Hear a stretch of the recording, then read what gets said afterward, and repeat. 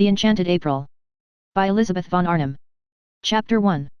It began in a woman's club in London on a February afternoon, an uncomfortable club, and a miserable afternoon, when Mrs. Wilkins, who had come down from Hampstead to shop and had lunched at her club, took up the Times from the table in the smoking room, and running her listless eye down the agony column saw this.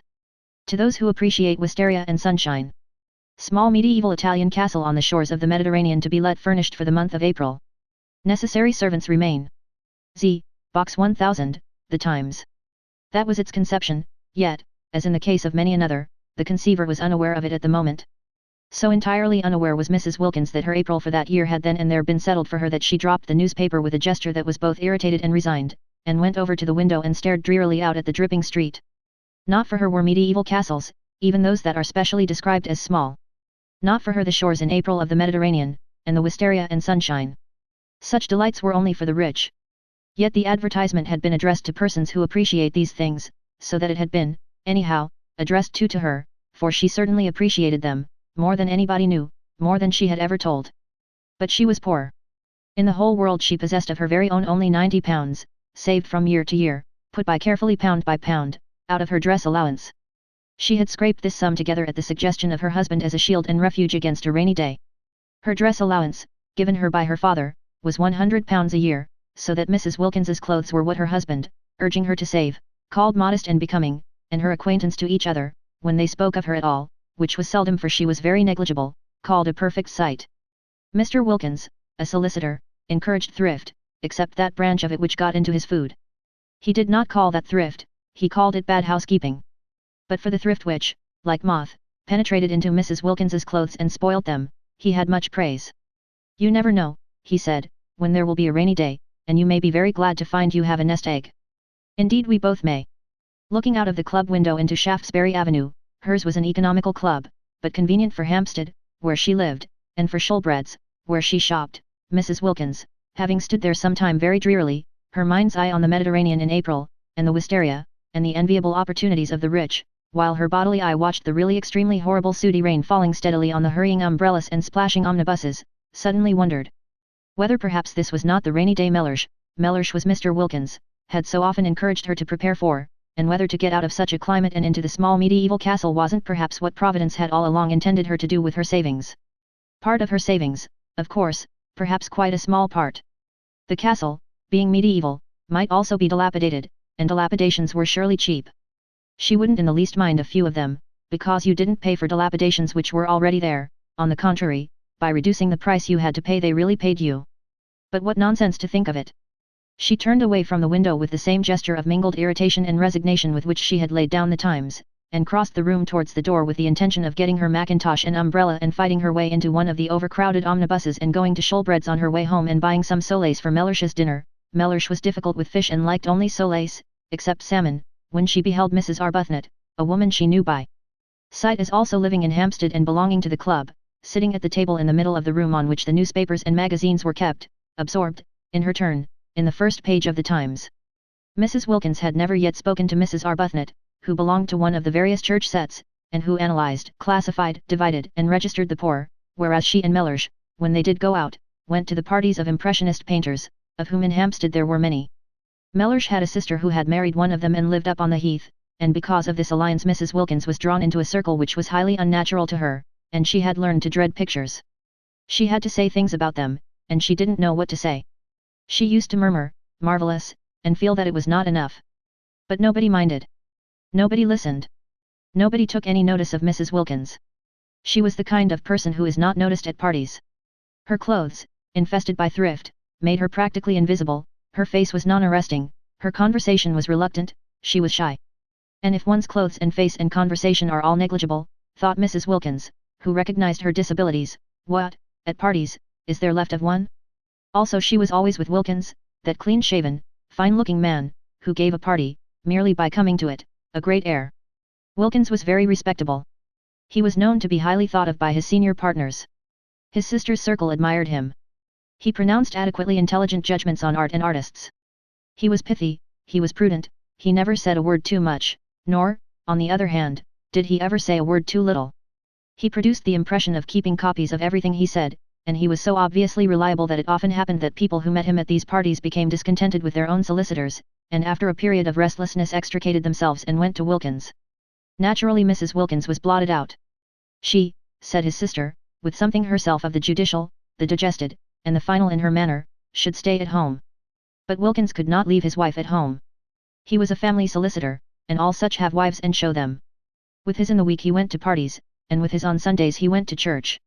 Being still fairly young, he was 39, and ambitious of old ladies, of whom he had not yet acquired in his practice a sufficient number, he could not afford to miss church, and it was there that Mrs. Wilkins became familiar, though never through words, with Mrs. Arbuthnot. She saw her marshalling the children of the poor into pews. She would come in at the head of the procession from the Sunday school exactly 5 minutes before the choir, and get her boys and girls neatly fitted into their allotted seats, and down on their little knees in their preliminary prayer, and up again on their feet just as, to the swelling organ, the vestry door opened, and the choir and clergy, big with the litanies and commandments they were presently to roll out, emerged. She had a sad face, yet she was evidently efficient. The combination used to make Mrs. Wilkins wonder, for she had been told by Mellersh, on days when she had only been able to get place, that if one were efficient one wouldn't be depressed, and that if one does one's job well one becomes automatically bright and brisk. About Mrs. Arbuthnot there was nothing bright and brisk, though much in her way with the Sunday school children that was automatic, but when Mrs. Wilkins, turning from the window, caught sight of her in the club she was not being automatic at all, but was looking fixedly at one portion of the first page of the Times, holding the paper quite still, her eyes not moving. She was just staring, and her face, as usual, was the face of a patient and disappointed Madonna. Obeying an impulse she wondered at even while obeying it, Mrs. Wilkins, the shy and the reluctant, instead of proceeding as she had intended to the cloakroom and from thence to Sculbread's in search of Mellersh's fish, stopped at the table and sat down exactly opposite Mrs. Arbuthnot, to whom she had never yet spoken in her life. It was one of those long, narrow refectory tables, so that they were quite close to each other. Mrs. Arbuthnot, however, did not look up. She continued to gaze, with eyes that seemed to be dreaming, at one spot only of the Times. Mrs. Wilkins watched her a minute, trying to screw up courage to speak to her. She wanted to ask her if she had seen the advertisement. She did not know why she wanted to ask her this, but she wanted to. How stupid not to be able to speak to her. She looked so kind. She looked so unhappy.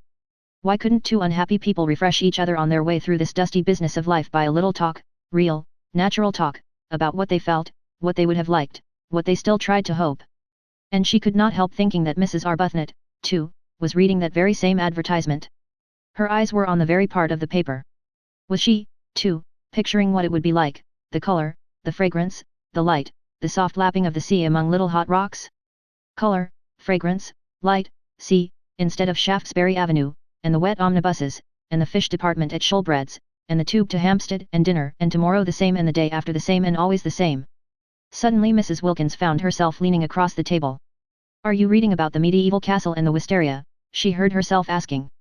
Naturally Mrs. Arbuthnot was surprised, but she was not half so much surprised as Mrs. Wilkins was at herself for asking.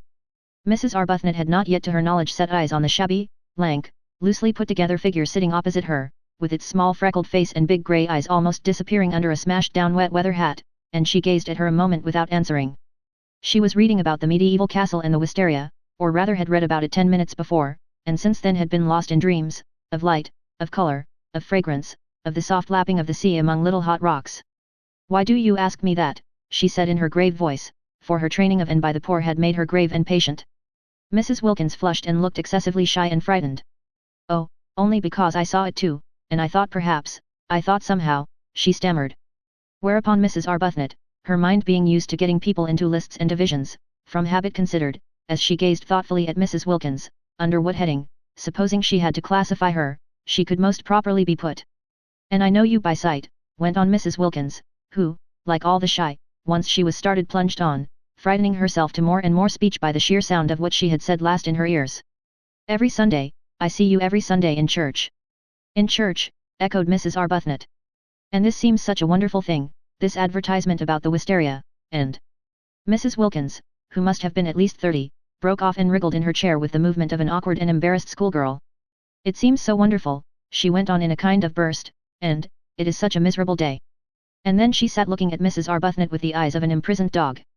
"This poor thing," thought Mrs. Arbuthnot, whose life was spent in helping and alleviating, needs advice. She accordingly prepared herself patiently to give it.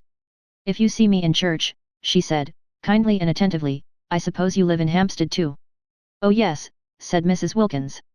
And she repeated, her head on its long thin neck drooping a little as if the recollection of Hampstead bowed her. "Oh yes."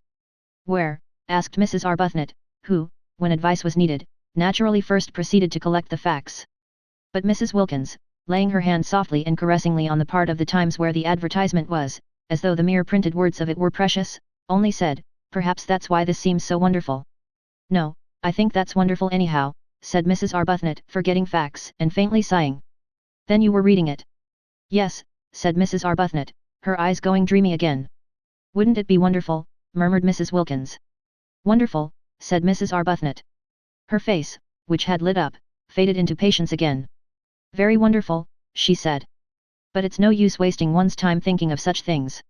"Oh, but it is," was Mrs. Wilkins's quick, surprising reply, surprising because it was so much unlike the rest of her, the characterless coat and skirt, the crumpled hat, the undecided wisp of hair straggling out. "And just the considering of them is worthwhile in itself, such a change from Hampstead, and sometimes I really do believe, if one considers hard enough one gets things." Mrs. Arbuthnot observed her patiently. In what category would she, supposing she had to, put her? "Perhaps," she said, leaning forward a little, "you will tell me your name. If we are to be friends," she smiled her grave smile, "as I hope we are, we had better begin at the beginning." "Oh yes, how kind of you." "I'm Mrs. Wilkins," said Mrs. Wilkins. "I don't expect," she added, flushing, as Mrs. Arbuthnot said nothing, "that it conveys anything to you." "Sometimes it doesn't seem to convey anything to me either. But," she looked round with a movement of seeking help, "I am Mrs. Wilkins." She did not like her name. It was a mean, small name, with a kind of facetious twist, she thought, about its end like the upward curve of a pug dog's tail. There it was, however. There was no doing anything with it. Wilkins she was and Wilkins she would remain, and though her husband encouraged her to give it on all occasions as Mrs. Mellersh Wilkins, she only did that when he was within earshot, for she thought Mellersh made Wilkins worse, emphasizing it in the way Chatsworth on the gateposts of a villa emphasizes the villa.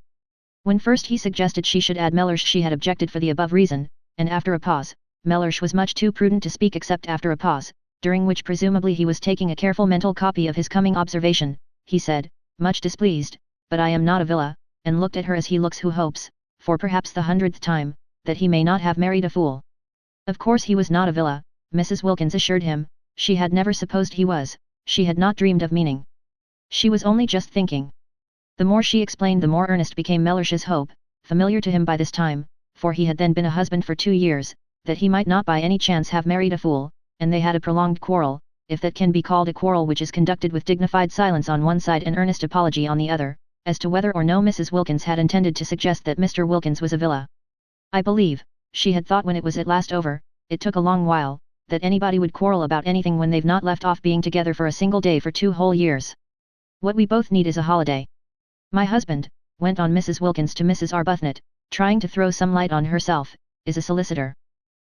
She cast about for something she could say elucidatory of Mellersh, and found, he's very handsome. Well, said Mrs. Arbuthnot kindly, that must be a great pleasure to you. Why? Asked Mrs. Wilkins. Because, said Mrs. Arbuthnot, a little taken aback, for constant intercourse with the poor had accustomed her to have her pronouncements accepted without question, because beauty, handsomeness, is a gift like any other, and if it is properly used. She trailed off into silence. Mrs. Wilkins's great grey eyes were fixed on her, and it seemed suddenly to Mrs. Arbuthnot that perhaps she was becoming crystallized into a habit of exposition, and of exposition after the manner of nursemaids, through having an audience that couldn't but agree, that would be afraid, if it wished, to interrupt, that didn't know, that was, in fact, at her mercy. But Mrs. Wilkins was not listening, for just then, absurd as it seemed, a picture had flashed across her brain, and there were 2 figures in it sitting together under a great trailing wisteria that stretched across the branches of a tree she didn't know, and it was herself and Mrs. Arbuthnot. She saw them. And behind them, bright in sunshine, were old grey walls, the medieval castle, she saw it, they were there. She therefore stared at Mrs. Arbuthnot and did not hear a word she said. And Mrs. Arbuthnot stared too at Mrs. Wilkins, arrested by the expression on her face, which was swept by the excitement of what she saw, and was as luminous and tremulous under it as water in sunlight when it is ruffled by a gust of wind. At this moment, if she had been at a party, Mrs. Wilkins would have been looked at with interest. They stared at each other, Mrs. Arbuthnot surprised, inquiringly, Mrs. Wilkins with the eyes of someone who has had a revelation. Of course. That was how it could be done. She by herself, couldn't afford it, and wouldn't be able, even if she could afford it, to go there all alone, but she and Mrs. Arbuthnot together. She leaned across the table. Why don't we try and get it, she whispered. Mrs. Arbuthnot became even more wide-eyed. Get it, she repeated. Yes, said Mrs. Wilkins, still as though she were afraid of being overheard. Not just sit here and say how wonderful, and then go home to Hampstead without having put out a finger, go home just as usual and see about the dinner and the fish just as we've been doing for years and years and will go on doing for years and years. In fact, said Mrs. Wilkins, flushing to the roots of her hair, for the sound of what she was saying, of what was coming pouring out, frightened her, and yet she couldn't stop, I see no end to it. There is no end to it. So that there ought to be a break, there ought to be intervals, in everybody's interests. Why, it would really be being unselfish to go away and be happy for a little, because we would come back so much nicer. You see, after a bit everybody needs a holiday. But, how do you mean, get it? Asked Mrs. Arbuthnot. Take it, said Mrs. Wilkins. Take it. Rent it. Hire it. Have it. But, do you mean you and I? Yes. Between us. Share. Then it would only cost half, and you look exactly as if you wanted it just as much as I do, as if you ought to have a rest, have something happy happen to you. Why, but we don't know each other. But just think how well we would if we went away together for a month. And I've saved for a rainy day, and I expect so have you, and this is the rainy day, look at it. She is unbalanced, thought Mrs. Arbuthnot, yet she felt strangely stirred. Think of getting away for a whole month, from everything, to heaven. She shouldn't say things like that, thought Mrs. Arbuthnot. The vicar, yet she felt strangely stirred. It would indeed be wonderful to have a rest, a cessation. Habit, however, steadied her again, and years of intercourse with the poor made her say, with the slight though sympathetic superiority of the explainer, but then, you see, heaven isn't somewhere else. It is here and now. We are told so. She became very earnest, just as she did when trying patiently to help and enlighten the poor. Heaven is within us, she said in her gentle low voice. We are told that on the very highest authority. And you know the lines about the kindred points, don't you? Oh yes, I know them, interrupted Mrs. Wilkins impatiently. The kindred points of heaven and home, continued Mrs. Arbuthnot, who was used to finishing her sentences. Heaven is in our home. It isn't, said Mrs. Wilkins, again surprisingly. Mrs. Arbuthnot was taken aback. Then she said gently, oh, but it is. It is there if we choose, if we make it. I do choose, and I do make it, and it isn't, said Mrs. Wilkins. Then Mrs. Arbuthnot was silent, for she too sometimes had doubts about homes. She sat and looked uneasily at Mrs. Wilkins, feeling more and more the urgent need to getting her classified. If she could only classify Mrs. Wilkins, get her safely under her proper heading, she felt that she herself would regain her balance, which did seem very strangely to be slipping all to one side. For neither had she had a holiday for years, and the advertisement when she saw it had set her dreaming, and Mrs. Wilkins's excitement about it was infectious, and she had the sensation, as she listened to her impetuous, odd talk and watched her lit-up face, that she was being stirred out of sleep. Clearly Mrs. Wilkins was unbalanced, but Mrs. Arbuthnot had met the unbalanced before, indeed she was always meeting them, and they had no effect on her own stability at all, whereas this one was making her feel quite wobbly, quite as though to be off and away from her compass points of God, husband, home, and duty. She didn't feel as if Mrs. Wilkins intended Mr. Wilkins to come too, and just for once be happy, would be both good and desirable. Which of course it wasn't, which certainly of course it wasn't. She, also, had a nest egg, invested gradually in the post office savings bank, but to suppose that she would ever forget her duty to the extent of drawing it out and spending it on herself was surely absurd. Surely she couldn't, she wouldn't ever do such a thing? Surely she wouldn't, she couldn't ever forget her poor, forget misery and sickness as completely as that? No doubt a trip to Italy would be extraordinarily delightful, but there were many delightful things one would like to do, and what was strength given to one for except to help one not to do them? Steadfast as the points of the compass to Mrs. Arbuthnot were the great four facts of life, God, husband, home, duty. She had gone to sleep on these facts years ago, after a period of much misery, her head resting on them as on a pillow, and she had a great dread of being awakened out of so simple and untroublesome a condition. Therefore it was that she searched with earnestness for a heading under which to put Mrs. Wilkins, and in this way illumine and steady her own mind, and sitting there looking at her uneasily after her last remark, and feeling herself becoming more and more unbalanced and infected, she decided pro tem, as the vicar said at meetings, to put her under the heading nerves. It was just possible that she ought to go straight into the category hysteria, which was often only the antechamber to lunacy, but Mrs. Arbuthnot had learned not to hurry people into their final categories, having on more than one occasion discovered with dismay that she had made a mistake, and how difficult it had been to get them out again, and how crushed she had been with the most terrible remorse. Yes. Nerves. Probably she had no regular work for others, thought Mrs. Arbuthnot, no work that would take her outside herself. Evidently she was rudderless, blown about by gusts, by impulses. Nerves was almost certainly her category, or would be quite soon if no one helped her. Poor little thing, thought Mrs. Arbuthnot, her own balance returning hand in hand with her compassion, and unable, because of the table, to see the length of Mrs. Wilkins's legs. All she saw was her small, eager, shy face, and her thin shoulders, and the look of childish longing in her eyes for something that she was sure was going to make her happy. No, such things didn't make people happy, such fleeting things. Mrs. Arbuthnot had learned in her long life with Frederick, he was her husband, and she had married him at 20 and was now 33, where alone true joys are to be found.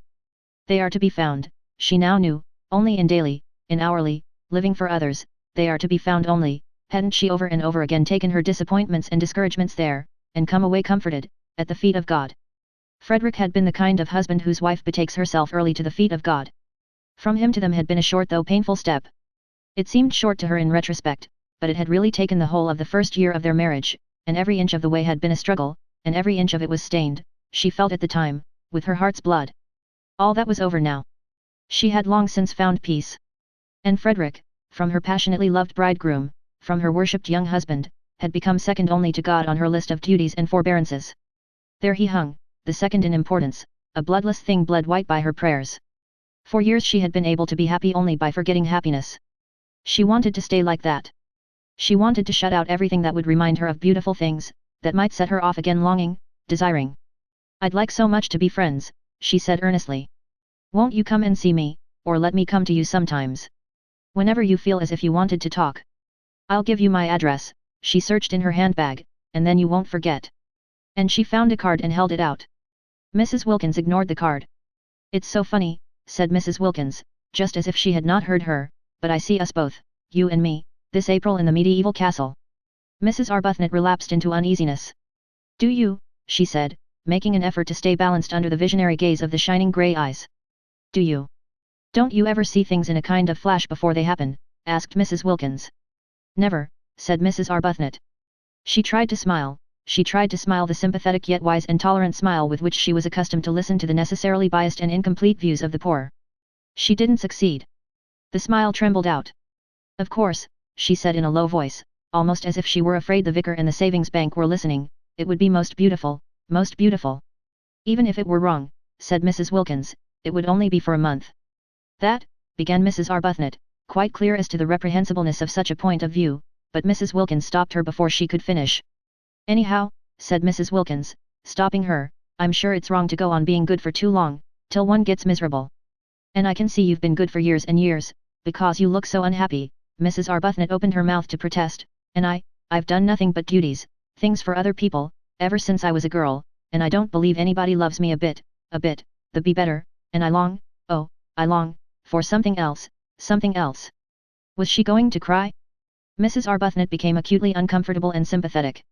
She hoped she wasn't going to cry. Not there. Not in that unfriendly room, with strangers coming and going.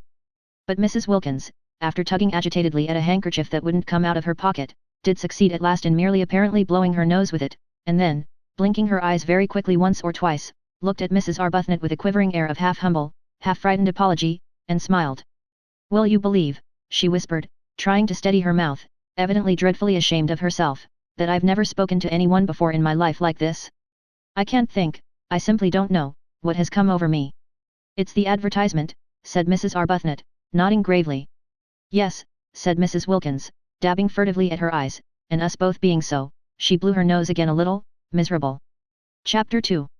Of course Mrs. Arbuthnot was not miserable, how could she be, she asked herself, when God was taking care of her, but she let that pass for the moment unrepudiated, because of her conviction that here was another fellow creature in urgent need of her help, and not just boots and blankets and better sanitary arrangements this time, but the more delicate help of comprehension, of finding the exact right words. The exact right words, she presently discovered, after trying various ones about living for others and prayer and the peace to be found in placing oneself unreservedly in God's hands. To meet all these words Mrs. Wilkins had other words, incoherent and yet, for the moment at least, till one had had more time, difficult to answer. The exact right words were a suggestion that it would do no harm to answer the advertisement. Non-committal. Mere inquiry. And what disturbed Mrs. Arbuthnot about this suggestion was that she did not make it solely to comfort Mrs. Wilkins, she made it because of her own strange longing for the medieval castle. This was very disturbing. There she was, accustomed to direct, to lead, to advise, to support, except Frederick. She long since had learned to leave Frederick to God, being led herself, being influenced and thrown off her feet, by just an advertisement, by just an incoherent stranger. It was indeed disturbing. She failed to understand her sudden longing for what was, after all, self-indulgence, when for years no such desire had entered her heart. "There's no harm in simply asking," she said in a low voice, as if the vicar and the savings bank and all her waiting and dependent poor were listening and condemning.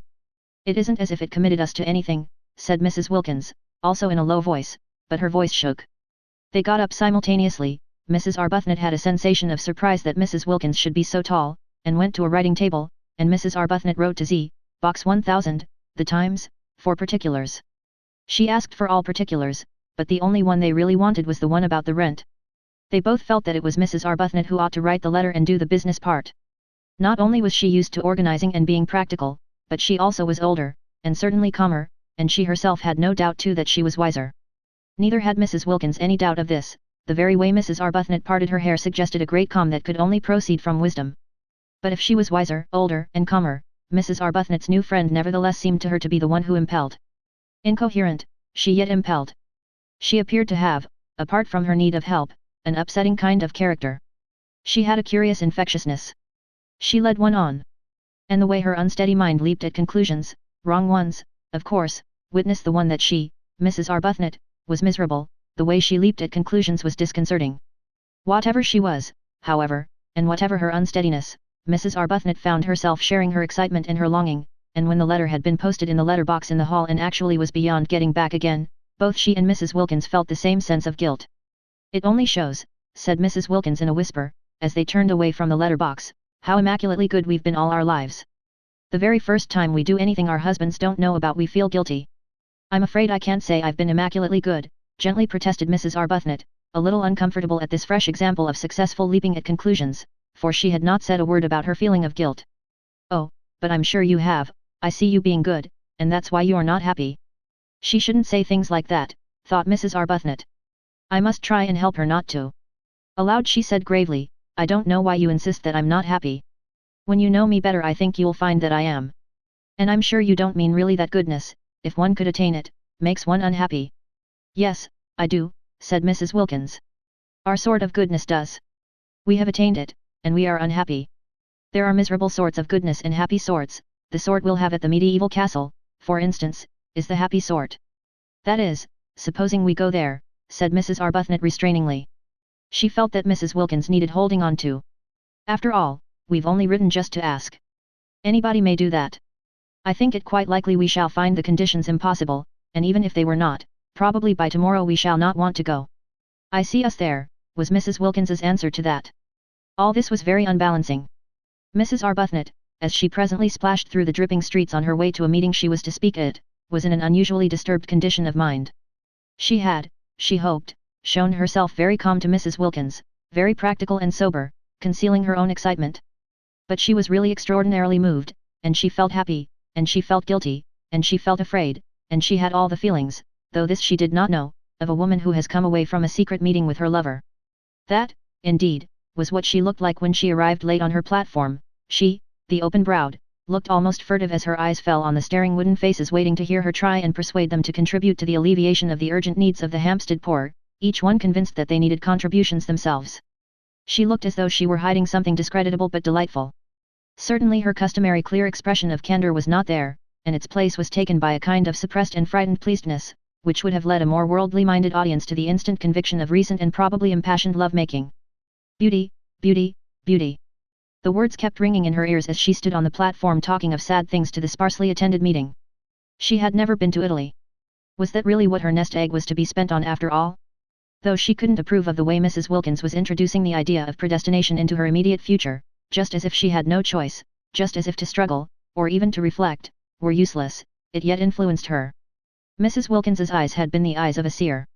Some people were like that, Mrs. Arbuthnot knew, and if Mrs. Wilkins had actually seen her at the medieval castle it did seem probable that struggling would be a waste of time. Still, to spend her nest egg on self-indulgence, the origin of this egg had been corrupt, but she had at least supposed its end was to be creditable. Was she to deflect it from its intended destination, which alone had appeared to justify her keeping it, and spend it on giving herself pleasure?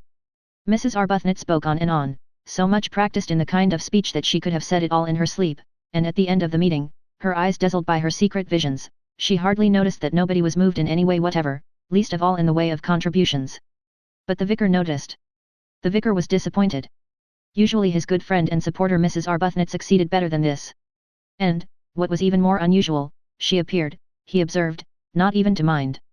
"I can't imagine," he said to her as they parted, speaking irritably, for he was irritated both by the audience and by her, "what these people are coming to. Nothing seems to move them." "Perhaps they need a holiday," suggested Mrs. Arbuthnot, an unsatisfactory, a queer reply, the vicar thought.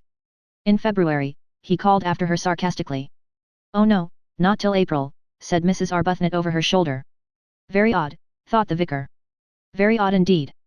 And he went home and was not perhaps quite Christian to his wife. That night in her prayers Mrs. Arbuthnot asked for guidance. She felt she ought really to ask, straight out and roundly, that the medieval castle should already have been taken by someone else and the whole thing thus be settled, but her courage failed her. Suppose her prayer were to be answered? No, she couldn't ask it, she couldn't risk it. And after all, she almost pointed this out to God, if she spent her present nest egg on a holiday she could quite soon accumulate another. Frederick pressed money on her, and it would only mean, while she rolled up a second egg, that for a time her contributions to the parish charities would be less. And then it could be the next nest egg whose original corruption would be purged away by the use to which it was finally put.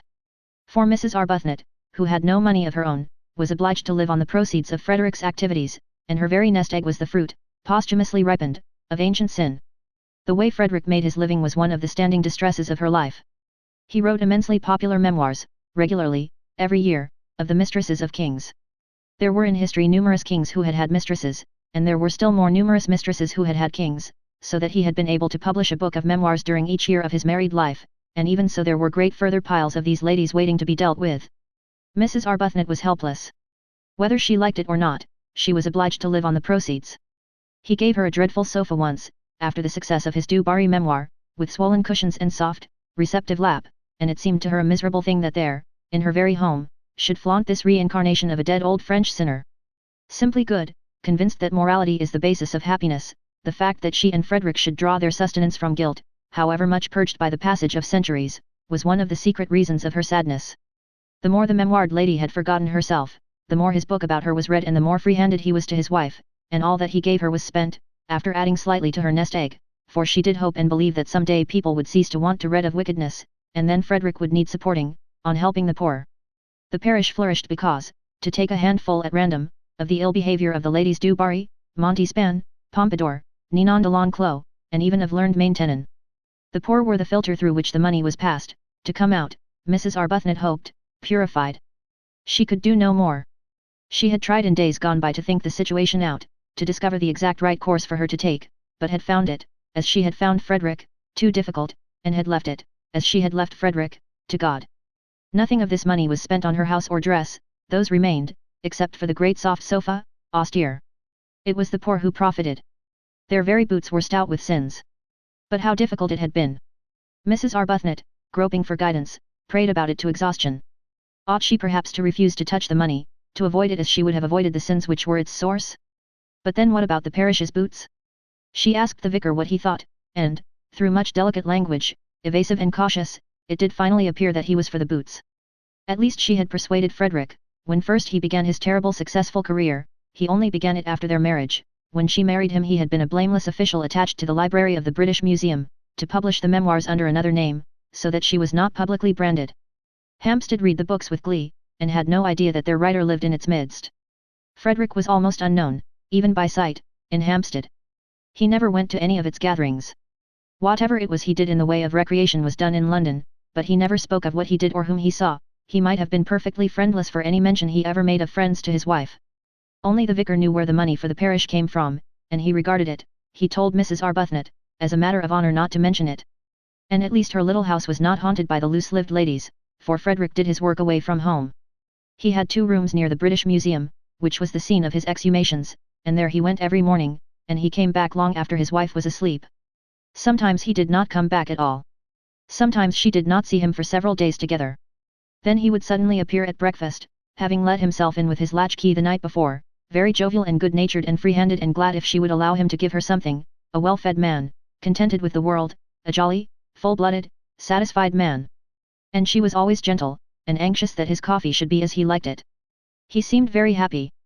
Life, she often thought, however much one tabulated, was yet a mystery. There were always some people it was impossible to place. Frederick was one of them. He didn't seem to bear the remotest resemblance to the original Frederick. He didn't seem to have the least need of any of the things he used to say were so important and beautiful: love, home, complete communion of thoughts, complete immersion in each other's interests. After those early painful attempts to hold him up to the point from which they had hand in hand so splendidly started, attempts in which she herself had got terribly hurt and the Frederick she supposed she had married was mangled out of recognition, she hung him up finally by her bedside as the chief subject of her prayers, and left him, except for those, entirely to God. She had loved Frederick too deeply to be able now to do anything but pray for him. He had no idea that he never went out of the house without her blessing going with him too, hovering, like a little echo of finished love, round that once dear head. She didn't dare think of him as he used to be, as he had seemed to her to be in those marvelous first days of their love-making, of their marriage. Her child had died, she had nothing, nobody of her own to lavish herself on. The poor became her children, and God the object of her love. What could be happier than such a life, she sometimes asked herself, but her face, and particularly her eyes, continued sad. Perhaps when we're old. Perhaps when we are both quite old. She would think wistfully. Chapter 3. The owner of the medieval castle was an Englishman, a Mr. Briggs, who was in London at the moment and wrote that it had beds enough for 8 people, exclusive of servants, 3 sitting rooms, battlements, dungeons, and electric light. The rent was £60 for the month, the servants' wages were extra, and he wanted references, he wanted assurances that the second half of his rent would be paid, the first half being paid in advance, and he wanted assurances of respectability from a solicitor, or a doctor, or a clergyman. He was very polite in his letter, explaining that his desire for references was what was usual and should be regarded as a mere formality. Mrs. Arbuthnot and Mrs. Wilkins had not thought of references, and they had not dreamed a rent could be so high. In their minds had floated sums like 3 guineas a week, or less, seeing that the place was small and old. £60 for a single month. It staggered them. Before Mrs. Arbuthnot's eyes rose up boots, endless vistas, all the stout boots that £60 would buy, and besides the rent there would be the servants' wages, and the food, and the railway journeys out and home. While as for references, these did indeed seem a stumbling block, it did seem impossible to give any without making their plan more public than they had intended. They had both, even Mrs. Arbuthnot, lured for once away from perfect candour by the realization of the great saving of trouble and criticism an imperfect explanation would produce, they had both thought it would be a good plan to give out, each to her own circle, their circles being luckily distinct, that each was going to stay with a friend who had a house in Italy. It would be true as far as it went, Mrs. Wilkins asserted that it would be quite true, but Mrs. Arbuthnot thought it wouldn't be quite, and it was the only way, Mrs. Wilkins said, to keep Mellersh even approximately quiet. To spend any of her money just on the mere getting to Italy would cause him indignation. What he would say if he knew she was renting part of a medieval castle on her own account Mrs. Wilkins preferred not to think. It would take him days to say it all, and this although it was her very own money, and not a penny of it had ever been his. But I expect, she said, your husband is just the same. I expect all husbands are alike in the long run. Mrs. Arbuthnot said nothing, because her reason for not wanting Frederick to know was the exactly opposite one. Frederick would be only too pleased for her to go, he would not mind it in the very least, indeed, he would hail such a manifestation of self-indulgence and worldliness with an amusement that would hurt, and urge her to have a good time and not to hurry home with a crushing detachment. Far better, she thought, to be missed by Mellersh than to be sped by Frederick. To be missed, to be needed, from whatever motive, was, she thought, better than the complete loneliness of not being missed or needed at all. She therefore said nothing, and allowed Mrs. Wilkins to leap at her conclusions unchecked. But they did, both of them, for a whole day feel that the only thing to be done was to renounce the medieval castle, and it was in arriving at this bitter decision that they really realized how acute had been their longing for it. Then Mrs. Arbuthnot, whose mind was trained in the finding of ways out of difficulties, found a way out of the reference difficulty, and simultaneously Mrs. Wilkins had a vision revealing to her how to reduce the rent. Mrs. Arbuthnot's plan was simple, and completely successful. She took the whole of the rent in person to the owner, drawing it out of her savings bank. Again she looked furtive and apologetic, as if the clerk must know the money was wanted for purposes of self-indulgence, and, going up with the 6 £10 notes in her handbag to the address near the Brompton Oratory where the owner lived, presented them to him, waiving her right to pay only half. And when he saw her, and her parted hair and soft dark eyes and sober apparel, and heard her grave voice, he told her not to bother about writing round for those references. It'll be all right, he said, scribbling a receipt for the rent. Do sit down, won't you? Nasty day, isn't it? You'll find the old castle has lots of sunshine, whatever else it hasn't got. Husband going. Mrs. Arbuthnot, unused to anything but candour, looked troubled at this question and began to murmur inarticulately, and the owner at once concluded that she was a widow, a war one, of course, for other widows were old, and that he had been a fool not to guess it. "Oh, I'm sorry," he said, turning red right up to his fair hair. "I didn't mean, hum. He ran his eye over the receipt he had written. "Yes, I think that's all right," he said, getting up and giving it to her. "Now," he added, taking the 6 notes she held out and smiling, for Mrs. Arbuthnot was agreeable to look at, "I'm richer, and you're happier. I've got money, and you've got San Salvatore. I wonder which is best." "I think you know," said Mrs. Arbuthnot with her sweet smile. He laughed and opened the door for her. It was a pity the interview was over. He would have liked to ask her to lunch with him. She made him think of his mother, of his nurse, of all things kind and comforting, besides having the attraction of not being his mother or his nurse. "I hope you'll like the old place," he said, holding her hand a minute at the door. The very feel of her hand, even through its glove, was reassuring. It was the sort of hand, he thought, that children would like to hold in the dark. "In April, you know, it's simply a mass of flowers. And then there's the sea. You must wear white. You'll fit in very well. There are several portraits of you there." "Portraits?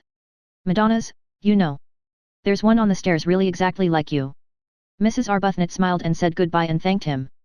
Without the least trouble, and at once she had got him placed in his proper category. He was an artist and of an effervescent temperament. She shook hands and left, and he wished she hadn't. After she was gone he supposed that he ought to have asked for those references, if only because she would think him so unbusinesslike not to, but he could as soon have insisted on references from a saint in a nimbus as from that grave, sweet lady. Rose Arbuthnot. Her letter, making the appointment, lay on the table. Pretty name. That difficulty, then, was overcome. But there still remained the other one, the really annihilating effect of the expense on the nest eggs, and especially on Mrs. Wilkins's, which was in size, compared with Mrs. Arbuthnot's, as the egg of the plover to that of the duck, and this in its turn was overcome by the vision vouchsafed to Mrs. Wilkins, revealing to her the steps to be taken for its overcoming. Having got San Salvatore, the beautiful, the religious name, fascinated them, they in their turn would advertise in the agony column of the Times, and would inquire after 2 more ladies, of similar desires to their own, to join them and share the expenses. At once the strain of the nest eggs would be reduced from half to a quarter. Mrs. Wilkins was prepared to fling her entire egg into the adventure, but she realized that if it were to cost even 6pence over her £90 her position would be terrible. Imagine going to Mellersh and saying, "I owe." It would be awful enough if some day circumstances forced her to say, "I have no nest egg," but at least she would be supported in such a case by the knowledge that the egg had been her own. She therefore, though prepared to fling her last penny into the adventure, was not prepared to fling into it a single farthing that was not demonstrably her own, and she felt that if her share of the rent was reduced to £15 only, she would have a safe margin for the other expenses. Also they might economize very much on food, gather olives off their own trees and eat them, for instance, and perhaps catch fish. Of course, as they pointed out to each other, they could reduce the rent to an almost negligible sum by increasing the number of sharers. They could have 6 more ladies instead of 2 if they wanted to, seeing that there were 8 beds. But supposing the 8 beds were distributed in couples in 4 rooms, it would not be altogether what they wanted, to find themselves shut up at night with a stranger. Besides, they thought that perhaps having so many would not be quite so peaceful. After all, they were going to San Salvatore for peace and rest and joy, and 6 more ladies, especially if they got into one's bedroom, might a little interfere with that. However, there seemed to be only 2 ladies in England at that moment who had any wish to join them, for they had only 2 answers to their advertisement. "Well, we only want 2, said Mrs. Wilkins, quickly recovering, for she had imagined a great rush. "I think a choice would have been a good thing," said Mrs. Arbuthnot. "You mean because then we needn't have had Lady Caroline Dester?" "I didn't say that," gently protested Mrs. Arbuthnot. "We needn't have her," said Mrs. Wilkins. "Just one more person would help us a great deal with the rent. We're not obliged to have 2. But why should we not have her? She seems really quite what we want." "Yes, she does from her letter," said Mrs. Wilkins doubtfully. She felt she would be terribly shy of Lady Caroline. Incredible as it may seem, seeing how they get into everything, Mrs. Wilkins had never come across any members of the aristocracy. They interviewed Lady Caroline, and they interviewed the other applicant, a Mrs. Fisher. Lady Caroline came to the club in Shaftesbury Avenue, and appeared to be wholly taken up by one great longing, a longing to get away from everybody she had ever known.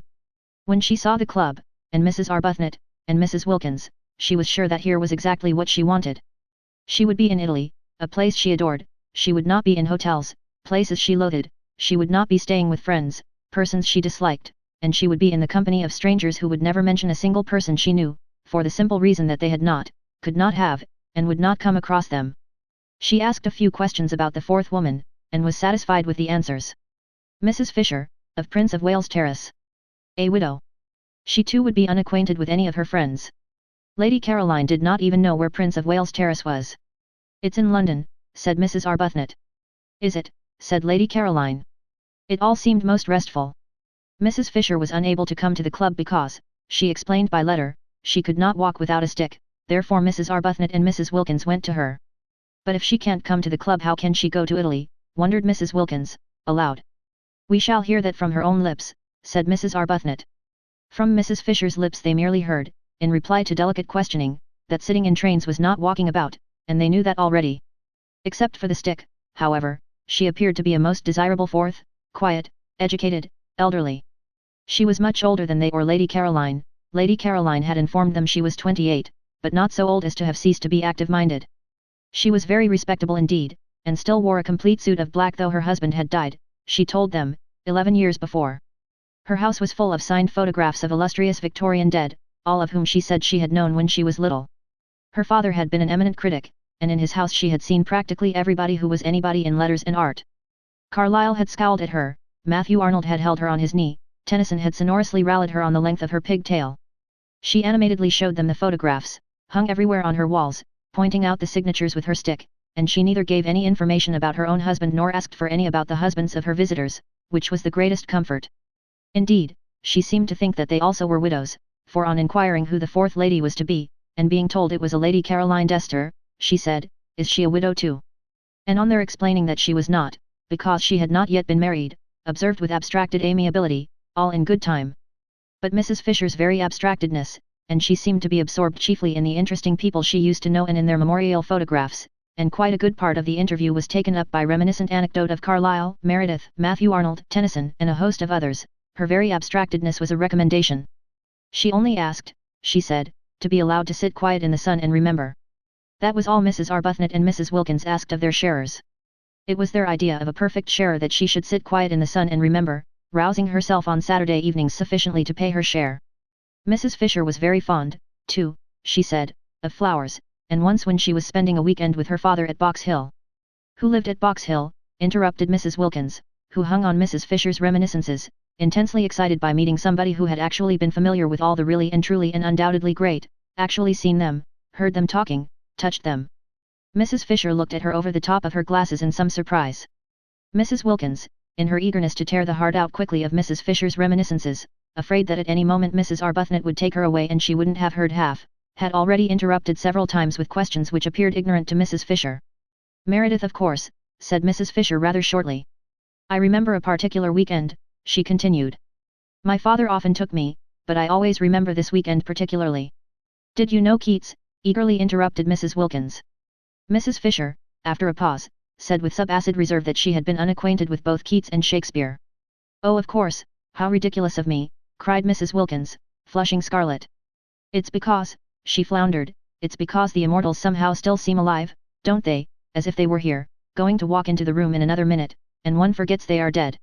In fact, one knows perfectly well that they're not dead, not nearly so dead as you and I even now," she assured Mrs. Fisher, who observed her over the top of her glasses. "I thought I saw Keats the other day," Mrs. Wilkins incoherently proceeded, driven on by Mrs. Fisher's look over the top of her glasses. "In Hampstead, crossing the road in front of that house, you know, the house where he lived." Mrs. Arbuthnot said they must be going. Mrs. Fisher did nothing to prevent them. "I really thought I saw him," protested Mrs. Wilkins, appealing for belief first to one and then to the other while waves of color passed over her face, and totally unable to stop because of Mrs. Fisher's glasses and the steady eyes looking at her over their tops. "I believe I did see him, he was dressed in a..." Even Mrs. Arbuthnot looked at her now, and in her gentlest voice said they would be late for lunch. It was at this point that Mrs. Fisher asked for references. She had no wish to find herself shut up for 4 weeks with somebody who saw things.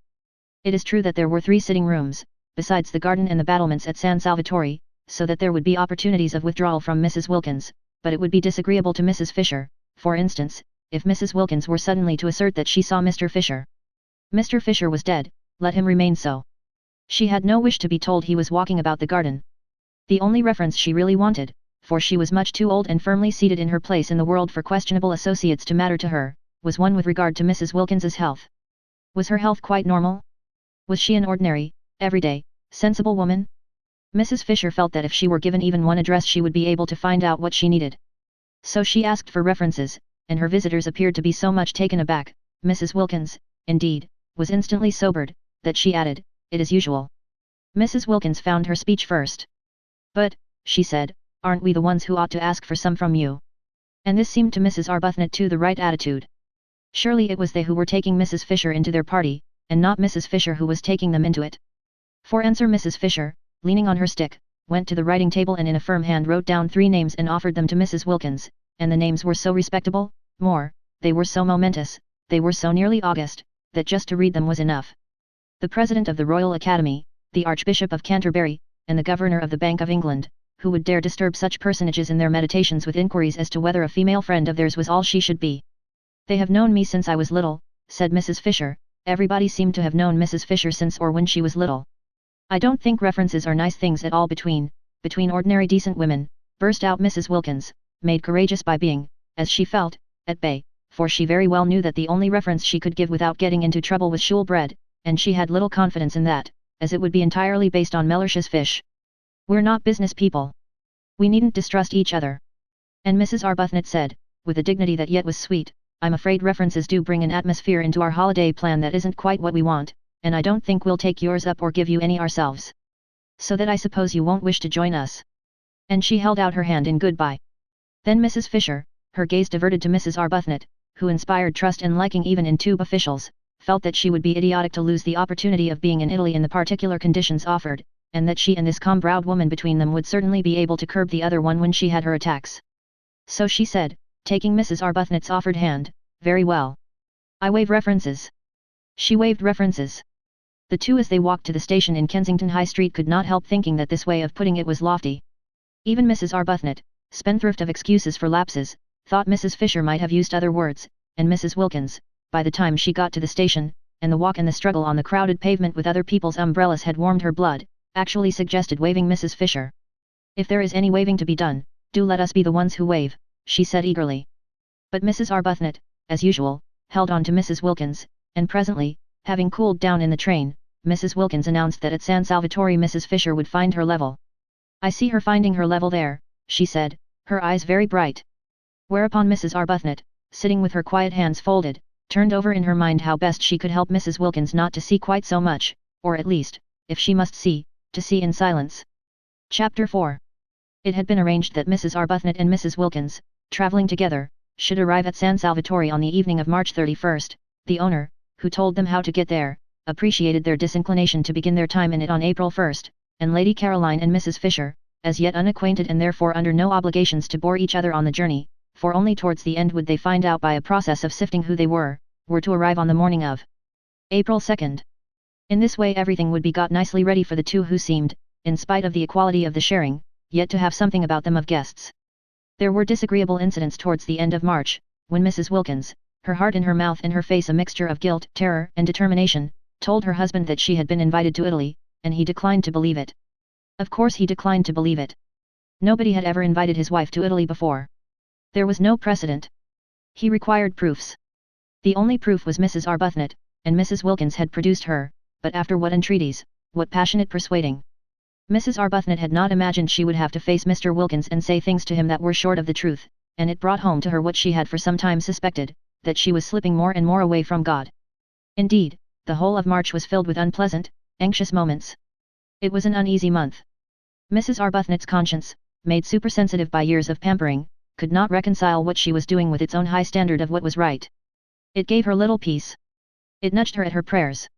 It punctuated her entreaties for divine guidance with disconcerting questions, such as, "Are you not a hypocrite? Do you really mean that? Would you not, frankly, be disappointed if that prayer were granted?" The prolonged wet, raw weather was on the side too of her conscience, producing far more sickness than usual among the poor. They had bronchitis, they had fevers, there was no end to the distress. And here she was going off, spending precious money on going off, simply and solely to be happy. One woman being happy, and these piteous multitudes. She was unable to look the vicar in the face. He did not know, nobody knew, what she was going to do, and from the very beginning she was unable to look anybody in the face. She excused herself from making speeches appealing for money. How could she stand up and ask people for money when she herself was spending so much on her own selfish pleasure? Nor did it help her or quiet her that, having actually told Frederick, in her desire to make up for what she was squandering, that she would be grateful if he would let her have some money, he instantly gave her a check for £100. He asked no questions. She was scarlet. He looked at her a moment and then looked away. It was a relief to Frederick that she should take some money. She gave it all immediately to the organization she worked with, and found herself more tangled in doubts than ever. Mrs. Wilkins, on the contrary, had no doubts. She was quite certain that it was a most proper thing to have a holiday, and altogether right and beautiful to spend one's own hard-collected savings on being happy. "Think how much nicer we shall be when we come back," she said to Mrs. Arbuthnot, encouraging that pale lady. No, Mrs. Wilkins had no doubts, but she had fears, and March was for her too an anxious month, with the unconscious Mr. Wilkins coming back daily to his dinner and eating his fish in the silence of imagined security. Also things happen so awkwardly. It really is astonishing, how awkwardly they happen. Mrs. Wilkins, who was very careful all this month to give Mellersh only the food he liked, buying it and hovering over its cooking with a zeal more than common, succeeded so well that Mellersh was pleased, definitely pleased, so much pleased that he began to think that he might, after all, have married the right wife instead of, as he had frequently suspected, the wrong one.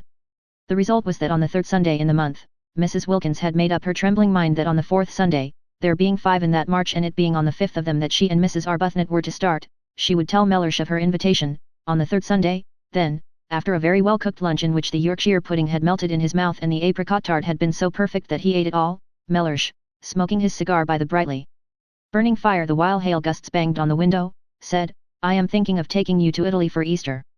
And paused for her astounded and grateful ecstasy. None came.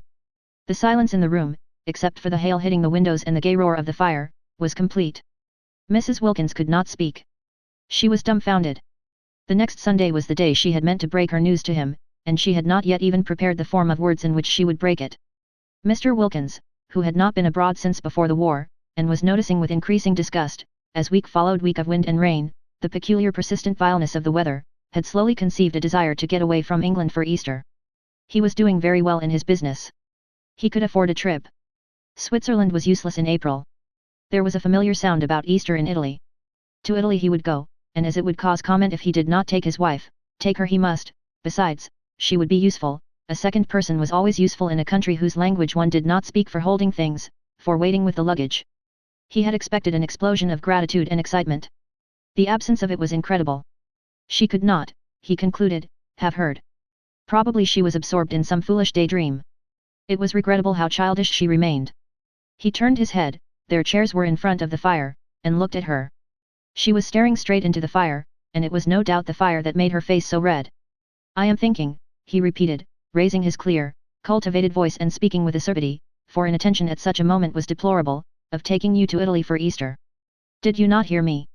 Yes, she had heard him, and she had been wondering at the extraordinary coincidence, really most extraordinary. She was just going to tell him how she had been invited. A friend had invited her. Easter, too. Easter was in April, wasn't it? Her friend had a house there. In fact, Mrs. Wilkins, driven by terror, guilt and surprise, had been more incoherent if possible than usual. It was a dreadful afternoon. Mellersh, profoundly indignant, besides having his intended treat coming back on him like a blessing to roost, cross-examined her with the utmost severity. He demanded that she refuse the invitation. He demanded that, since she had so outrageously accepted it without consulting him, she should write and cancel her acceptance. Finding himself up against an unsuspected, shocking rock of obstinacy in her, he then declined to believe she had been invited to Italy at all. He declined to believe in this Mrs. Arbuthnot, of whom till that moment he had never heard, and it was only when the gentle creature was brought round, with such difficulty, with such a desire on her part to throw the whole thing up rather than tell Mr. Wilkins less than the truth, and herself endorsed his wife's statements, that he was able to give them credence. He could not but believe Mrs. Arbuthnot. She produced the precise effect on him that she did on tube officials. She hardly needed to say anything. But that made no difference to her conscience, which knew and would not let her forget that she had given him an incomplete impression. "Do you," asked her conscience, "see any real difference between an incomplete impression and a completely stated lie?" God sees none. The remainder of March was a confused bad dream. Both Mrs. Arbuthnot and Mrs. Wilkins were shattered. Try as they would not to, both felt extraordinarily guilty, and when on the morning of the 30th they did finally get off, there was no exhilaration about the departure, no holiday feeling at all. "We've been too good, much too good," Mrs. Wilkins kept on murmuring as they walked up and down the platform at Victoria, having arrived there an hour before they need have, and that's why we feel as though we're doing wrong. We're browbeaten, we're not any longer real human beings. Real human beings aren't ever as good as we've been. Oh, she clenched her thin hands, to think that we ought to be so happy now, here on the very station, actually starting, and we're not, and it's being spoiled for us just simply because we've spoiled them. What have we done, what have we done, I should like to know, she inquired of Mrs. Arbuthnot indignantly, except for once want to go away by ourselves and have a little rest from them. Mrs. Arbuthnot, patiently pacing, did not ask who she meant by them, because she knew. Mrs. Wilkins meant their husbands, persisting in her assumption that Frederick was as indignant as Mellersh over the departure of his wife, whereas Frederick did not even know his wife had gone. Mrs. Arbuthnot, always silent about him, had said nothing of this to Mrs. Wilkins. Frederick went too deep into her heart for her to talk about him. He was having an extra bout of work finishing another of those dreadful books, and had been away practically continually the last few weeks, and was away when she left. Why should she tell him beforehand? Sure as she so miserably was that he would have no objection to anything she did, she merely wrote him a note and put it on the hall table ready for him if and when he should come home. She said she was going for a month's holiday as she needed a rest and she had not had one for so long, and that Gladys, the efficient parlour maid, had orders to see to his comforts. She did not say where she was going, there was no reason why she should, he would not be interested, he would not care. The day was wretched, blustering and wet, the crossing was atrocious, and they were very sick. But after having been very sick, just to arrive at Calais and not be sick was happiness, and it was there that the real splendour of what they were doing first began to warm their benumbed spirits. It got hold of Mrs. Wilkins first, and spread from her like a rose-coloured flame over her pale companion. Mellersh at Calais, where they restored themselves with solace because of Mrs. Wilkins's desire to eat a sole Mellersh wasn't having, Mellersh at Calais had already begun to dwindle and seem less important. None of the French porters knew him, not a single official at Calais cared a fig for Mellersh. In Paris there was no time to think of him because their train was late and they only just caught the Turin train at the Gare de Lyons, and by the afternoon of the next day when they got into Italy, England, Frederick, Mellersh, the vicar, the poor, Hampstead, the club, Shoolbred, everybody and everything, the whole inflamed sore dreariness, had faded to the dimness of a dream. Chapter 5. It was cloudy in Italy, which surprised them. They had expected brilliant sunshine. But never mind, it was Italy, and the very clouds looked fat. Neither of them had ever been there before. Both gazed out of the windows with rapt faces. The hours flew as long as it was daylight, and after that there was the excitement of getting nearer, getting quite near, getting there. At Genoa it had begun to rain, Genoa. Imagine actually being at Genoa, seeing its name written up in the station just like any other name. At Nervi it was pouring, and when at last towards midnight, for again the train was late, they got to Mezzago, the rain was coming down in what seemed solid sheets. But it was Italy. Nothing it did could be bad. The very rain was different, straight rain, falling properly onto one's umbrella, not that violently blowing English stuff that got in everywhere. And it did leave off, and when it did, behold the earth would be strewn with roses. Mr. Briggs, San Salvatore's owner, had said, "You get out at Mezzago, and then you drive." But he had forgotten what he amply knew, that trains in Italy are sometimes late, and he had imagined his tenants arriving at Mezzago at 8 o'clock and finding a string of flies to choose from. The train was 4 hours late, and when Mrs. Arbuthnot and Mrs. Wilkins scrambled down the ladder like high steps of their carriage into the black downpour, their skirts sweeping off great pools of sooty wet because their hands were full of suitcases, if it had not been for the vigilance of Domenico, the gardener at San Salvatore, they would have found nothing for them to drive in. All ordinary flies had long since gone home. Domenico, foreseeing this, had sent his aunt's fly, driven by her son his cousin, and his aunt and her fly lived in Castagneto, the village crouching at the feet of San Salvatore, and therefore, however late the train was, the fly would not dare come home without containing that which it had been sent to fetch.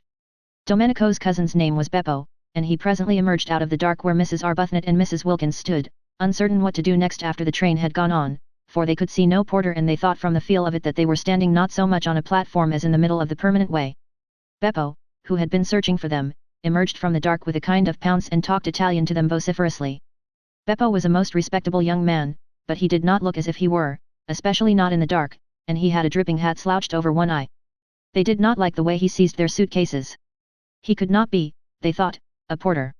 However, they presently from out of his streaming talk discerned the words San Salvatore, and after that they kept on saying them to him, for it was the only Italian they knew, as they hurried after him, unwilling to lose sight of their suitcases, stumbling across rails and through puddles out to where in the road a small, high fly stood. Its hood was up, and its horse was in an attitude of thought. They climbed in, and the minute they were in, Mrs. Wilkins, indeed, could hardly be called in, the horse awoke with a start from its reverie and immediately began going home rapidly, without Beppo, without the suitcases. Beppo darted after him, making the night ring with his shouts, and caught the hanging reins just in time. He explained proudly, and as it seemed to him with perfect clearness, that the horse always did that, being a fine animal full of corn and blood, and cared for by him, Beppo, as if he were his own son, and the ladies must not be alarmed. He had noticed they were clutching each other, but clear and loud and profuse of words though he was, they only looked at him blankly. He went on talking, however, while he piled the suitcases up round them, sure that sooner or later they must understand him, especially as he was careful to talk very loud and illustrate everything he said with the simplest elucidatory gestures, but they both continued only to look at him. They both, he noticed sympathetically, had white faces, fatigued faces, and they both had big eyes, fatigued eyes. They were beautiful ladies, he thought, and their eyes, looking at him over the tops of the suitcases watching his every movement, there were no trunks, only numbers of suitcases, were like the eyes of the Mother of God.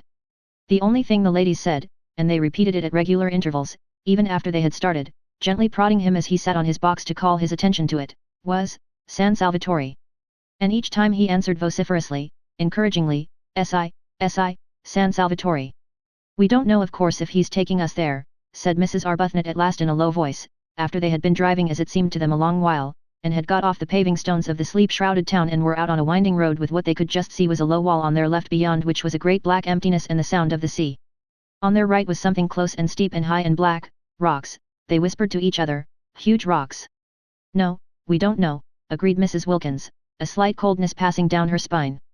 They felt very uncomfortable. It was so late. It was so dark. The road was so lonely. Suppose a wheel came off.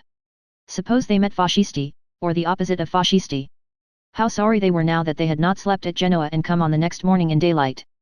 But that would have been the 1st of April, said Mrs. Wilkins, in a low voice. It is that now, said Mrs. Arbuthnot beneath her breath. So it is, murmured Mrs. Wilkins. They were silent. Beppo turned round on his box, a disquieting habit already noticed, for surely his horse ought to be carefully watched, and again addressed them with what he was convinced was lucidity, no patois, and the clearest explanatory movements. How much they wished their mothers had made them learn Italian when they were little. If only now they could have said, please sit round the right way and look after the horse. They did not even know what horse was in Italian. It was contemptible to be so ignorant. In their anxiety, for the road twisted round great jutting rocks, and on their left was only the low wall to keep them out of the sea should anything happen, they too began to gesticulate, waving their hands at Beppo, pointing ahead. They wanted him to turn round again and face his horse, that was all. He thought they wanted him to drive faster, and there followed a terrifying 10 minutes during which, as he supposed, he was gratifying them. He was proud of his horse, and it could go very fast. He rose in his seat, the whip cracked, the horse rushed forward, the rocks leaped towards them, the little fly swayed, the suitcases heaved, Mrs. Arbuthnot and Mrs. Wilkins clung. In this way they continued, swaying, heaving, clattering, clinging, till at a point near Castagnito there was a rise in the road, and on reaching the foot of the rise the horse, who knew every inch of the way, stopped suddenly, throwing everything in the fly into a heap, and then proceeded up at the slowest of walks. Beppo twisted himself round to receive their admiration, laughing with pride in his horse. There was no answering laugh from the beautiful ladies.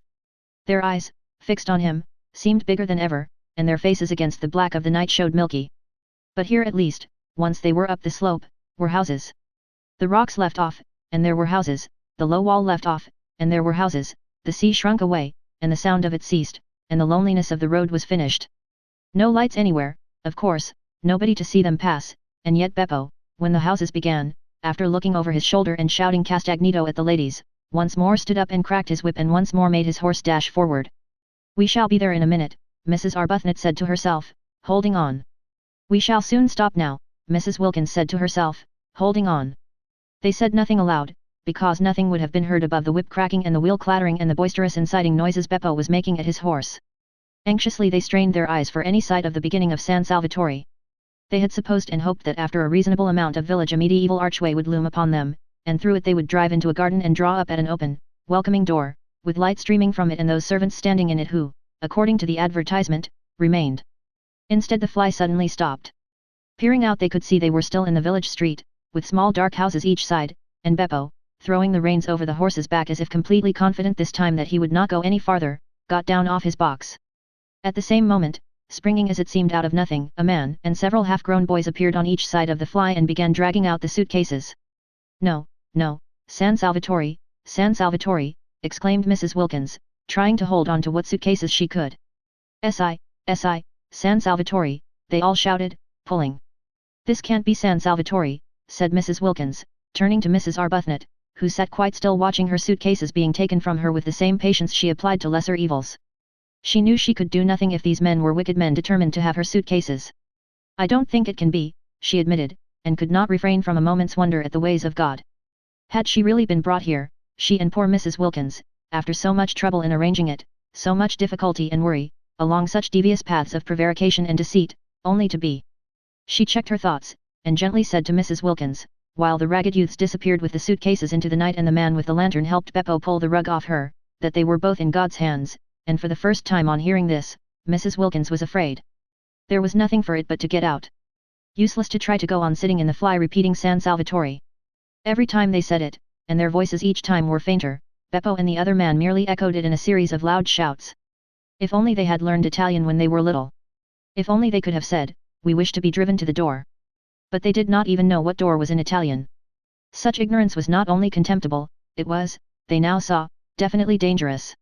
Useless, however, to lament it now.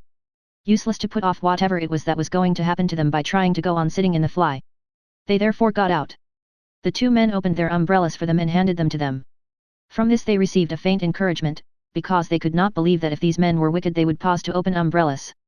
The man with the lantern then made signs to them to follow him, talking loud and quickly, and Beppo, they noticed, remained behind. Ought they to pay him? Not, they thought, if they were going to be robbed and perhaps murdered. Surely on such an occasion one did not pay. Besides, he had not after all brought them to San Salvatore. Where they had got to was evidently somewhere else.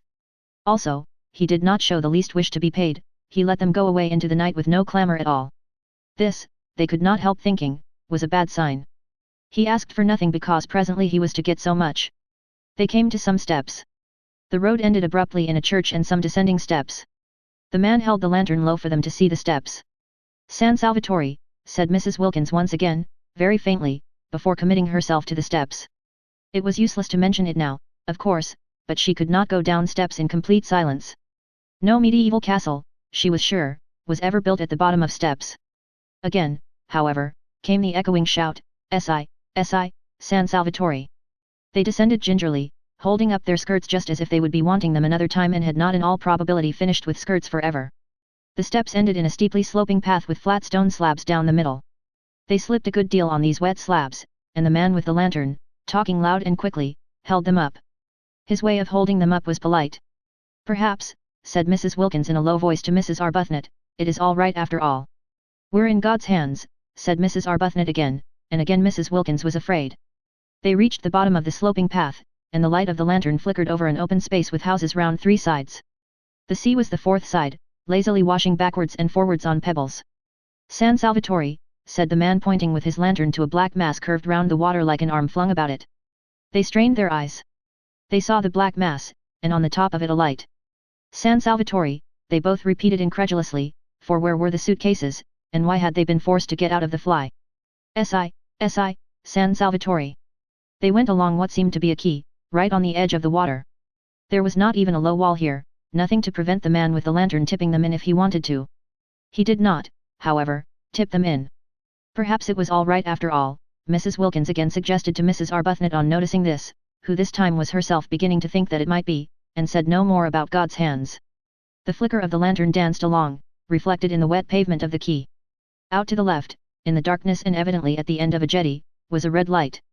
They came to an archway with a heavy iron gate. The man with the lantern pushed the gate open. This time they went up steps instead of down, and at the top of them was a little path that wound upwards among flowers. They could not see the flowers, but the whole place was evidently full of them. It here dawned on Mrs. Wilkins that perhaps the reason why the fly had not driven them up to the door was that there was no road, only a footpath. That also would explain the disappearance of the suitcases. She began to feel confident that they would find their suitcases waiting for them when they got up to the top.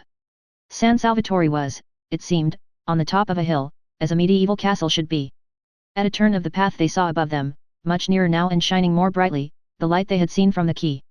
She told Mrs. Arbuthnot of her dawning belief, and Mrs. Arbuthnot agreed that it was very likely a true one. Once more, but this time in a tone of real hopefulness, Mrs. Wilkins said, pointing upwards at the black outline against the only slightly less black sky, "San Salvatore." And once more, but this time comfortingly, encouragingly, came back the assurance, "Si, Si, San Salvatore." They crossed a little bridge, over what was apparently a ravine, and then came a flat bit with long grass at the sides and more flowers. They felt the grass flicking wet against their stockings, and the invisible flowers were everywhere. Then up again through trees, along a zigzag path with the smell all the way of the flowers they could not see. The warm rain was bringing out all the sweetness. Higher and higher they went in this sweet darkness, and the red light on the jetty dropped farther and farther below them. The path wound round to the other side of what appeared to be a little peninsula, the jetty and the red light disappeared, across the emptiness on their left were distant lights. "Mezego," said the man, waving his lantern at the lights. "Si, si," they answered, for they had by now learned si, si.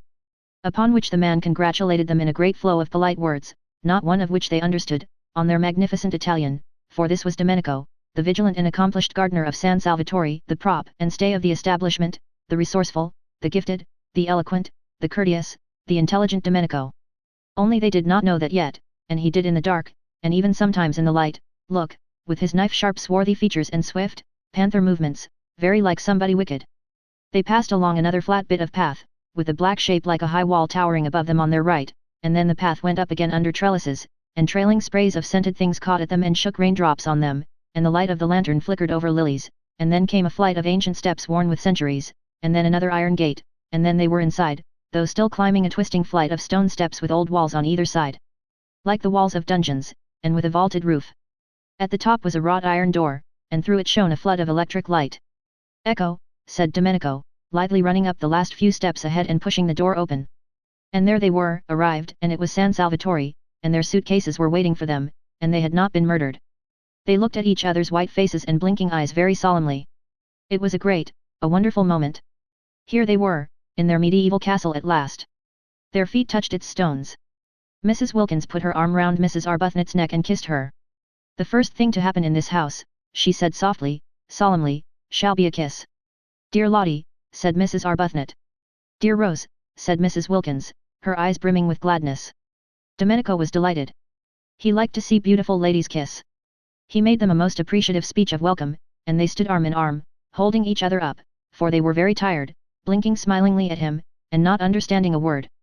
Chapter 6. When Mrs. Wilkins woke next morning she lay in bed a few minutes before getting up and opening the shutters. What would she see out of her window?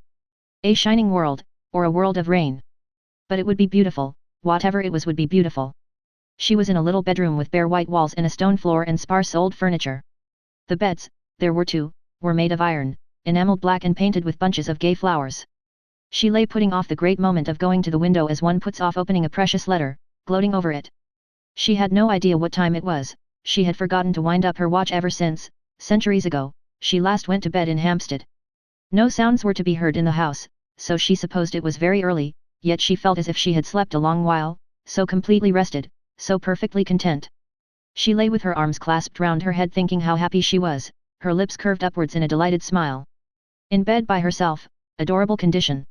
She had not been in a bed without Mellersh once now for 5 whole years, and the cool roominess of it, the freedom of one's movements, the sense of recklessness, of audacity, in giving the blankets a pull if one wanted to, or twitching the pillows more comfortably. It was like the discovery of an entirely new joy. Mrs. Wilkins longed to get up and open the shutters, but where she was really so very delicious. She gave a sigh of contentment, and went on lying there looking round her, taking in everything in her room, her own little room, her very own to arrange just as she pleased for this one blessed month, her room bought with her own savings, the fruit of her careful denials, whose door she could bolt if she wanted to, and nobody had the right to come in. It was such a strange little room, so different from any she had known, and so sweet. It was like a cell. Except for the 2 beds, it suggested a happy austerity. And the name of the chamber, she thought, quoting and smiling round at it, was peace. Well, this was delicious, to lie there thinking how happy she was, but outside those shutters it was more delicious still.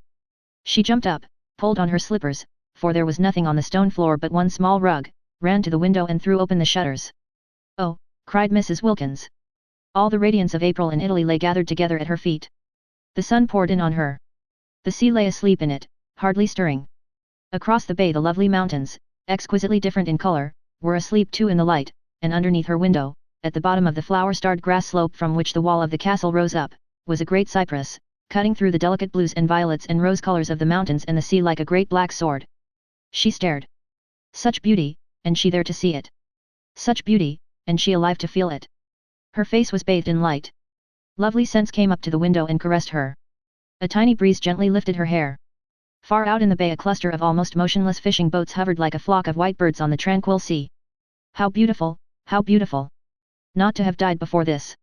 To have been allowed to see, breathe, feel this. She stared, her lips parted. Happy? Poor, ordinary, everyday word. But what could one say, how could one describe it? It was as though she could hardly stay inside herself, it was as though she were too small to hold so much of joy, it was as though she were washed through with light. And how astonishing to feel this sheer bliss, for here she was, not doing and not going to do a single unselfish thing, not going to do a thing she didn't want to do. According to everybody she had ever come across she ought at least to have twinges. She had not one twinge. Something was wrong somewhere. Wonderful that at home she should have been so good, so terribly good, and merely felt tormented. Twinges of every sort had there been her portion, aches, hurts, discouragements, and she the whole time being steadily unselfish. Now she had taken off all her goodness and left it behind her like a heap of rain-sodden clothes, and she only felt joy. She was naked of goodness, and was rejoicing in being naked. She was stripped, and exulting. And there, away in the dim mugginess of Hampstead, was Mellersh being angry. She tried to visualize Mellersh, she tried to see him having breakfast and thinking bitter things about her, and lo, Mellersh himself began to shimmer, became rose-color, became delicate violet, became an enchanting blue, became formless, became iridescent. Actually Mellersh, after quivering a minute, was lost in light. Well, thought Mrs. Wilkins, staring, as it were, after him. How extraordinary not to be able to visualize Mellersh, and she who used to know every feature, every expression of his by heart. She simply could not see him as he was. She could only see him resolved into beauty, melted into harmony with everything else. The familiar words of the general thanksgiving came quite naturally into her mind, and she found herself blessing God for her creation, preservation, and all the blessings of this life, but above all for his inestimable love, out loud, in a burst of acknowledgement. While Mellersh, at that moment angrily pulling on his boots before going out into the dripping streets, was indeed thinking bitter things about her. She began to dress, choosing clean white clothes in honor of the summer's day, unpacking her suitcases, tidying her adorable little room. She moved about with quick, purposeful steps, her long thin body held up straight, her small face, so much puckered at home with effort and fear, smoothed out. All she had been and done before this morning, all she had felt and worried about, was gone. Each of her worries behaved as the image of Mellersh had behaved, and dissolved into color and light. And she noticed things she had not noticed for years. When she was doing her hair in front of the glass she noticed it, and thought, why, what pretty stuff. For years she had forgotten she had such a thing as hair, plaiting it in the evening and unplaiting it in the morning with the same hurry and indifference with which she laced and unlaced her shoes. Now she suddenly saw it, and she twisted it round her fingers before the glass, and was glad it was so pretty. Mellersh couldn't have seen it either, for he had never said a word about it. Well, when she got home she would draw his attention to it. Mellersh, she would say, look at my hair. Aren't you pleased you've got a wife with hair like curly honey? She laughed. She had never said anything like that to Mellersh yet, and the idea of it amused her. But why had she not? Oh yes, she used to be afraid of him. Funny to be afraid of anybody, and especially of one's husband, whom one saw in his more simplified moments, such as asleep, and not breathing properly through his nose. When she was ready she opened her door to go across to see if Rose, who had been put the night before by a sleepy maidservant into a cell opposite, were awake. She would say good morning to her, and then she would run down and stay with that cypress tree till breakfast was ready, and after breakfast she wouldn't so much as look out of a window till she had helped Rose get everything ready for Lady Caroline and Mrs. Fisher. There was much to be done that day, settling in, arranging the rooms, she mustn't leave Rose to do it alone. They would make it all so lovely for the two to come, have such an entrancing vision ready for them of little cells bright with flowers. She remembered she had wanted Lady Caroline not to come, fancy wanting to shut someone out of heaven because she thought she would be shy of her. And as though it mattered if she were, and as though she would be anything so self-conscious as shy. Besides, what a reason! She could not accuse herself of goodness over that. And she remembered she had wanted not to have Mrs. Fisher either, because she had seemed lofty. How funny of her! So funny to worry about such little things, making them important. The bedrooms and two of the sitting rooms at San Salvatore were on the top floor, and opened into a roomy hall with a wide glass window at the north end. San Salvatore was rich in small gardens in different parts and on different levels. The garden this window looked down on was made on the highest part of the walls, and could only be reached through the corresponding spacious hall on the floor below. When Mrs. Wilkins came out of her room this window stood wide open, and beyond it in the sun was a Judas tree in full flower. There was no sign of anybody, no sound of voices or feet. Tubs of arum lilies stood about on the stone floor, and on a table flamed a huge bunch of fierce nasturtiums. Spacious, flowery, silent, with the wide window at the end opening into the garden, and the Judas tree absurdly beautiful in the sunshine, it seemed to Mrs. Wilkins, arrested on her way across to Mrs. Arbuthnot, too good to be true.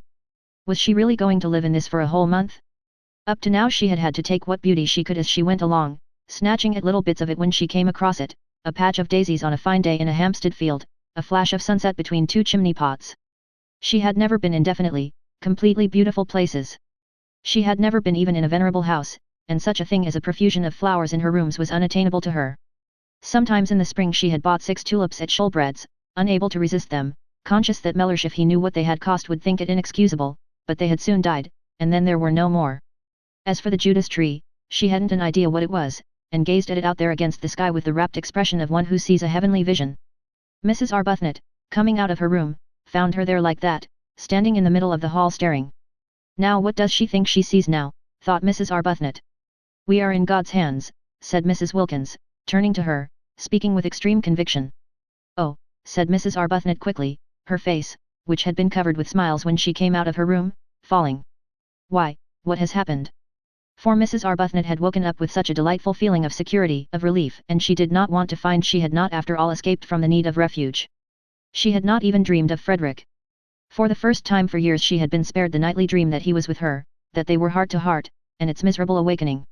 She had slept like a baby, and had woken up confident. She had found there was nothing she wished to say in her morning prayer except thank you. It was disconcerting to be told she was after all in God's hands. I hope nothing has happened, she asked anxiously. Mrs. Wilkins looked at her a moment, and laughed. How funny, she said, kissing her. What is funny? Asked Mrs. Arbuthnot, her face clearing because Mrs. Wilkins laughed. We are. This is. Everything. It's all so wonderful. It's so funny and so adorable that we should be in it. I dare say when we finally reach heaven, the one they talk about so much, we shan't find it a bit more beautiful. Mrs. Arbuthnot relaxed to smiling security again. Isn't it divine? She said. Were you ever in your life so happy? Asked Mrs. Wilkins, catching her by the arm. No, said Mrs. Arbuthnot. Nor had she been, not ever, not even in her first love days with Frederick. Because always pain had been close at hand in that other happiness, ready to torture with doubts, to torture even with the very excess of her love, while this was the simple happiness of complete harmony with her surroundings, the happiness that asks for nothing, that just accepts, just breathes, just is. Let's go and look at that tree close, said Mrs. Wilkins. I don't believe it can only be a tree. And arm in arm they went along the hall, and their husbands would not have known them, their faces were so young with eagerness, and together they stood at the open window, and when their eyes, having feasted on the marvelous pink thing, wandered farther among the beauties of the garden, they saw sitting on the low wall at the east edge of it, gazing out over the bay, her feet in lilies, Lady Caroline. They were astonished. They said nothing in their astonishment, but stood quite still, arm in arm, staring down at her. She too had on a white frock, and her head was bare. They had had no idea that day in London, when her hat was down to her nose and her furs were up to her ears, that she was so pretty. They had merely thought her different from the other women in the club, and so had the other women themselves, and so had all the waitresses, eyeing her sideways and eyeing her again as they passed the corner where she sat talking, but they had had no idea she was so pretty. She was exceedingly pretty. Everything about her was very much that which it was. Her fair hair was very fair, her lovely grey eyes were very lovely and grey, her dark eyelashes were very dark, her white skin was very white, her red mouth was very red. She was extravagantly slender, the merest thread of a girl, though not without little curves beneath her thin frock where little curves should be. She was looking out across the bay, and was sharply defined against the background of empty blue. She was full in the sun. Her feet dangled among the leaves and flowers of the lilies just as if it did not matter that they should be bent or bruised. She ought to have a headache, whispered Mrs. Arbuthnot at last, sitting there in the sun like that. She ought to have a hat, whispered Mrs. Wilkins. She's treading on lilies. But they're hers as much as ours. Only 1/4 of them. Lady Caroline turned her head. She looked up at them a moment, surprised to see them so much younger than they had seemed that day at the club, and so much less unattractive. Indeed, they were really almost quite attractive, if anyone could ever be really quite attractive in the wrong clothes. Her eyes, swiftly glancing over them, took in every inch of each of them in the half-second before she smiled and waved her hand and called out good morning. There was nothing, she saw at once, to be hoped for in the way of interest from their clothes.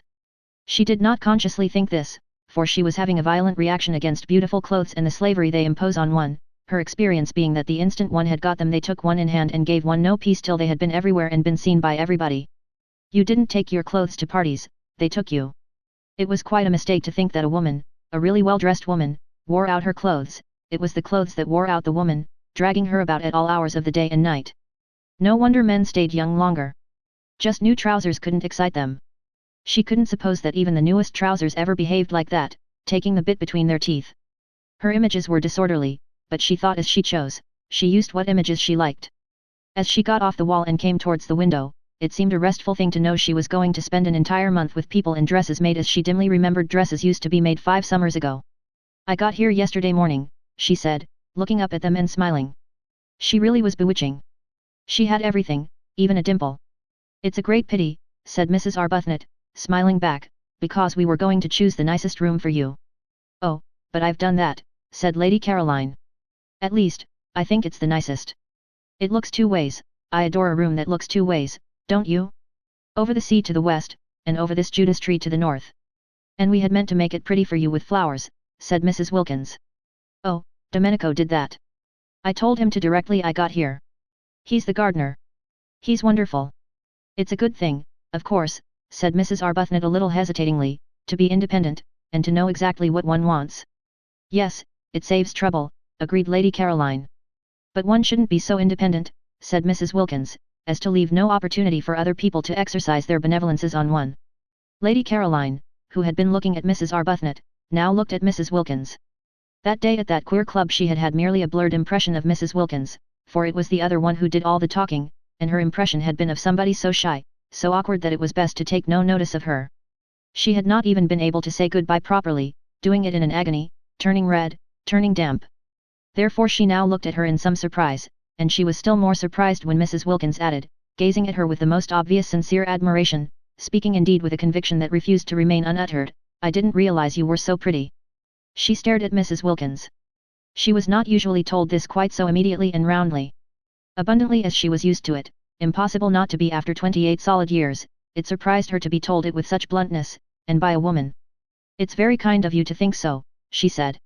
Why, you're lovely, said Mrs. Wilkins. Quite lovely. I hope, said Mrs. Arbuthnot pleasantly, you make the most of it. Lady Caroline then stared at Mrs. Arbuthnot. Oh yes, she said. I make the most of it. I've been doing that ever since I can remember. Because, said Mrs. Arbuthnot, smiling and raising a warning forefinger, it won't last. Then Lady Caroline began to be afraid these two were originals. If so, she would be bored. Nothing bored her so much as people who insisted on being original, who came and buttonholed her and kept her waiting while they were being original. And the one who admired her, it would be tiresome if she dogged her about in order to look at her. What she wanted of this holiday was complete escape from all she had had before, she wanted the rest of complete contrast. Being admired, being dogged, wasn't contrast, it was repetition, and as for originals, to find herself shut up with 2 on the top of a precipitous hill in a medieval castle built for the express purpose of preventing easy-goings out and in, would not, she was afraid, be especially restful. Perhaps she had better be a little less encouraging. They had seemed such timid creatures, even the dark one, she couldn't remember their names, that day at the club, that she had felt it quite safe to be very friendly. Here they had come out of their shells, already, indeed, at once. There was no sign of timidity about either of them here. If they had got out of their shells so immediately, at the very first contact, unless she checked them they would soon begin to press upon her, and then goodbye to her dream of 30 restful, silent days, lying unmolested in the sun, getting her feathers smooth again, not being spoken to, not waited on, not grabbed at and monopolized, but just recovering from the fatigue, the deep and melancholy fatigue, of the too much. Besides, there was Mrs. Fisher. She too must be checked. Lady Caroline had started 2 days earlier than had been arranged for 2 reasons. First, because she wished to arrive before the others in order to pick out the room or rooms she preferred, and second, because she judged it likely that otherwise she would have to travel with Mrs. Fisher. She did not want to travel with Mrs. Fisher. She did not want to arrive with Mrs. Fisher. She saw no reason whatever why for a single moment she should have to have anything at all to do with Mrs. Fisher. But unfortunately Mrs. Fisher also was filled with a desire to get to San Salvatore first and pick out the room or rooms she preferred, and she and Lady Caroline had after all travelled together. As early as Calais they began to suspect it, in Paris they feared it, at Modane they knew it, at Mezzago they concealed it, driving out to Castagneto in 2 separate flies, the nose of the one almost touching the back of the other the whole way. But when the road suddenly left off at the church and the steps, further evasion was impossible, and faced by this abrupt and difficult finish to their journey there was nothing for it but to amalgamate. Because of Mrs. Fisher's stick Lady Caroline had to see about everything. Mrs. Fisher's intentions, she explained from her fly when the situation had become plain to her, were active, but her stick prevented their being carried out. The two drivers told Lady Caroline boys would have to carry the luggage up to the castle, and she went in search of some, while Mrs. Fisher waited in the fly because of her stick. Mrs. Fisher could speak Italian, but only, she explained, the Italian of Dante, which Matthew Arnold used to read with her when she was a girl, and she thought this might be above the heads of boys. Therefore Lady Caroline, who spoke ordinary Italian very well, was obviously the one to go and do things.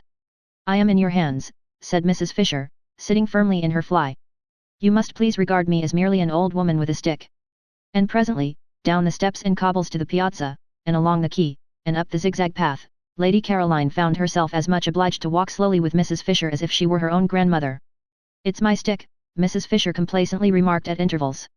And when they rested at those bends of the zigzag path where seats were, and Lady Caroline, who would have liked to run on and get to the top quickly, was forced in common humanity to remain with Mrs. Fisher because of her stick, Mrs. Fisher told her how she had been on a zigzag path once with Tennyson. "Isn't his cricket wonderful?" said Lady Caroline absently. "The Tennyson," said Mrs. Fisher, turning her head and observing her a moment over her spectacles. "Isn't he?" said Lady Caroline. "I am speaking," said Mrs. Fisher, "of Alfred." "Oh," said Lady Caroline. "And it was a path, too," Mrs. Fisher went on severely, "curiously like this. No eucalyptus tree, of course, but otherwise curiously like this. And at one of the bends he turned and said to me, I see him now turning and saying to me." Yes, Mrs. Fisher would have to be checked. And so would these two up at the window. She had better begin at once. She was sorry she had got off the wall. All she need have done was to have waved her hand, and waited till they came down and out into the garden to her. So she ignored Mrs. Arbuthnot's remark and raised forefinger, and said with marked coldness, at least, she tried to make it sound marked, that she supposed they would be going to breakfast, and that she had had hers, but it was her fate that however coldly she sent forth her words they came out sounding quite warm and agreeable. That was because she had a sympathetic and delightful voice, due entirely to some special formation of her throat and the roof of her mouth, and having nothing whatever to do with what she was feeling. Nobody in consequence ever believed they were being snubbed. It was most tiresome. And if she stared icily it did not look icy at all, because her eyes, lovely to begin with, had the added loveliness of very long, soft, dark eyelashes. No icy stare could come out of eyes like that, it got caught and lost in the soft eyelashes, and the person stared at merely thought they were being regarded with a flattering and exquisite attentiveness. And if ever she was out of humor or definitely cross, and who would not be sometimes in such a world, she only looked so pathetic that people all rushed to comfort her, if possible by means of kissing. It was more than tiresome, it was maddening. Nature was determined that she should look and sound angelic. She could never be disagreeable or rude without being completely misunderstood. "I had my breakfast in my room," she said, trying her utmost to sound curt. "Perhaps I'll see you later." And she nodded, and went back to where she had been sitting on the wall, with the lilies being nice and cool round her feet. Chapter 7. Their eyes followed her admiringly. They had no idea they had been snubbed. It was a disappointment, of course, to find she had forestalled them and that they were not to have the happiness of preparing for her, of watching her face when she arrived and first saw everything, but there was still Mrs. Fisher. They would concentrate on Mrs. Fisher, and would watch her face instead, only, like everybody else, they would have preferred to watch Lady Caroline's. Perhaps, then, as Lady Caroline had talked of breakfast, they had better begin by going and having it, for there was too much to be done that day to spend any more time gazing at the scenery, servants to be interviewed, the house to be gone through and examined, and finally Mrs. Fisher's room to be got ready and adorned. They waved their hands gaily at Lady Caroline, who seemed absorbed in what she saw and took no notice, and turning away found the maidservant of the night before had come up silently behind them in cloth slippers with string solace. She was Francesca, the elderly parlour maid, who had been with the owner, he had said, for years, and whose presence made inventories unnecessary, and after wishing them good morning and hoping they had slept well, she told them breakfast was ready in the dining room on the floor below, and if they would follow her she would lead. They did not understand a single word of the very many in which Francesca succeeded in clothing this simple information, but they followed her, for it at least was clear that they were to follow, and going down the stairs, and along the broad hall like the one above except for glass doors at the end instead of a window opening into the garden, they were shown into the dining room, where, sitting at the head of the table having her breakfast, was Mrs. Fisher. This time they exclaimed. Even Mrs. Arbuthnot exclaimed, though her exclamation was only "Oh!" Mrs. Wilkins exclaimed at greater length. "Why, but it's like having the bread taken out of one's mouth," exclaimed Mrs. Wilkins. "How do you do?" said Mrs. Fisher. "I can't get up because of my stick." And she stretched out her hand across the table. They advanced and shook it. "We had no idea you were here," said Mrs. Arbuthnot. "Yes," said Mrs. Fisher, resuming her breakfast. Yes. I am here. And with composure she removed the top of her egg. It's a great disappointment, said Mrs. Wilkins. We had meant to give you such a welcome. This was the one, Mrs. Fisher remembered, briefly glancing at her, who when she came to Prince of Wales Terrace said she had seen Keats. She must be careful with this one, curb her from the beginning. She therefore ignored Mrs. Wilkins and said gravely, with the downward face of impenetrable calm bent on her egg, yes. I arrived yesterday with Lady Caroline. It's really dreadful, said Mrs. Wilkins, exactly as if she had not been ignored. There's nobody left to get anything ready for now. I feel thwarted. I feel as if the bread had been taken out of my mouth just when I was going to be happy swallowing it. Where will you sit? Asked Mrs. Fisher of Mrs. Arbuthnot, markedly of Mrs. Arbuthnot. The comparison with the bread seemed to her most unpleasant. Oh, thank you, said Mrs. Arbuthnot, sitting down rather suddenly next to her. There were only 2 places she could sit down in, the places laid on either side of Mrs. Fisher. She therefore sat down in one, and Mrs. Wilkins sat down opposite her in the other. Mrs. Fisher was at the head of the table. Round her was grouped the coffee and the tea. Of course they were all sharing San Salvatore equally, but it was she herself and Lottie, Mrs. Arbuthnot mildly reflected, who had found it, who had had the work of getting it, who had chosen to admit Mrs. Fisher into it. Without them, she could not help thinking, Mrs. Fisher would not have been there. Morally Mrs. Fisher was a guest. There was no hostess in this party, but supposing there had been a hostess it would not have been Mrs. Fisher, nor Lady Caroline, it would have been either herself or Lottie. Mrs. Arbuthnot could not help feeling this as she sat down, and Mrs. Fisher, the hand which Ruskin had wrung suspended over the pots before her, inquired, tea or coffee?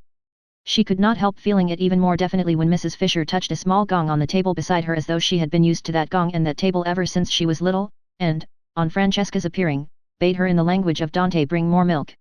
There was a curious air about Mrs. Fisher, thought Mrs. Arbuthnot, of being in possession, and if she herself had not been so happy she would have perhaps minded. Mrs. Wilkins noticed it too, but it only made her discursive brain think of cuckoos.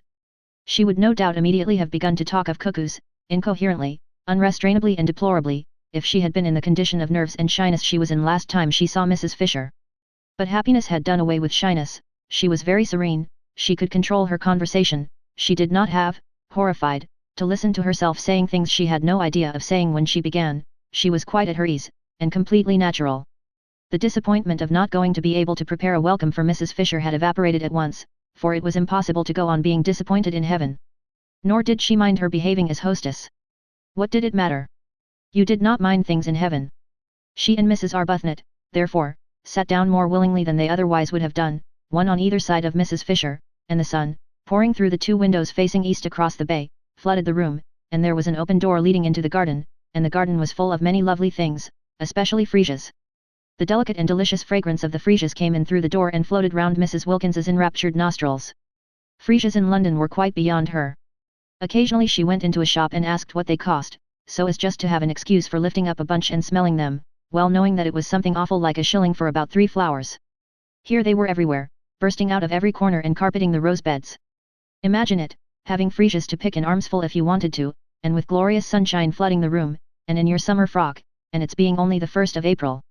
I suppose you realize, don't you, that we've got to heaven, she said, beaming at Mrs. Fisher with all the familiarity of a fellow angel.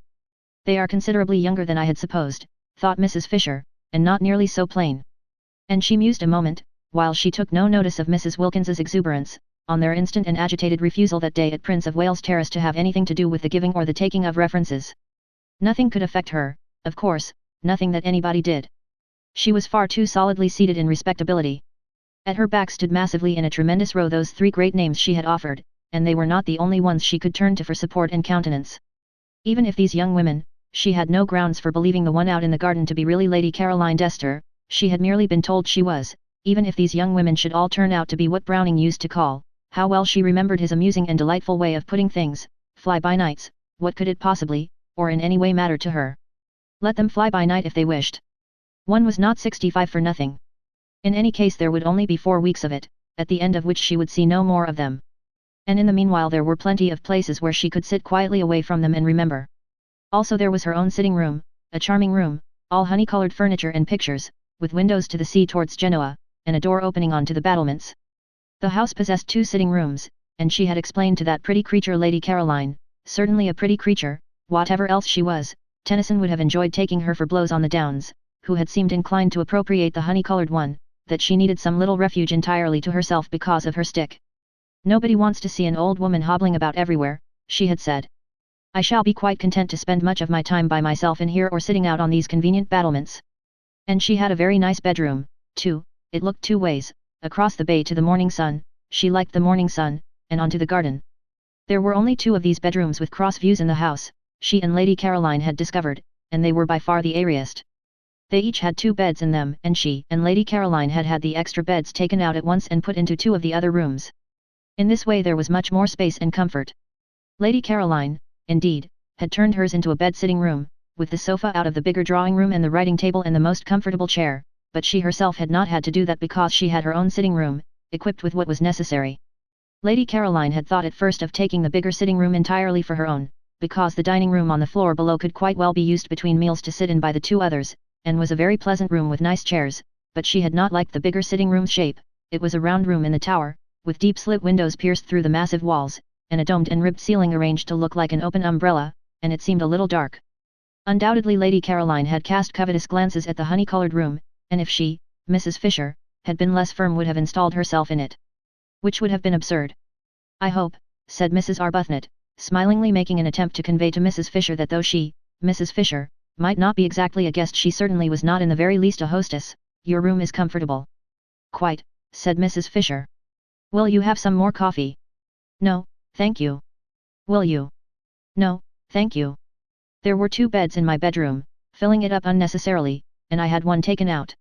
It has made it much more convenient." "Oh, that's why I've got two beds in my room," exclaimed Mrs. Wilkins, illuminated. The second bed in her little cell had seemed an unnatural and inappropriate object from the moment she saw it. "I gave no directions," said Mrs. Fisher, addressing Mrs. Arbuthnot. "I merely asked Francesca to remove it." "I have two in my room as well," said Mrs. Arbuthnot. "Your second one must be Lady Caroline's." "She had hers removed too," said Mrs. Fisher. "It seems foolish to have more beds in a room than there are occupiers." "But we haven't got any husbands here either," said Mrs. Wilkins, "and I don't see any use in extra beds in one's room if one hasn't got husbands to put in them. Can't we have them taken away too?" "Beds," said Mrs. Fisher coldly, "cannot be removed from one room after another. They must remain somewhere." Mrs. Wilkins's remarks seemed to Mrs. Fisher persistently unfortunate. Each time she opened her mouth she said something best left unsaid. Loose talk about husbands had never in Mrs. Fisher's circle been encouraged. In the 80s, when she chiefly flourished, husbands were taken seriously, as the only real obstacles to sin. Beds too, if they had to be mentioned, were approached with caution, and a decent reserve prevented them and husbands ever being spoken of in the same breath. She turned more markedly than ever to Mrs. Arbuthnot. "Do let me give you a little more coffee," she said. "No, thank you. But won't you have some more?" "No indeed. I never have more than 2 cups at breakfast. Would you like an orange?" "No, thank you." "Would you?" "No, I don't eat fruit at breakfast. It is an American fashion which I am too old now to adopt." "Have you had all you want?" "Quite." "Have you?" Mrs. Fisher paused before replying. Was this a habit, this trick of answering a simple question with the same question? If so it must be curbed, for no one could live for 4 weeks in any real comfort with somebody who had a habit. She glanced at Mrs. Arbuthnot, and her parted hair and gentle brow reassured her. No, it was accident, not habit, that had produced those echoes. She could as soon imagine a dove having tiresome habits as Mrs. Arbuthnot. Considering her, she thought what a splendid wife she would have been for poor Carlyle. So much better than that horrid clever Jane. She would have soothed him. "Then shall we go?" she suggested. "Let me help you up," said Mrs. Arbuthnot, all consideration. "Oh, thank you, I can manage perfectly. It's only sometimes that my stick prevents me." Mrs. Fisher got up quite easily. Mrs. Arbuthnot had hovered over her for nothing. "I'm going to have one of these gorgeous oranges," said Mrs. Wilkins, staying where she was and reaching across to a black bowl piled with them. "Rose, how can you resist them? Look, have this one. Do have this beauty," and she held out a big one. "No, I'm going to see to my duties," said Mrs. Arbuthnot, moving towards the door. "You'll forgive me for leaving you, won't you?" she added politely to Mrs. Fisher. Mrs. Fisher moved towards the door too, quite easily, almost quickly. Her stick did not hinder her at all. She had no intention of being left with Mrs. Wilkins. "What time would you like to have lunch?" Mrs. Arbuthnot asked her, trying to keep her head as at least a non-guest, if not precisely a hostess, above water. "Lunch," said Mrs. Fisher, "is at 12:30. "You shall have it at 12:30 then," said Mrs. Arbuthnot. "I'll tell the cook. It will be a great struggle," she continued, smiling, but I've brought a little dictionary. The cook, said Mrs. Fisher, knows. Oh, said Mrs. Arbuthnot. Lady Caroline has already told her, said Mrs. Fisher. Oh, said Mrs. Arbuthnot again. Yes. Lady Caroline speaks the kind of Italian cooks understand. I am prevented going into the kitchen because of my stick. And even if I were able to go, I fear I shouldn't be understood. But, began Mrs. Arbuthnot. But it's too wonderful, Mrs. Wilkins finished for her from the table, delighted with these unexpected simplifications in her and Rose's lives. Why, we've got positively nothing to do here, either of us, except just be happy. You wouldn't believe, she said, turning her head and speaking straight to Mrs. Fisher, portions of orange in either hand, how terribly good Rose and I have been for years without stopping, and how much now we need a perfect rest. And Mrs. Fisher, going without answering her out of the room, said to herself, she shall be curbed. Chapter 8. Presently, when Mrs. Wilkins and Mrs. Arbuthnot, unhampered by any duties, wandered out and down the worn stone steps and under the pergola into the lower garden, Mrs. Wilkins said to Mrs. Arbuthnot, who seemed pensive, "Don't you see that if somebody else does the ordering it frees us?" Mrs. Arbuthnot said she did see, but nevertheless she thought it rather silly to have everything taken out of their hands. "I love things to be taken out of my hands," said Mrs. Wilkins. "But we found San Salvatore," said Mrs. Arbuthnot, "and it is rather silly that Mrs. Fisher should behave as if it belonged only to her." "What is rather silly," said Mrs. Wilkins with much serenity, "is to mind. I can't see the least point in being in authority at the price of one's liberty." Mrs. Arbuthnot said nothing to that for two reasons. First, because she was struck by the remarkable and growing calm of the hitherto incoherent and excited Lottie, and secondly because what she was looking at was so very beautiful. All down the stone steps on either side were periwinkles in full flower, and she could now see what it was that had caught at her the night before and brushed, wet and scented, across her face. It was wisteria. Wisteria and sunshine. She remembered the advertisement. Here indeed were both in profusion. The wisteria was tumbling over itself in its excess of life, its prodigality of flowering, and where the pergola ended the sun blazed on scarlet geraniums, bushes of them, and nasturtiums in great heaps, and marigolds so brilliant that they seemed to be burning, and red and pink snapdragons, all outdoing each other in bright, fierce color. The ground behind these flaming things dropped away in terraces to the sea, each terrace a little orchard, where among the olives grew vines on trellises and fig trees and peach trees, and cherry trees. The cherry trees and peach trees were in blossom, lovely showers of white and deep rose color among the trembling delicacy of the olives. The fig leaves were just big enough to smell of figs, the vine buds were only beginning to show. And beneath these trees were groups of blue and purple irises, and bushes of lavender and grey, sharp cactuses, and the grass was thick with dandelions and daisies, and right down at the bottom was the sea. Color seemed flung down anyhow, anywhere, every sort of color, piled up in heaps, pouring along in rivers. The periwinkles looked exactly as if they were being poured down each side of the steps, and flowers that grow only in borders in England, proud flowers keeping themselves to themselves over there, such as the great blue irises and the lavender, were being jostled by small, shining common things like dandelions and daisies and the white bells of the wild onion, and only seemed the better, and the more exuberant for it. They stood looking at this crowd of loveliness, this happy jumble, in silence. No, it didn't matter what Mrs. Fisher did, not here, not in such beauty. Mrs. Arbuthnot's discomposure melted out of her. In the warmth and light of what she was looking at, of what to her was a manifestation, an entirely new side of God, how could one be discomposed? If only Frederick were with her, seeing it too, seeing as he would have seen it when first they were lovers, in the days when he saw what she saw and loved what she loved. She sighed. "You mustn't sigh in heaven," said Mrs. Wilkins. "One doesn't. I was thinking how one longs to share this with those one loves," said Mrs. Arbuthnot. "You mustn't long in heaven," said Mrs. Wilkins. "You're supposed to be quite complete there. And it is heaven, isn't it, Rose? See how everything has been let in together, the dandelions and the irises, the vulgar and the superior, me and Mrs. Fisher, all welcome, all mixed up anyhow, and all so visibly happy and enjoying ourselves." "Mrs. Fisher doesn't seem happy, not visibly, anyhow," said Mrs. Arbuthnot, smiling. "She'll begin soon, you'll see." Mrs. Arbuthnot said she didn't believe that after a certain age people began anything. Mrs. Wilkins said she was sure no one, however old and tough, could resist the effects of perfect beauty. Before many days, perhaps only hours, they would see Mrs. Fisher bursting out into every kind of exuberance. "I'm quite sure," said Mrs. Wilkins, "that we've got to heaven, and once Mrs. Fisher realizes that that's where she is, she's bound to be different. You'll see. She'll leave off being ossified, and go all soft and able to stretch, and we shall get quite, why, I shouldn't be surprised if we get quite fond of her." The idea of Mrs. Fisher bursting out into anything, she who seemed so particularly firmly fixed inside her buttons, made Mrs. Arbuthnot laugh. She condoned Lottie's loose way of talking of heaven, because in such a place, on such a morning, condonation was in the very air. Besides, what an excuse there was. And Lady Caroline, sitting where they had left her before breakfast on the wall, peeped over when she heard laughter, and saw them standing on the path below, and thought what a mercy it was they were laughing down there and had not come up and done it round her. She disliked jokes at all times, but in the morning she hated them, especially close up, especially crowding in her ears. She hoped the originals were on their way out for a walk, and not on their way back from one. They were laughing more and more.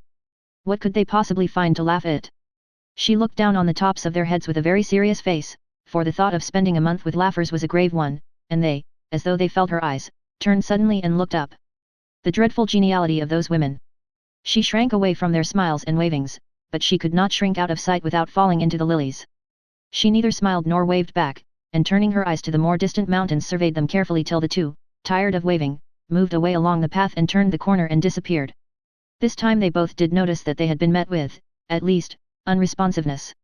"If we weren't in heaven," said Mrs. Wilkins serenely, "I should say we had been snubbed, but as nobody snubs anybody there, of course we can't have been." "Perhaps she is unhappy," said Mrs. Arbuthnot. "Whatever it is she'll get over it here," said Mrs. Wilkins with conviction.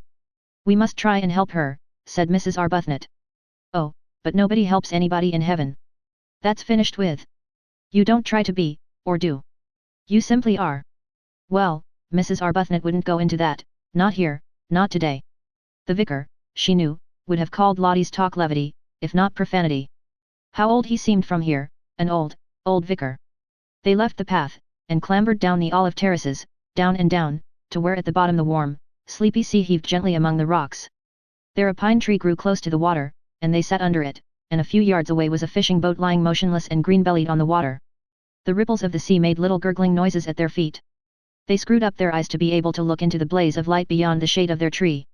The hot smell from the pine needles and from the cushions of wild thyme that padded the spaces between the rocks, and sometimes a smell of pure honey from a clump of warm irises up behind them in the sun, puffed across their faces. Very soon Mrs. Wilkins took her shoes and stockings off, and let her feet hang in the water. After watching her a minute Mrs. Arbuthnot did the same. Their happiness was then complete. Their husbands would not have known them. They left off talking. They ceased to mention heaven. They were just cups of acceptance. Meanwhile Lady Caroline, on her wall, was considering her position. The garden on the top of the wall was a delicious garden, but its situation made it insecure and exposed to interruptions. At any moment the others might come and want to use it, because both the hall and the dining room had doors opening straight into it. Perhaps, thought Lady Caroline, she could arrange that it should be solely hers. Mrs. Fisher had the battlements, delightful with flowers, and a watchtower all to herself, besides having snatched the one really nice room in the house. There were plenty of places the originals could go to. She had herself seen at least 2 other little gardens, while the hill the castle stood on was itself a garden with walks and seats. Why should not this one spot be kept exclusively for her? She liked it best of all. It had the Judas tree and an umbrella pine, it had the freesias and the lilies, it had a tamarisk beginning to flush pink, it had the convenient low wall to sit on, it had from each of its 3 sides the most amazing views, to the east the bay and mountains, to the north the village across the tranquil clear green water of the little harbour and the hills dotted with white houses and orange groves, and to the west was the thin thread of land by which San Salvatore was tied to the mainland, and then the open sea and the coastline beyond Genoa reaching away into the blue dimness of France. Yes, she would say she wanted to have this entirely to herself. How obviously sensible if each of them had their own special place to sit in apart. It was essential to her comfort that she should be able to be apart, left alone, not talked to. The others ought to like it best too. Why heard? One had enough of that in England, with one's relations and friends, oh, the numbers of them, pressing on one continually.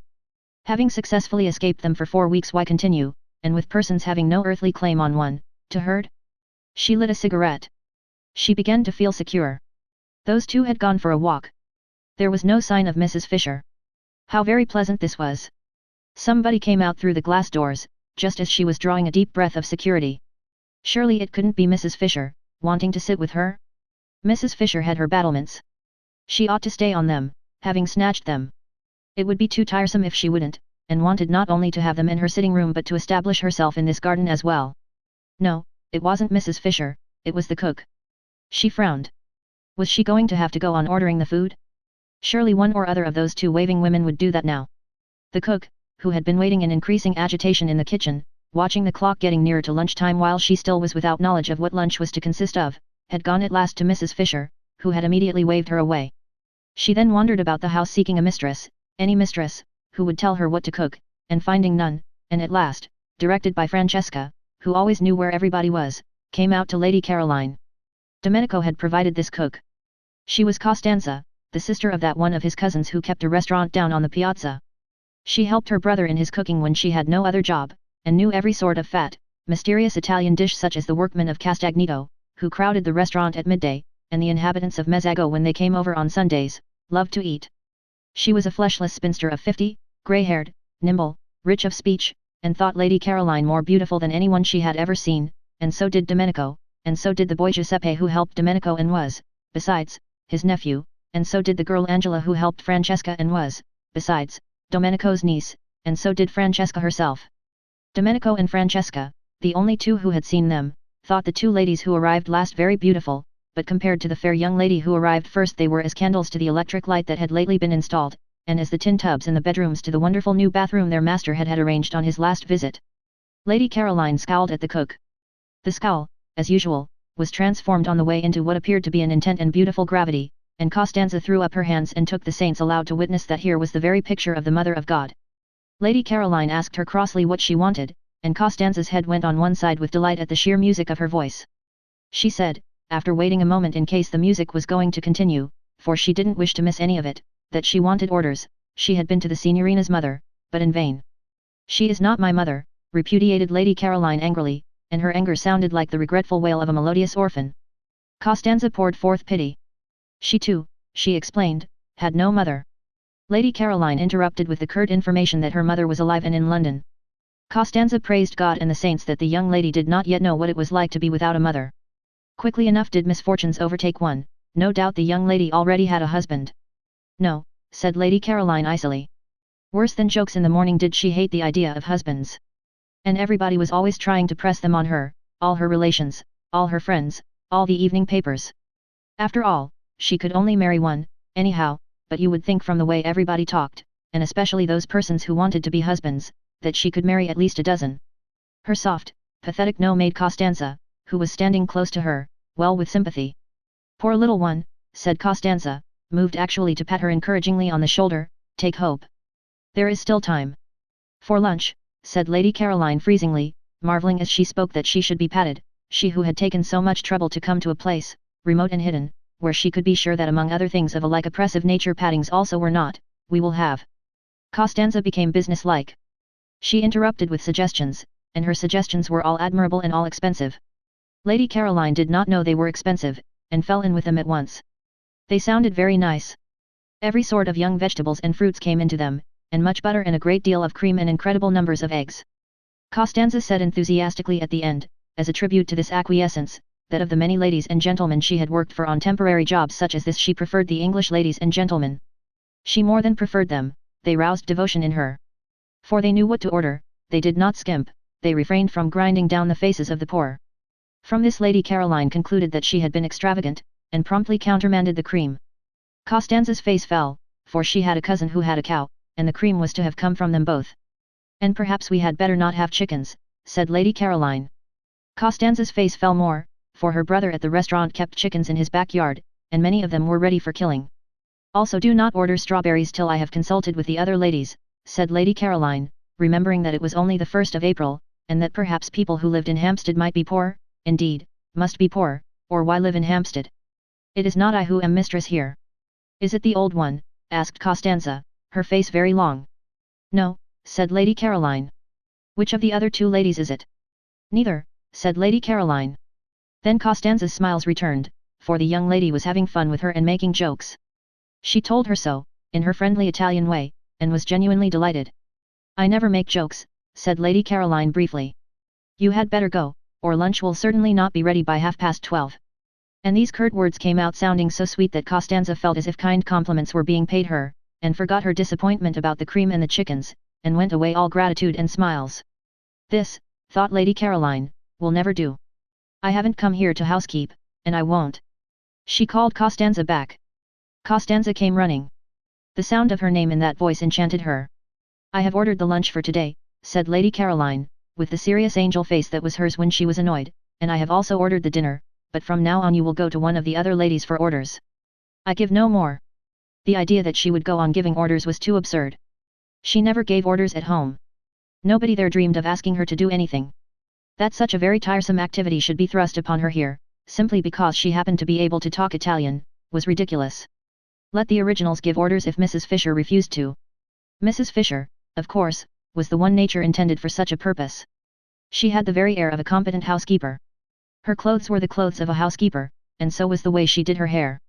Having delivered herself of her ultimatum with an acerbity that turned sweet on the way, and accompanied it by a peremptory gesture of dismissal that had the grace and loving kindness of a benediction, it was annoying that Costanza should only stand still with her head on one side gazing at her in obvious delight. "Oh, go away," exclaimed Lady Caroline in English, suddenly exasperated. There had been a fly in her bedroom that morning which had stuck just as Costanza was sticking, only one, but it might have been a myriad. It was so tiresome from daylight on. It was determined to settle on her face, and she was determined it should not. Its persistence was uncanny. It woke her, and would not let her go to sleep again. She hit at it, and it eluded her without fuss or effort and with an almost visible blandness, and she had only hit herself. It came back again instantly, and with a loud buzz alighted on her cheek. She hit at it again and hurt herself, while it schemed gracefully away. She lost her temper, and sat up in bed and waited, watching to hit at it and kill it.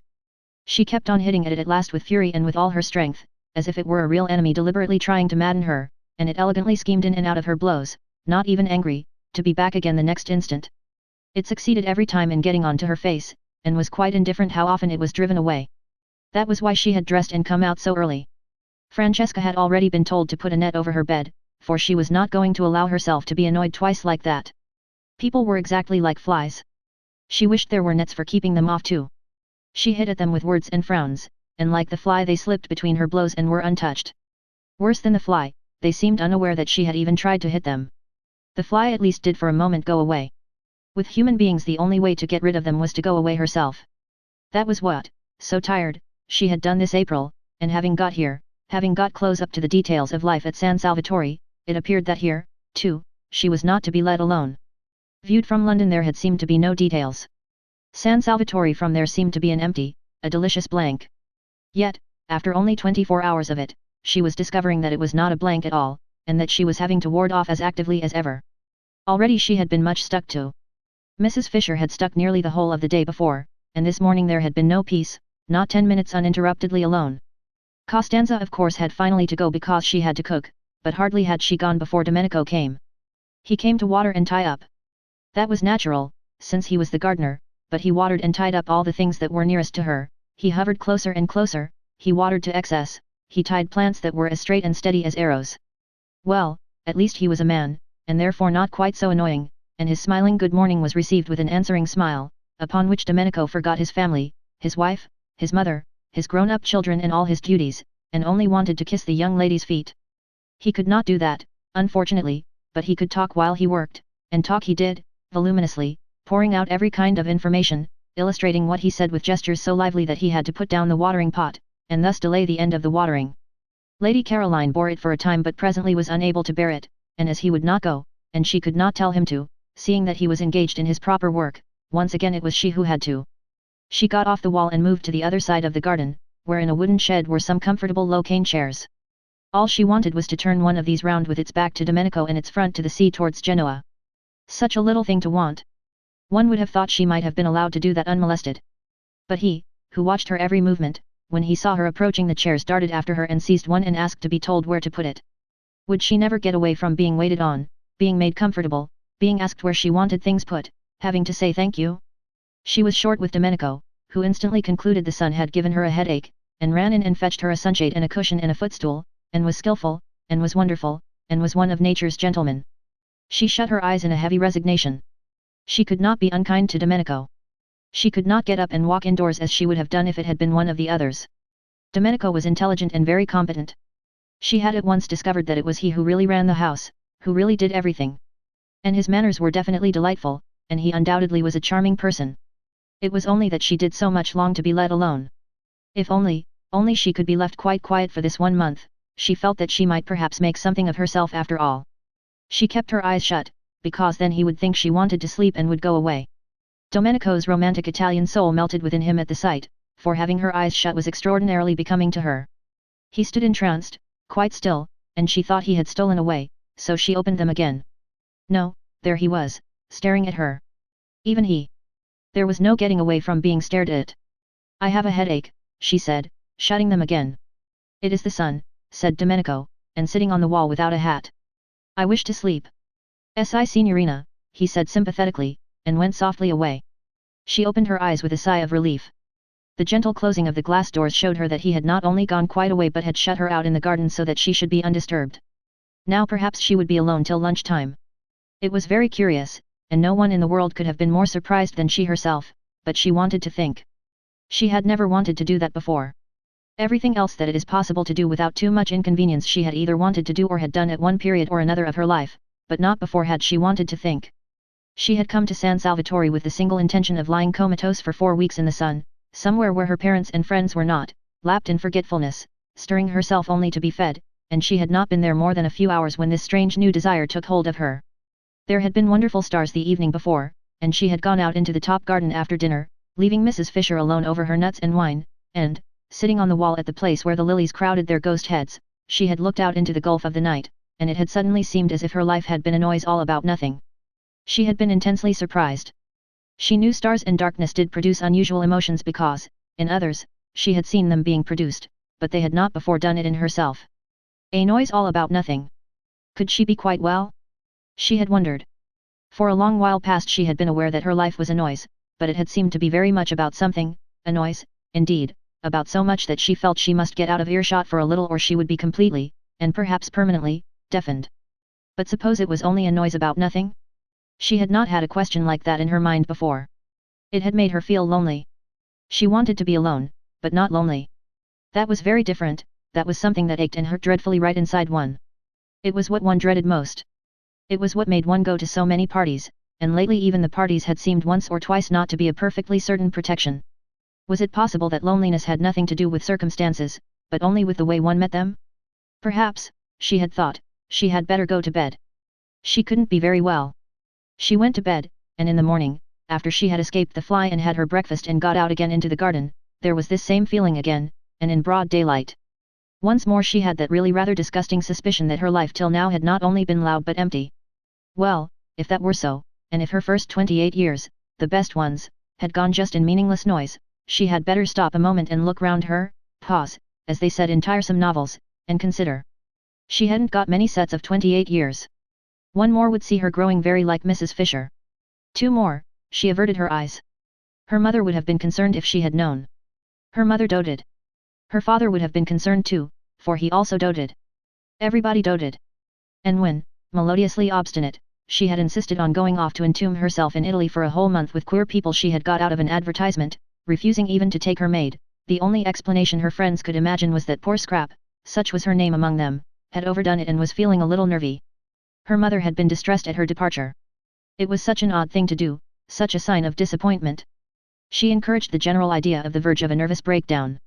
If she could have seen her adored Scrap, more delightful to look upon than any other mother's daughter had ever yet been, the object of her utmost pride, the source of all her fondest hopes, sitting staring at the empty noonday Mediterranean considering her 3 possible sets of 28 years, she would have been miserable. To go away alone was bad, to think was worse. No good could come out of the thinking of a beautiful young woman. Complications could come out of it in profusion, but no good. The thinking of the beautiful was bound to result in hesitations, in reluctances, in unhappiness all round. And here, if she could have seen her, sat her Scrap thinking quite hard. And such things. Such old things. Things nobody ever began to think till they were at least 40. Chapter 9. That one of the 2 sitting rooms which Mrs. Fisher had taken for her own was a room of charm and character. She surveyed it with satisfaction on going into it after breakfast, and was glad it was hers. It had a tiled floor, and walls the color of pale honey, and inlaid furniture the color of amber, and mellow books, many in ivory or lemon-colored covers. There was a big window overlooking the sea towards Genoa, and a glass door through which she could proceed out onto the battlements and walk along past the quaint and attractive watch-tower, in itself a room with chairs and a writing table, to where on the other side of the tower the battlements ended in a marble seat, and one could see the western bay and the point round which began the Gulf of Spezia. Her south view, between these 2 stretches of sea, was another hill, higher than San Salvatore, the last of the little peninsula, with the bland turrets of a smaller and uninhabited castle on the top, on which the setting sun still shone when everything else was sunk in shadow. Yes, she was very comfortably established here, and receptacles, Mrs. Fisher did not examine their nature closely, but they seemed to be small stone troughs, or perhaps little sarcophagi, ringed round the battlements with flowers. These battlements, she thought, considering them, would have been a perfect place for her to pace up and down gently in moments when she least felt the need of her stick, or to sit in on the marble seat, having first put a cushion on it, if there had not unfortunately been a second glass door opening onto them, destroying their complete privacy, spoiling her feeling that the place was only for her. The second door belonged to the round drawing room, which both she and Lady Caroline had rejected as too dark. That room would probably be sat in by the women from Hampstead, and she was afraid they would not confine themselves to sitting in it, but would come out through the glass door and invade her battlements. This would ruin the battlements. It would ruin them as far as she was concerned if they were to be overrun, or even if, not actually overrun, they were liable to be raked by the eyes of persons inside the room. No one could be perfectly at ease if they were being watched and knew it. What she wanted, what she surely had a right to, was privacy. She had no wish to intrude on the others, why then should they intrude on her? And she could always relax her privacy if, when she became better acquainted with her companions, she should think it worthwhile, but she doubted whether any of the three would so develop as to make her think it worthwhile. Hardly anything was really worthwhile, reflected Mrs. Fisher, except the past.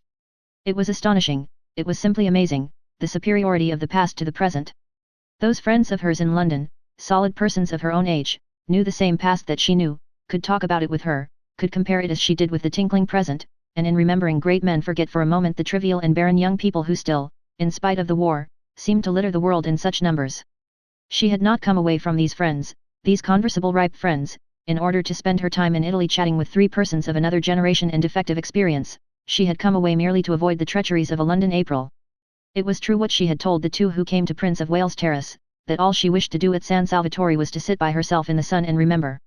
They knew this, for she had told them. It had been plainly expressed and clearly understood. Therefore she had a right to expect them to stay inside the round drawing room and not to emerge interruptingly onto her battlements. But would they? The doubt spoiled her morning.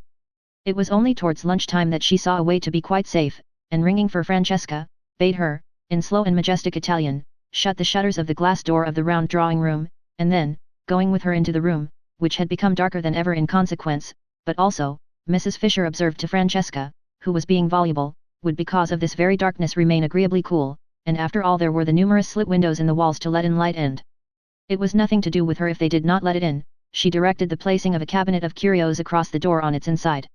This would discourage egress. Then she rang for Domenico, and caused him to move one of the flower-filled sarcophagi across the door on its outside. This would discourage ingress. No one, said Domenico, hesitating, will be able to use the door. No one, said Mrs. Fisher firmly, will wish to. She then retired to her sitting room, and from a chair placed where she could look straight onto them, gazed at her battlements, secured to her now completely, with calm pleasure. Being here, she reflected placidly, was much cheaper than being in an hotel and, if she could keep off the others, immeasurably more agreeable. She was paying for her rooms, extremely pleasant rooms, now that she was arranged in them, £3 a week, which came to about 8 shillings a day, battlements, watchtower and all. Where else abroad could she live as well for so little, and have as many baths as she liked, for 8 shillings a day? Of course she did not yet know what her food would cost, but she would insist on carefulness over that, though she would also insist on its being carefulness combined with excellence. The two were perfectly compatible if the caterer took pains. The servants' wages, she had ascertained, were negligible, owing to the advantageous exchange, so that there was only the food to cause her anxiety. If she saw signs of extravagance she would propose that they each hand over a reasonable sum every week to Lady Caroline which should cover the bills, any of it that was not used to be returned, and if it were exceeded the loss to be borne by the caterer. Mrs. Fisher was well off and had the desire for comforts proper to her age, but she disliked expenses. So well off was she that, had she so chosen, she could have lived in an opulent part of London and driven from it into it in a Rolls-Royce. She had no such wish. It needed more vitality than went with true comfort to deal with a house in an opulent spot and a Rolls-Royce. Worries attended such possessions, worries of every kind, crowned by bills. In the sober gloom of Prince of Wales Terrace she could obscurely enjoy inexpensive yet real comfort, without being snatched at by predatory men-servants or collectors for charities, and a taxi stand was at the end of the road. Her annual outlay was small. The house was inherited. Death had furnished it for her. She trod in the dining room on the Turkey carpet of her father's, she regulated her day by the excellent black marble clock on the mantelpiece which she remembered from childhood, her walls were entirely covered by the photographs her illustrious deceased friends had given either herself or her father, with their own handwriting across the lower parts of their bodies, and the windows, shrouded by the maroon curtains of all her life, were decorated besides with the self-same aquariums to which she owed her first lessons in sealery, and in which still swam slowly the goldfishes of her youth. Were they the same goldfish? She did not know. Perhaps, like carp, they outlived everybody. Perhaps, on the other hand, behind the deep-sea vegetation provided for them at the bottom, they had from time to time as the years went by withdrawn and replaced themselves. Were they or were they not, she sometimes wondered, contemplating them between the courses of her solitary meals, the same goldfish that had that day been there when Carlyle, how well she remembered it, angrily strode up to them in the middle of some argument with her father that had grown heated, and striking the glass smartly with his fist had put them to flight, shouting as they fled, "Och, ye deaf devils! Och, ye lucky deaf devils! Ye can't hear anything of the blasted, blood-herring, doddering, glaikit fool stuff your maester talks, can yet?" Or words to that effect. Dear, great-souled Carlyle! Such natural gushings forth, such true freshness, such real grandeur. Rugged, if you will, yes, undoubtedly sometimes rugged, and startling in a drawing-room, but magnificent. Who was there now to put beside him? Who was there to mention in the same breath? Her father, than whom no one had had more flair, said, "Thomas is immortal." And here was this generation of puniness, raising its little voice in doubts, or, still worse, not giving itself the trouble to raise it at all, not, it was incredible, but it had been thus reported to her, even reading him. Mrs. Fisher did not read him either, but that was different. She had read him, she had certainly read him. Of course she had read him. There was Teufelsdrock, she quite well remembered a tailor called Teufelsdrock. So like Carlyle to call him that. Yes, she must have read him, though naturally details escaped her. The gong sounded. Lost in reminiscence, Mrs. Fisher had forgotten time, and hastened to her bedroom to wash her hands and smooth her hair. She did not wish to be late and set a bad example, and perhaps find her seat at the head of the table taken. One could put no trust in the manners of the younger generation, especially not in those of that Mrs. Wilkins. She was, however, the first to arrive in the dining room. Francesca in a white apron stood ready with an enormous dish of smoking hot, glistening macaroni, but nobody was there to eat it. Mrs. Fisher sat down, looking stern. "Lax, lax. Serve me," she said to Francesca, who showed a disposition to wait for the others. Francesca served her. Of the party she liked Mrs. Fisher least, in fact she did not like her at all. She was the only one of the four ladies who had not yet smiled. True she was old, true she was unbeautiful, true she therefore had no reason to smile, but kind ladies smiled, reason or no. They smiled, not because they were happy but because they wished to make happy. This one of the four ladies could not then, Francesca decided, be kind, so she handed her the macaroni, being unable to hide any of her feelings, morosely. It was very well cooked, but Mrs. Fisher had never cared for macaroni, especially not this long, worm-shaped variety. She found it difficult to eat, slippery, wriggling off her fork, making her look, she felt, undignified when, having got it as she supposed into her mouth, ends of it yet hung out. Always, too, when she ate it she was reminded of Mr. Fisher. He had during their married life behaved very much like macaroni. He had slipped, he had wriggled, he had made her feel undignified, and when at last she had got him safe, as she thought, there had invariably been little bits of him that still, as it were, hung out. Francesca from the sideboard watched Mrs. Fisher's way with macaroni gloomily, and her gloom deepened when she saw her at last take her knife to it and chop it small. Mrs. Fisher really did not know how else to get hold of the stuff.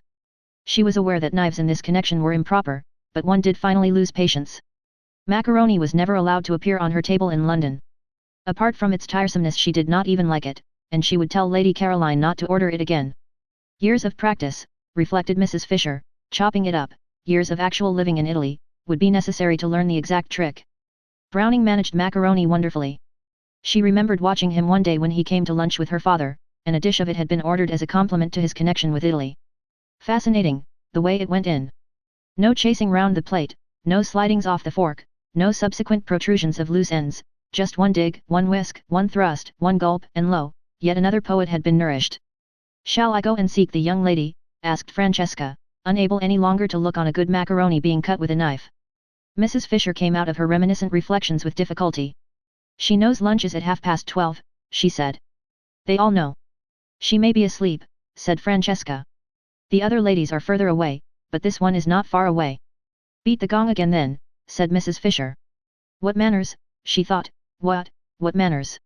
It was not an hotel, and considerations were due. She must say she was surprised at Mrs. Arbuthnot, who had not looked like somebody unpunctual. Lady Caroline, too, she had seemed amiable and courteous, whatever else she might be. From the other one, of course, she expected nothing. Francesca fetched the gong, and took it out into the garden and advanced, beating it as she advanced, close up to Lady Caroline, who, still stretched in her low chair, waited till she had done, and then turned her head and in the sweetest tones poured forth what appeared to be music but was really invective. Francesca did not recognize the liquid flow as invective, how was she to, when it came out sounding like that? And with her face all smiles, for she could not but smile when she looked at this young lady, she told her the macaroni was getting cold. When I do not come to meals it is because I do not wish to come to meals, said the irritated Scrap, and you will not in future disturb me. Is she ill? Asked Francesca, sympathetic but unable to stop smiling. Never, never had she seen hair so beautiful. Like pure flax, like the hair of northern babes. On such a little head only blessing could rest, on such a little head the nimbus of the holiest saints could fitly be placed.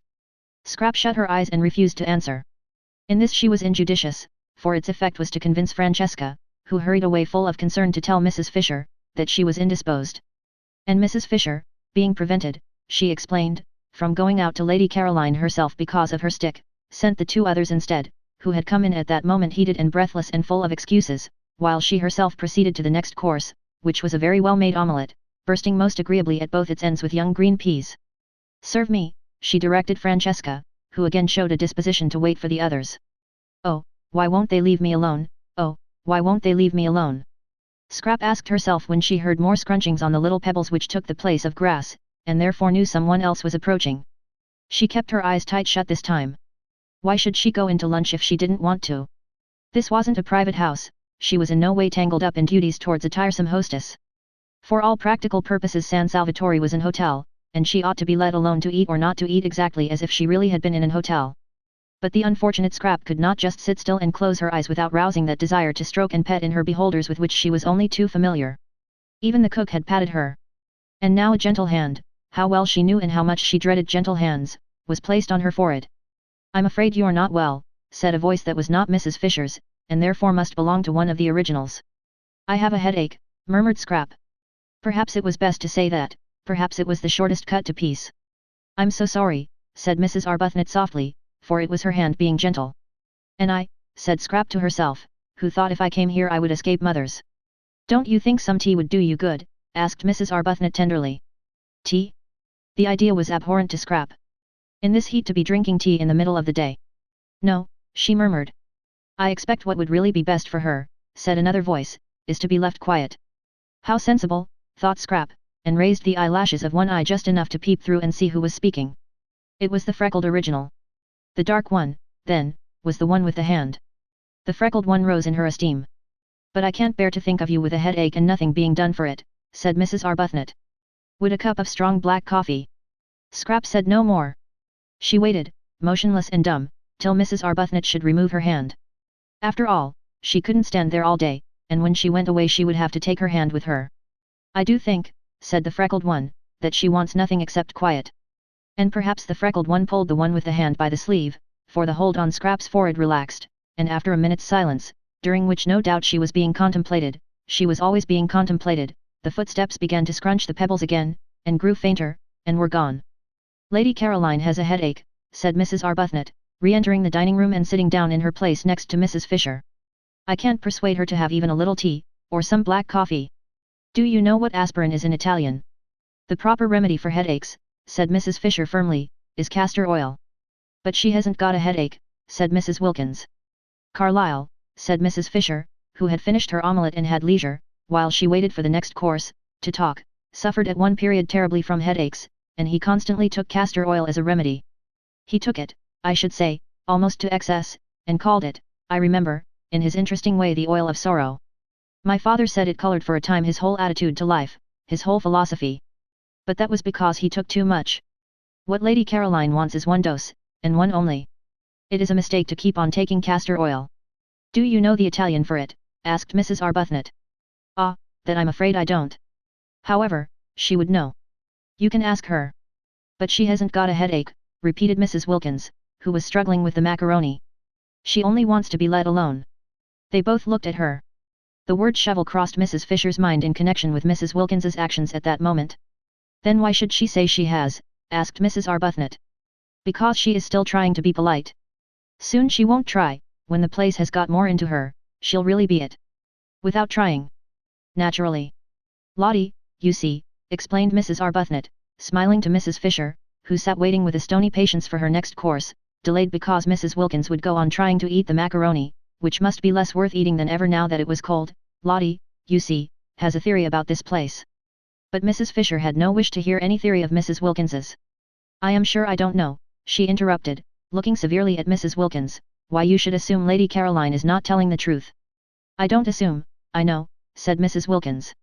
And pray how do you know, asked Mrs. Fisher icily, for Mrs. Wilkins was actually helping herself to more macaroni, offered her officiously and unnecessarily a second time by Francesca. When I was out there just now I saw inside her. Well, Mrs. Fisher wasn't going to say anything to that, she wasn't going to trouble to reply to downright idiocy.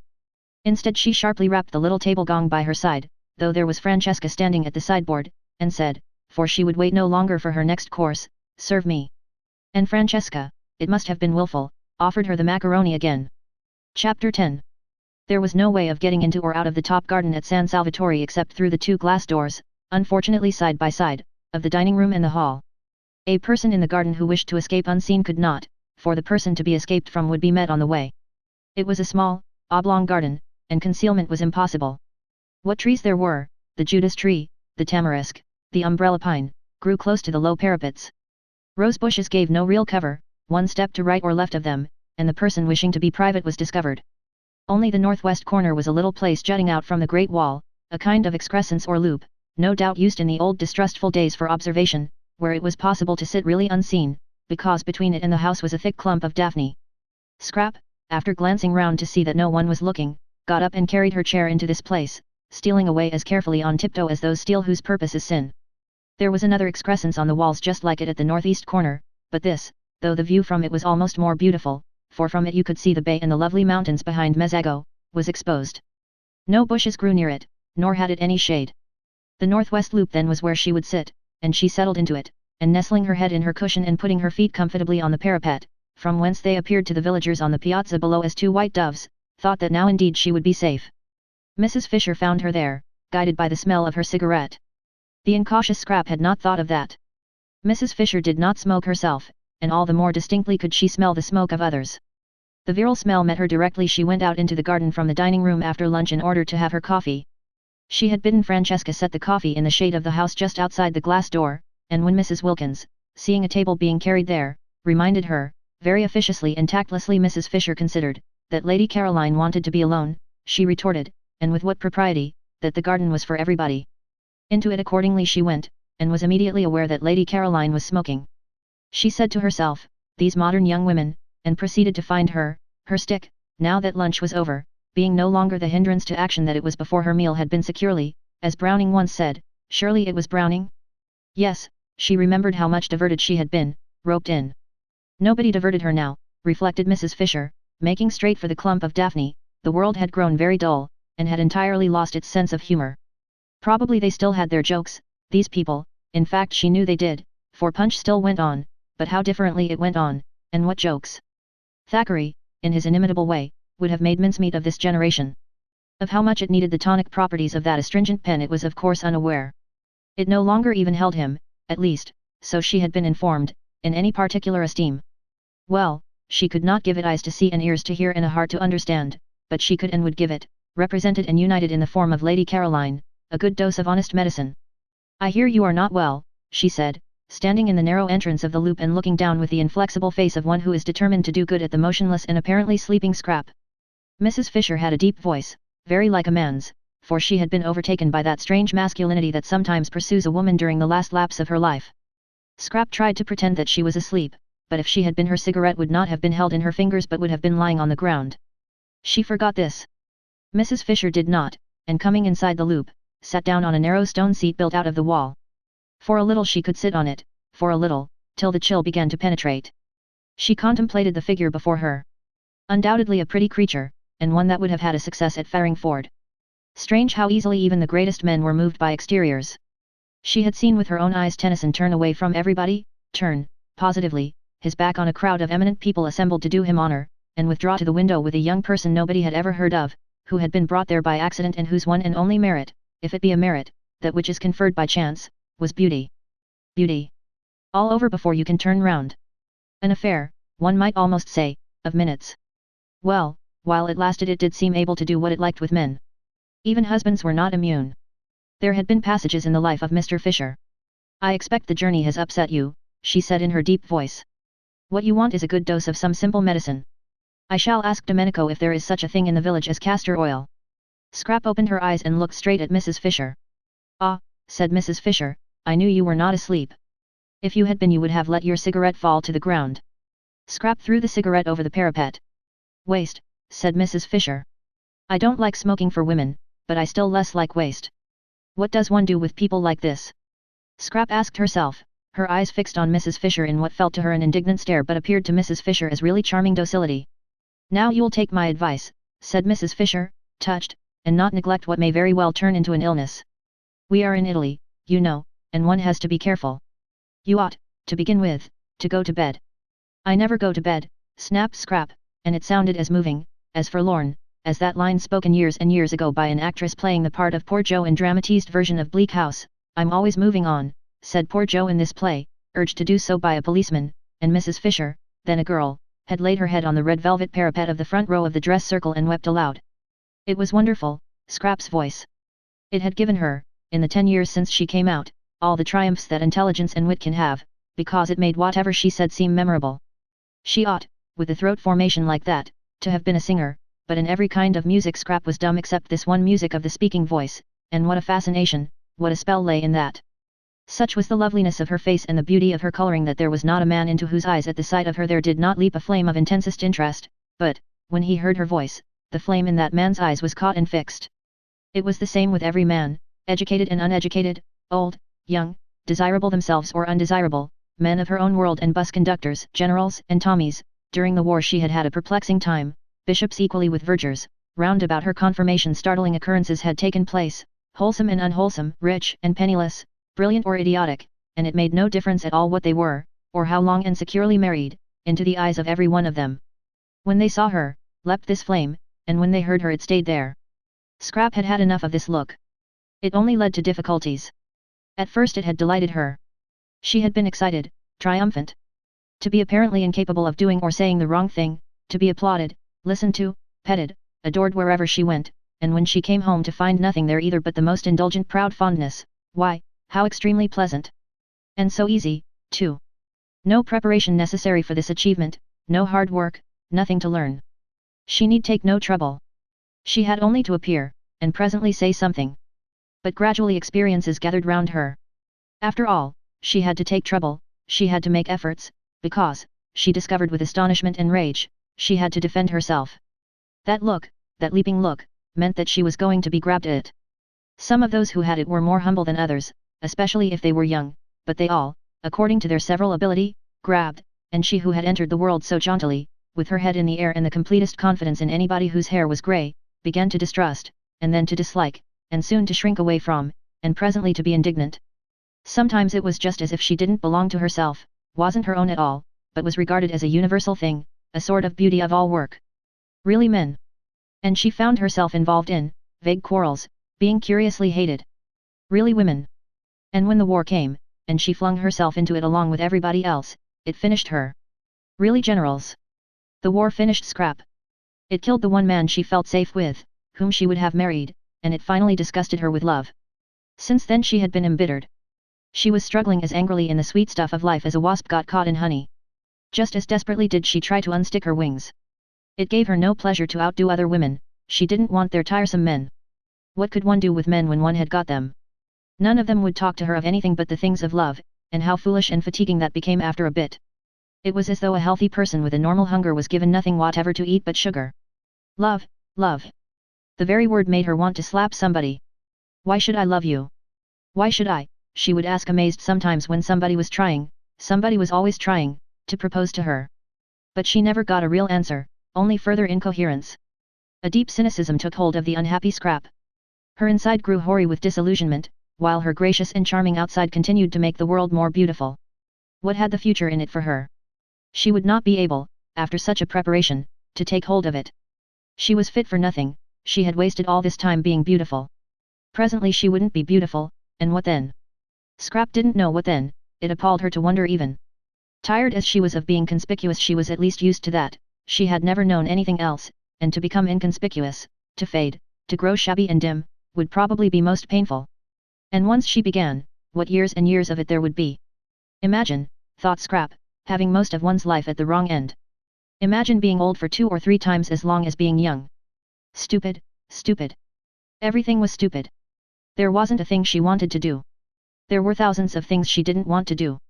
Avoidance, silence, invisibility, if possible unconsciousness, these negations were all she asked for at the moment, and here, even here, she was not allowed a minute's peace, and this absurd woman must come pretending, merely because she wanted to exercise power and make her go to bed and make her, hideous, drink castor oil, that she thought she was ill. I'm sure, said Mrs. Fisher, who felt the cold of the stone beginning to come through and knew she could not sit much longer, you'll do what is reasonable. Your mother would wish, have you a mother? A faint wonder came into Scrap's eyes. Have you a mother? If ever anybody had a mother it was Scrap. It had not occurred to her that there could be people who had never heard of her mother. She was one of the major marchionesses, there being, as no one knew better than Scrap, marchionesses, and had held high positions at court. Her father, too, in his day had been most prominent. His day was a little over, poor dear, because in the war he had made some important mistakes, and besides he was now grown old, still, there he was, an excessively well-known person. How restful, how extraordinarily restful to have found someone who had never heard of any of her lot, or at least had not yet connected her with them. She began to like Mrs. Fisher. Perhaps the originals didn't know anything about her either.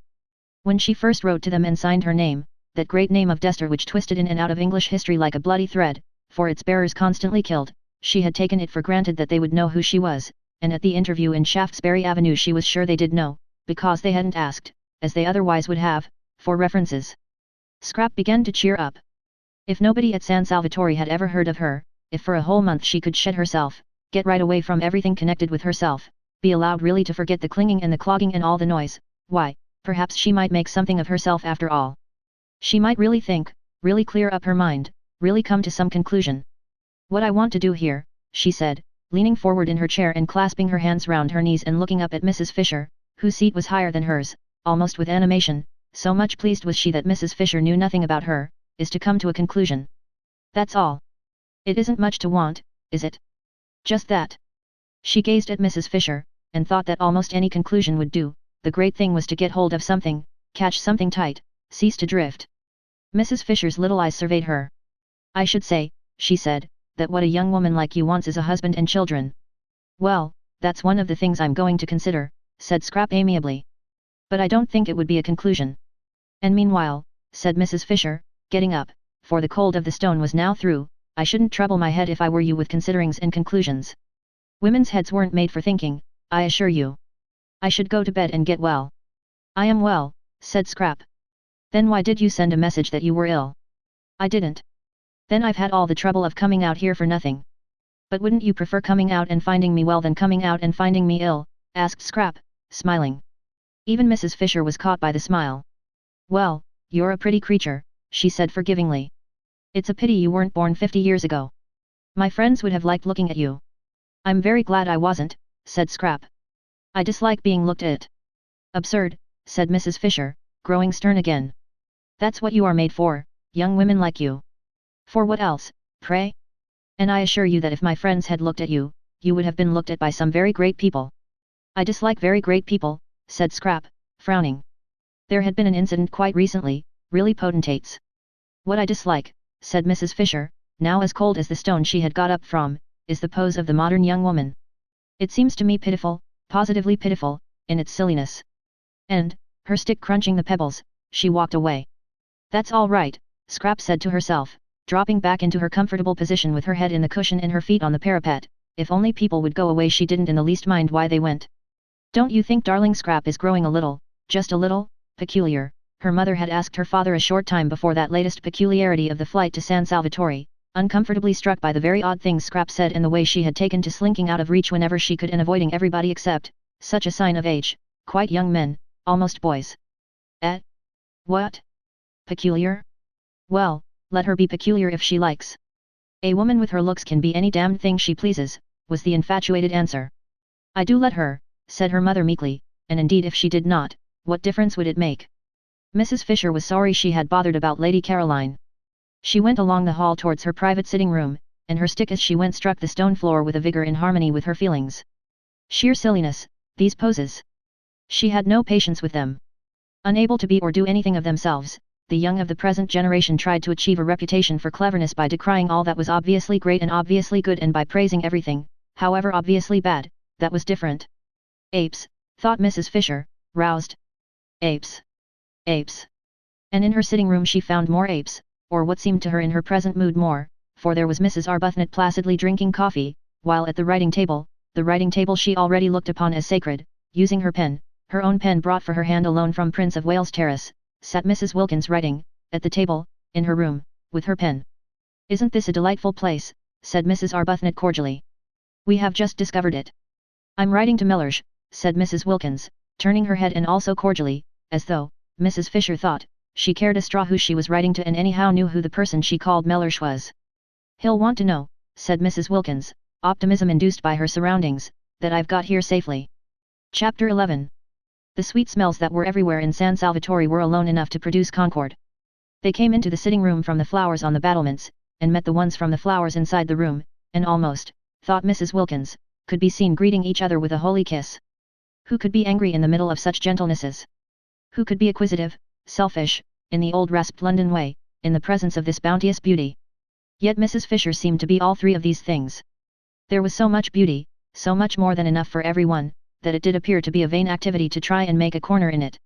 Yet Mrs. Fisher was trying to make a corner in it, and had railed off a portion for her exclusive use. Well, she would get over that presently, she would get over it inevitably, Mrs. Wilkins was sure, after a day or two in the extraordinary atmosphere of peace in that place. Meanwhile she obviously hadn't even begun to get over it. She stood looking at her and Rose with an expression that appeared to be one of anger. Anger. Fancy.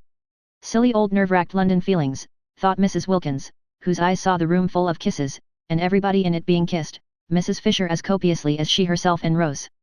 "You don't like us being in here," said Mrs. Wilkins, getting up and at once, after her manner, fixing on the truth. "Why? I should have thought," said Mrs. Fisher leaning on her stick, "you could have seen that it is my room." "You mean because of the photographs," said Mrs. Wilkins. Mrs. Arbuthnot, who was a little red and surprised, got up too. "And the notepaper," said Mrs. Fisher. "Notepaper with my London address on it. That pen." She pointed. It was still in Mrs. Wilkins's hand. "Is yours?" "I'm very sorry," said Mrs. Wilkins, laying it on the table. And she added smiling, that it had just been writing some very amiable things. "But why?" asked Mrs. Arbuthnot, who found herself unable to acquiesce in Mrs. Fisher's arrangements without at least a gentle struggle. "Ought we not to be here?" "It's a sitting room." "There is another one," said Mrs. Fisher. "You and your friend cannot sit in 2 rooms at once, and if I have no wish to disturb you in yours I am unable to see why you should wish to disturb me in mine." "But why?" began Mrs. Arbuthnot again. "It's quite natural," Mrs. Wilkins interrupted, for Rose was looking stubborn, and turning to Mrs. Fisher she said that although sharing things with friends was pleasant she could understand that Mrs. Fisher, still steeped in the Prince of Wales Terrace attitude to life, did not yet want to, but that she would get rid of that after a bit and feel quite different. "Soon you'll want us to share," said Mrs. Wilkins reassuringly. "Why, you may even get so far as asking me to use your pen if you knew I hadn't got one." Mrs. Fisher was moved almost beyond control by this speech. To have a ramshackle young woman from Hampstead patting her on the back as it were, in breezy certitude that quite soon she would improve, stirred her more deeply than anything had stirred her since her first discovery that Mr. Fisher was not what he seemed. Mrs. Wilkins must certainly be curbed. But how? There was a curious imperviousness about her. At that moment, for instance, she was smiling as pleasantly and with as unclouded a face as if she were saying nothing in the least impertinent. Would she know she was being curbed? If she didn't know, if she were too tough to feel it, then what? Nothing, except avoidance, except, precisely, one's own private sitting room. "I'm an old woman," said Mrs. Fisher, "and I need a room to myself. I cannot get about, because of my stick. As I cannot get about I have to sit. Why should I not sit quietly and undisturbed, as I told you in London I intended to? If people are to come in and out all day long, chattering and leaving doors open, you will have broken the agreement, which was that I was to be quiet." "But we haven't the least wish," began Mrs. Arbuthnot, who was again cut short by Mrs. Wilkins. "We're only too glad," said Mrs. Wilkins, "for you to have this room if it makes you happy. We didn't know about it, that's all. We wouldn't have come in if we had, not till you invited us, anyhow. I expect," she finished looking down cheerfully at Mrs. Fisher, "you soon will." And picking up her letter she took Mrs. Arbuthnot's hand and drew her towards the door. Mrs. Arbuthnot did not want to go. She, the mildest of women, was filled with a curious and surely unchristian desire to stay and fight. Not, of course, really, nor even with any definitely aggressive words. No, she only wanted to reason with Mrs. Fisher, and to reason patiently. But she did feel that something ought to be said, and that she ought not to allow herself to be rated and turned out as if she were a schoolgirl caught in ill behavior by authority. Mrs. Wilkins, however, drew her firmly to and through the door, and once again Rose wondered at Lottie, at her balance, her sweet and equable temper, she who in England had been such a thing of gusts. From the moment they got into Italy it was Lottie who seemed the elder. She certainly was very happy, blissful, in fact. Did happiness so completely protect one? Did it make one so untouchable, so wise? Rose was happy herself, but not anything like so happy. Evidently not, for not only did she want to fight Mrs. Fisher but she wanted something else, something more than this lovely place, something to complete it, she wanted Frederick. For the first time in her life she was surrounded by perfect beauty, and her one thought was to show it to him, to share it with him. She wanted Frederick. She yearned for Frederick. Ah, if only Frederick. Poor old thing, said Mrs. Wilkins, shutting the door gently on Mrs. Fisher in her triumph. Fancy on a day like this. She's a very rude old thing, said Mrs. Arbuthnot. She'll get over that. I'm sorry we chose just her room to go and sit in. It's much the nicest, said Mrs. Arbuthnot. And it isn't hers. Oh, but there are lots of other places, and she's such a poor old thing. Let her have the room. Whatever does it matter? And Mrs. Wilkins said she was going down to the village to find out where the post office was and post her letter to Mellersh, and would Rose go too? I've been thinking about Mellersh, said Mrs. Wilkins as they walked, one behind the other, down the narrow zigzag path up which they had climbed in the rain the night before. She went first. Mrs. Arbuthnot, quite naturally now, followed. In England it had been the other way about, Lottie, timid, hesitating, except when she burst out so awkwardly, getting behind the calm and reasonable Rose whenever she could. I've been thinking about Mellersh, repeated Mrs. Wilkins over her shoulder, as Rose seemed not to have heard. Have you, said Rose, a faint distaste in her voice, for her experiences with Mellersh had not been of a kind to make her enjoy remembering him. She had deceived Mellersh, therefore she didn't like him.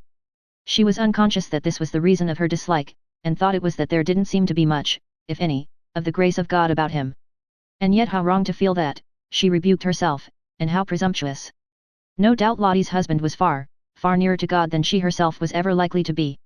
Still, she didn't like him. I've been a mean dog, said Mrs. Wilkins. Eh, what?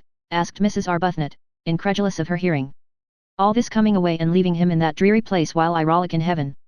He had planned to take me to Italy for Easter himself. Did I tell you? No, said Mrs. Arbuthnot, and indeed she had discouraged talk about husbands. Whenever Lottie had begun to blurt out things she had swiftly changed the conversation. One husband led to another, in conversation as well as in life, she felt, and she could not, she would not, talk of Frederick. Beyond the bare fact that he was there, he had not been mentioned. Mellersh had had to be mentioned, because of his obstructiveness, but she had carefully kept him from overflowing outside the limits of necessity. Well, he did, said Mrs. Wilkins. He had never done such a thing in his life before, and I was horrified. Fancy, just as I had planned to come to it myself. She paused on the path and looked up at Rose. Yes, said Rose, trying to think of something else to talk about. Now you see why I say I've been a mean dog. He had planned a holiday in Italy with me, and I had planned a holiday in Italy leaving him at home. I think, she went on, her eyes fixed on Rose's face, Mellersh has every reason to be both angry and hurt. Mrs. Arbuthnot was astonished. The extraordinary quickness with which, hour by hour, under her very eyes, Lottie became more selfless, disconcerted her. She was turning into something surprisingly like a saint. Here she was now being affectionate about Mellersh, who only that morning, while they hung their feet into the sea, had seemed a mere iridescence, Lottie had told her, a thing of gauze. That was only that morning, and by the time they had had lunch Lottie had developed so far as to have got him solid enough again to write to, and to write to at length. And now, a few minutes later, she was announcing that he had every reason to be angry with her and hurt, and that she herself had been, the language was unusual, but it did express real penitence, a mean dog. Rose stared at her astonished. If she went on like this, soon a nimbus might be expected round her head, was there already, if one didn't know it was the sun through the tree trunks catching her sandy hair. A great desire to love and be friends, to love everybody, to be friends with everybody, seemed to be invading Lottie, a desire for sheer goodness. Rose's own experience was that goodness, the state of being good, was only reached with difficulty and pain. It took a long time to get to it, in fact one never did get to it, or, if for a flashing instant one did, it was only for a flashing instant. Desperate perseverance was needed to struggle along its path, and all the way was dotted with doubts. Lottie simply flew along. She had certainly, thought Rose, not got rid of her impetuousness. It had merely taken another direction. She was now impetuously becoming a saint. Could one really attain goodness so violently? Wouldn't there be an equally violent reaction? I shouldn't, said Rose with caution, looking down into Lottie's bright eyes. The path was steep, so that Lottie was well below her. I shouldn't be sure of that too quickly. But I am sure of it, and I've written and told him so. Rose stared.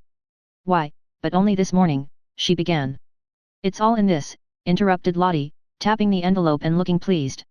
What, everything? You mean about the advertisement and my savings being spent? Oh no, not yet. But I'll tell him all that when he comes. When he comes, repeated Rose. I've invited him to come and stay with us. Rose could only go on staring. It's the least I could do. Besides, look at this. Lottie waved her hand. Disgusting not to share it. I was a mean dog to go off and leave him, but no dog I've ever heard of was ever as mean as I'd be if I didn't try and persuade Mellersh to come out and enjoy this too. It's barest decency that he should have some of the fun out of my nest egg. After all, he has housed me and fed me for years. One shouldn't be churlish. But, do you think he'll come? Oh, I hope so, said Lottie with the utmost earnestness, and added, poor lamb. At that Rose felt she would like to sit down. Mellersh a poor lamb? That same Mellersh who a few hours before was mere shimmer? There was a seat at the bend of the path, and Rose went to it and sat down. She wished to get her breath, gain time. If she had time she might perhaps be able to catch up the leaping Lottie, and perhaps be able to stop her before she committed herself to what she probably presently would be sorry for. Mellersh at San Salvatore? Mellersh, from whom Lottie had taken such pains so recently to escape. I see him here, said Lottie, as if in answer to her thoughts. Rose looked at her with real concern, for every time Lottie said in that convinced voice, I see, what she saw came true. Then it was to be supposed that Mr. Wilkins too would presently come true. I wish, said Rose anxiously, I understood you. Don't try, said Lottie, smiling. But I must, because I love you. Dear Rose, said Lottie, swiftly bending down and kissing her. You're so quick, said Rose. I can't follow your developments. I can't keep touch. It was what happened with Frieder. She broke off and looked frightened. The whole idea of our coming here, she went on again, as Lottie didn't seem to have noticed, was to get away, wasn't it? Well, we've got away. And now, after only a single day of it, you want to write to the very people. She stopped. The very people we were getting away from, finished Lottie. It's quite true. It seems idiotically illogical. But I'm so happy, I'm so well, I feel so fearfully wholesome. This place, why, it makes me feel flooded with love. And she stared down at Rose in a kind of radiant surprise. Rose was silent a moment. Then she said, and do you think it will have the same effect on Mr. Wilkins? Lottie laughed. I don't know, she said. But even if it doesn't, there's enough love about to flood 50 Mr. Wilkinses, as you call him. The great thing is to have lots of love about. I don't see, she went on, at least I don't see here, though I did at home, that it matters who loves as long as somebody does. I was a stingy beast at home, and used to measure and count. I had a queer obsession about justice. As though justice mattered. As though justice can really be distinguished from vengeance. It's only love that's any good. At home I wouldn't love Mellersh unless he loved me back, exactly as much, absolute fairness. Did you ever? And as he didn't, neither did I, and the aridity of that house. The aridity. Rose said nothing. She was bewildered by Lottie. One odd effect of San Salvatore on her rapidly developing friend was her sudden free use of robust words. She had not used them in Hampstead. Beast and dog were more robust than Hampstead cared about. In words, too, Lottie had come unchained. But how she wished, oh how Rose wished, that she too could write to her husband and say come. The Wilkins menage, however pompous Mellersh might be, and he had seemed to Rose pompous, was on a healthier, more natural footing than hers. Lottie could write to Mellersh and would get an answer. She couldn't write to Frederick, for only too well did she know he wouldn't answer. At least, he might answer, a hurried scribble, showing how much bored he was at doing it, with perfunctory thanks for her letter. But that would be worse than no answer at all, for his handwriting, her name on an envelope addressed by him, stabbed her heart. Too acutely did it bring back the letters of their beginnings together, the letters from him so desolate with separation, so aching with love and longing. To see apparently one of these very same letters arrive, and open it and find. Dear Rose, thanks for letter. Glad you're having a good time. Don't hurry back. Say if you want any money. Everything going splendidly here, yours. Frederick. No, it couldn't be borne. I don't think I'll come down to the village with you today, she said, looking up at Lottie with eyes suddenly gone dim. I think I want to think. All right, said Lottie, at once starting off briskly down the path. But don't think too long, she called back over her shoulder. Write and invite him at once. Invite whom? Asked Rose, startled. Your husband. Chapter 12. At the evening meal, which was the first time the whole four sat round the dining room table together, Scrap appeared. She appeared quite punctually, and in one of those wrappers or tea-gowns which are sometimes described as ravishing. This one really was ravishing. It certainly ravished Mrs. Wilkins, who could not take her eyes off the enchanting figure opposite. It was a shell-pink garment, and clung to the adorable Scrap as though it, too, loved her. What a beautiful dress, exclaimed Mrs. Wilkins eagerly. What, this old rag, said Scrap, glancing down at it as if to see which one she had got on. I've had it 100 years. And she concentrated on her soup. You must be very cold in it, said Mrs. Fisher, thin-lipped, for it showed a great deal of Scrap, the whole of her arms, for instance, and even where it covered her up it was so thin that you still saw her. Who, me, said Scrap, looking up a moment. Oh, no. And she continued her soup. You mustn't catch a chill, you know, said Mrs. Arbuthnot, feeling that such loveliness must at all costs be preserved unharmed. There's a great difference here when the sun goes down. I'm quite warm, said Scrap, industriously eating her soup. You look as if you had nothing at all on underneath, said Mrs. Fisher. I haven't. At least, hardly anything, said Scrap, finishing her soup. How very imprudent, said Mrs. Fisher, and how highly improper. Whereupon Scrap stared at her. Mrs. Fisher had arrived at dinner feeling friendly towards Lady Caroline. She at least had not intruded into her room and sat at her table and written with her pen. She did, Mrs. Fisher had supposed, know how to behave. Now it appeared that she did not know, for was this behaving, to come dressed, no, undressed, like that to a meal? Such behavior was not only exceedingly improper but also most inconsiderate, for the indelicate creature would certainly catch a chill, and then infect the entire party. Mrs. Fisher had a great objection to other people's chills. They were always the fruit of folly, and then they were handed on to her, who had done nothing at all to deserve them. Bird-brained, thought Mrs. Fisher, sternly contemplating Lady Caroline. Not an idea in her head except vanity.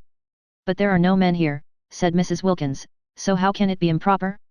Have you noticed, she inquired of Mrs. Fisher, who endeavoured to pretend she did not hear, how difficult it is to be improper without men? Mrs. Fisher neither answered her nor looked at her, but Scrap looked at her, and did that with her mouth which in any other mouth would have been a faint grin. Seen from without, across the bowl of nasturtiums, it was the most beautiful of brief and dimpled smiles. She had a very alive sort of face, that one, thought Scrap, observing Mrs. Wilkins with a dawn of interest. It was rather like a field of corn swept by lights and shadows. Both she and the dark one, Scrap noticed, had changed their clothes, but only in order to put on silk jumpers. The same amount of trouble would have been enough to dress them properly, reflected Scrap. Naturally they looked like nothing on earth in the jumpers. It didn't matter what Mrs. Fisher wore, indeed, the only thing for her, short of plumes and ermine, was what she did wear. But these others were quite young still, and quite attractive. They really definitely had faces. How different life would be for them if they made the most of themselves instead of the least. And yet, Scrap was suddenly bored, and turned away her thoughts and absently ate toast. What did it matter? If you did make the best of yourself, you only collected people round you who ended by wanting to grab. I've had the most wonderful day, began Mrs. Wilkins, her eyes shining. Scrap lowered hers. Oh, she thought, she's going to gush. As though anybody were interested in her day, thought Mrs. Fisher, lowering hers also. In fact, whenever Mrs. Wilkins spoke Mrs. Fisher deliberately cast down her eyes. Thus would she mark her disapproval. Besides, it seemed the only safe thing to do with her eyes, for no one could tell what the uncurbed creature would say next. That which she had just said, for instance, about men, addressed to her, what could she mean?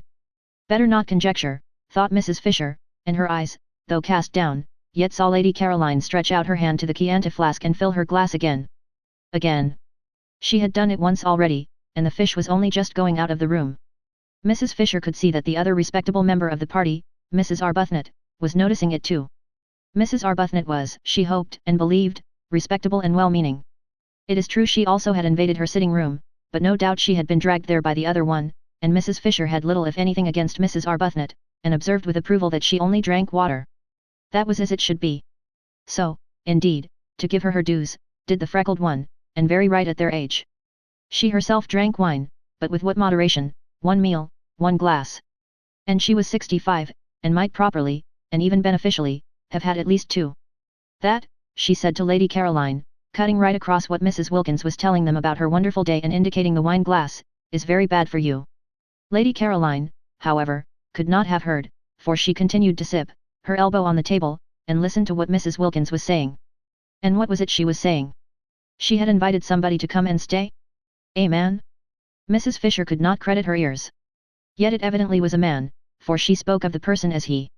Suddenly and for the first time, but then this was most important, Mrs. Fisher addressed Mrs. Wilkins directly. She was 65, and cared very little what sorts of women she happened to be with for a month, but if the women were to be mixed with men it was a different proposition altogether. She was not going to be made a catspaw of. She had not come out there to sanction by her presence what used in her day to be called fast behavior. Nothing had been said at the interview in London about men, if there had been she would have declined, of course, to come. What is his name? Asked Mrs. Fisher, abruptly interposing. Mrs. Wilkins turned to her with a slight surprise. Wilkins, she said. Wilkins. Yes. Your name. And his. A relation. Not blood. A connection. A husband. Mrs. Fisher once more cast down her eyes. She could not talk to Mrs. Wilkins. There was something about the things she said. A husband. Suggesting one of many. Always that unseemly twist to everything. Why could she not say my husband? Besides, Mrs. Fisher had, she herself knew not for what reason, taken both the Hampstead young women for widows. War ones. There had been an absence of mention of husbands at the interview which would not, she considered, be natural if such persons did after all exist. And if a husband was not a relation, who was? Not blood. What a way to talk. Why, a husband was the first of all relations. How well she remembered Ruskin. No, it was not Ruskin, it was the Bible that said a man should leave his father and mother and cleave only to his wife, showing that she became by marriage an even more than blood relation. And if the husband's father and mother were to be nothing to him compared to his wife, how much less than nothing ought the wife's father and mother be to her compared to her husband?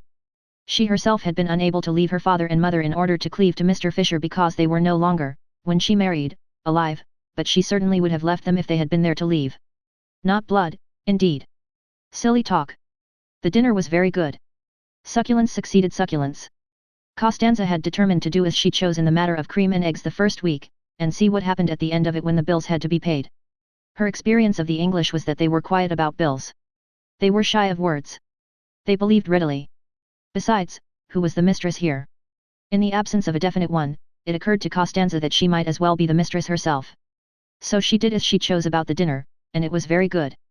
The 4, however, were so much preoccupied by their own conversation that they ate it without noticing how good it was.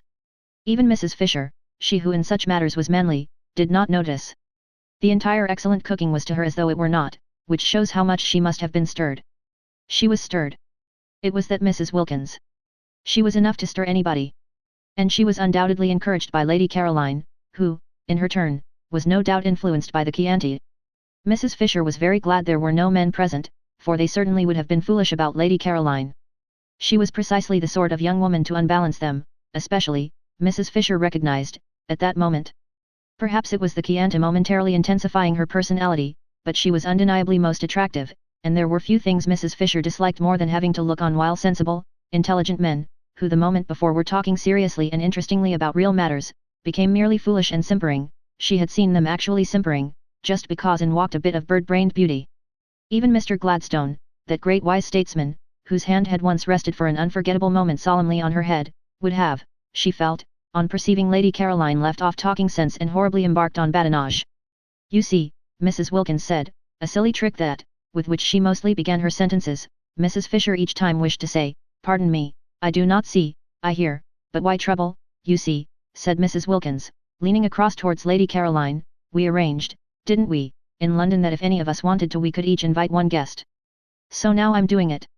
I don't remember that, said Mrs. Fisher, her eyes on her plate. Oh yes, we did, didn't we, Rose? Yes, I remember, said Lady Caroline. Only it seemed so incredible that one could ever want to. One's whole idea was to get away from one's friends. And one's husbands. Again that unseemly plural. But how altogether unseemly, thought Mrs. Fisher. Such implications. Mrs. Arbuthnot clearly thought so too, for she had turned red. And family affection, said Lady Caroline, or was it the Chianti speaking? Surely it was the Chianti. And the want of family affection, said Mrs. Wilkins, what a light she was throwing on her home life and real character. That wouldn't be so bad, said Lady Caroline. I'd stay with that. It would give one room. Oh no, no, it's dreadful, cried Mrs. Wilkins. It's as if one had no clothes on. But I like that, said Lady Caroline. Really, said Mrs. Fisher. It's a divine feeling, getting rid of things, said Lady Caroline, who was talking altogether to Mrs. Wilkins and paid no attention to the other two. Oh, but in a bitter wind to have nothing on and know there never will be anything on and you going to get colder and colder till at last you die of it, that's what it was like, living with somebody who didn't love one. These confidences, thought Mrs. Fisher. And no excuse whatever for Mrs. Wilkins, who was making them entirely on plain water. Mrs. Arbuthnot, judging from her face, quite shared Mrs. Fisher's disapproval, she was fidgeting.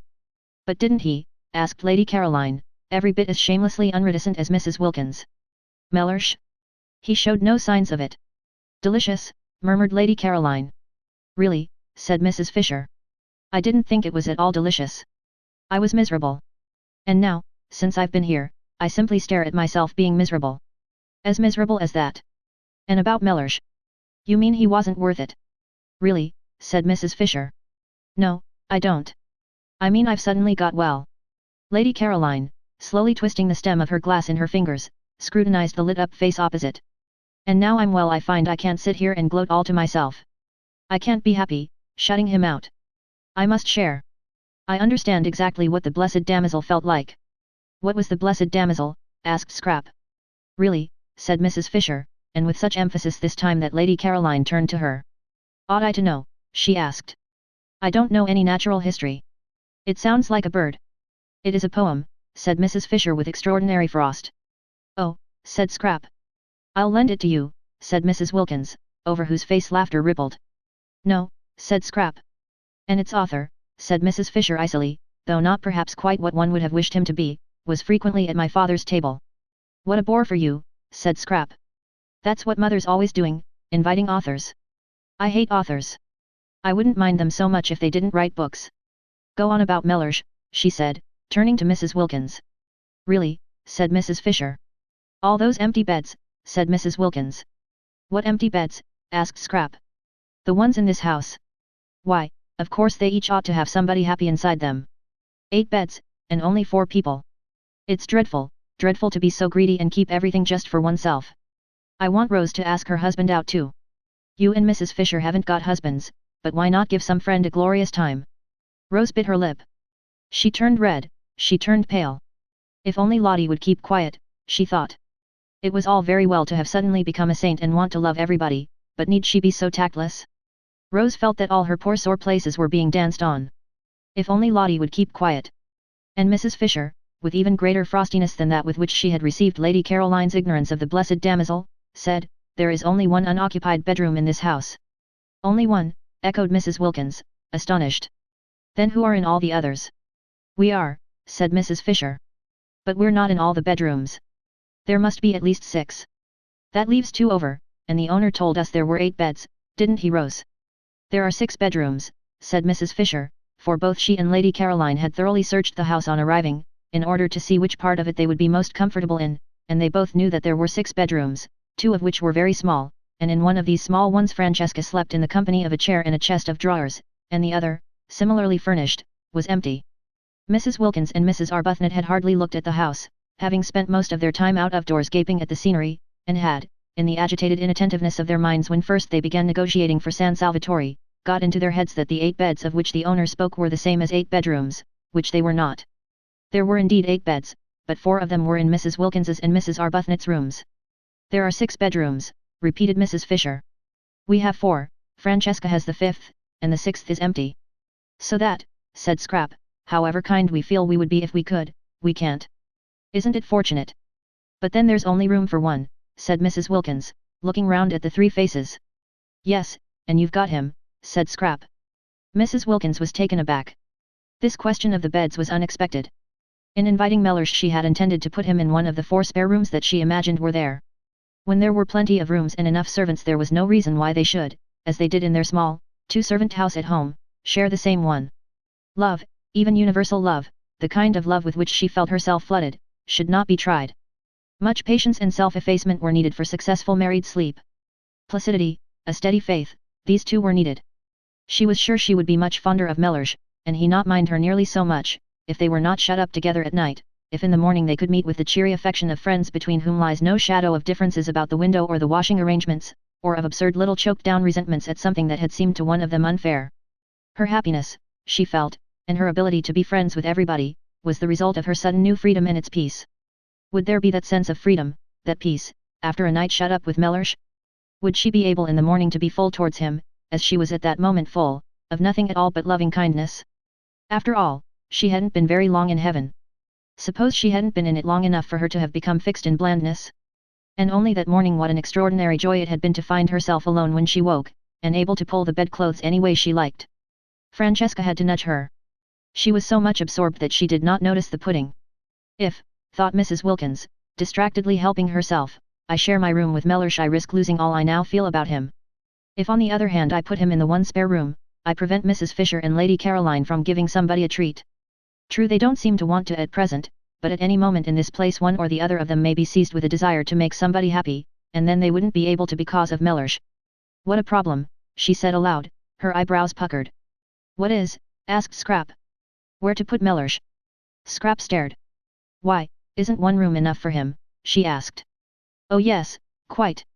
But then there won't be any room left at all, any room for somebody you may want to invite. I shan't want to, said Scrap. Or you, said Mrs. Wilkins to Mrs. Fisher. Rose, of course, doesn't count. I'm sure she would like sharing her room with her husband. It's written all over her. Really, said Mrs. Fisher. Really what? Asked Mrs. Wilkins, turning hopefully to her, for she thought the word this time was the preliminary to a helpful suggestion. It was not. It stood by itself.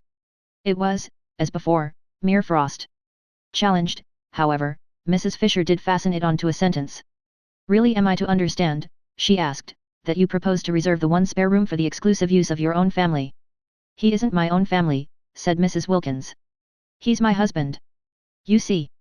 I see nothing, Mrs. Fisher could not this time refrain from interrupting, for what an intolerable trick. At the most I hear, and that reluctantly. But Mrs. Wilkins, as impervious to rebuke as Mrs. Fisher had feared, immediately repeated the tiresome formula and launched out into a long and excessively indelicate speech about the best place for the person she called Mellersh to sleep in. Mellersh, Mrs. Fisher, remembering the Thomases and Johns and Alfreds and Roberts of her day, plain names that yet had all become glorious, thought it sheer affectation to be christened Mellersh, was, it seemed, Mrs. Wilkins's husband, and therefore his place was clearly indicated. Why this talk?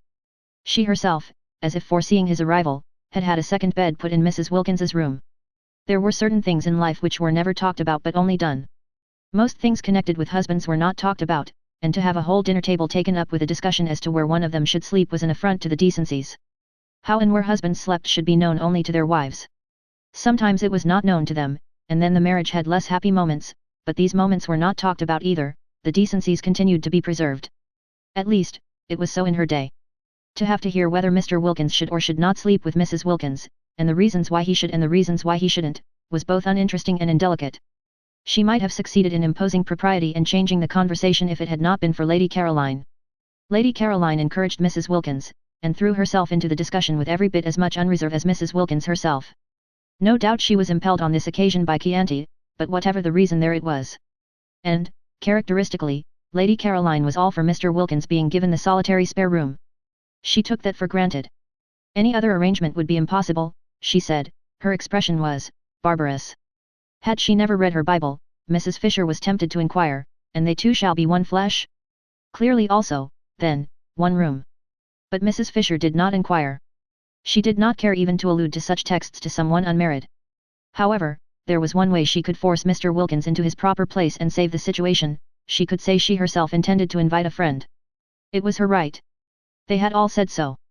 Apart from propriety, it was monstrous that Mrs. Wilkins should want to monopolize the one spare room, when in her own room was everything necessary for her husband. Perhaps she really would invite somebody, not invite, but suggest coming. There was Kate Lumley, for instance. Kate could perfectly afford to come and pay her share, and she was of her own period and knew, and had known, most of the people she herself knew and had known.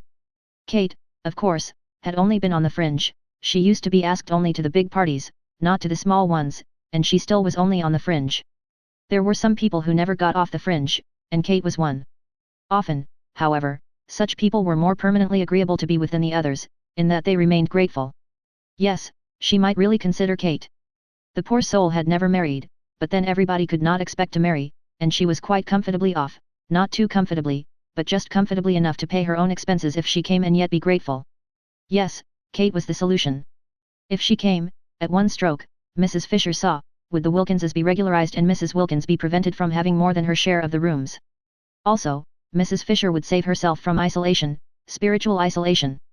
She desired physical isolation between meals, but she disliked that isolation which is of the spirit.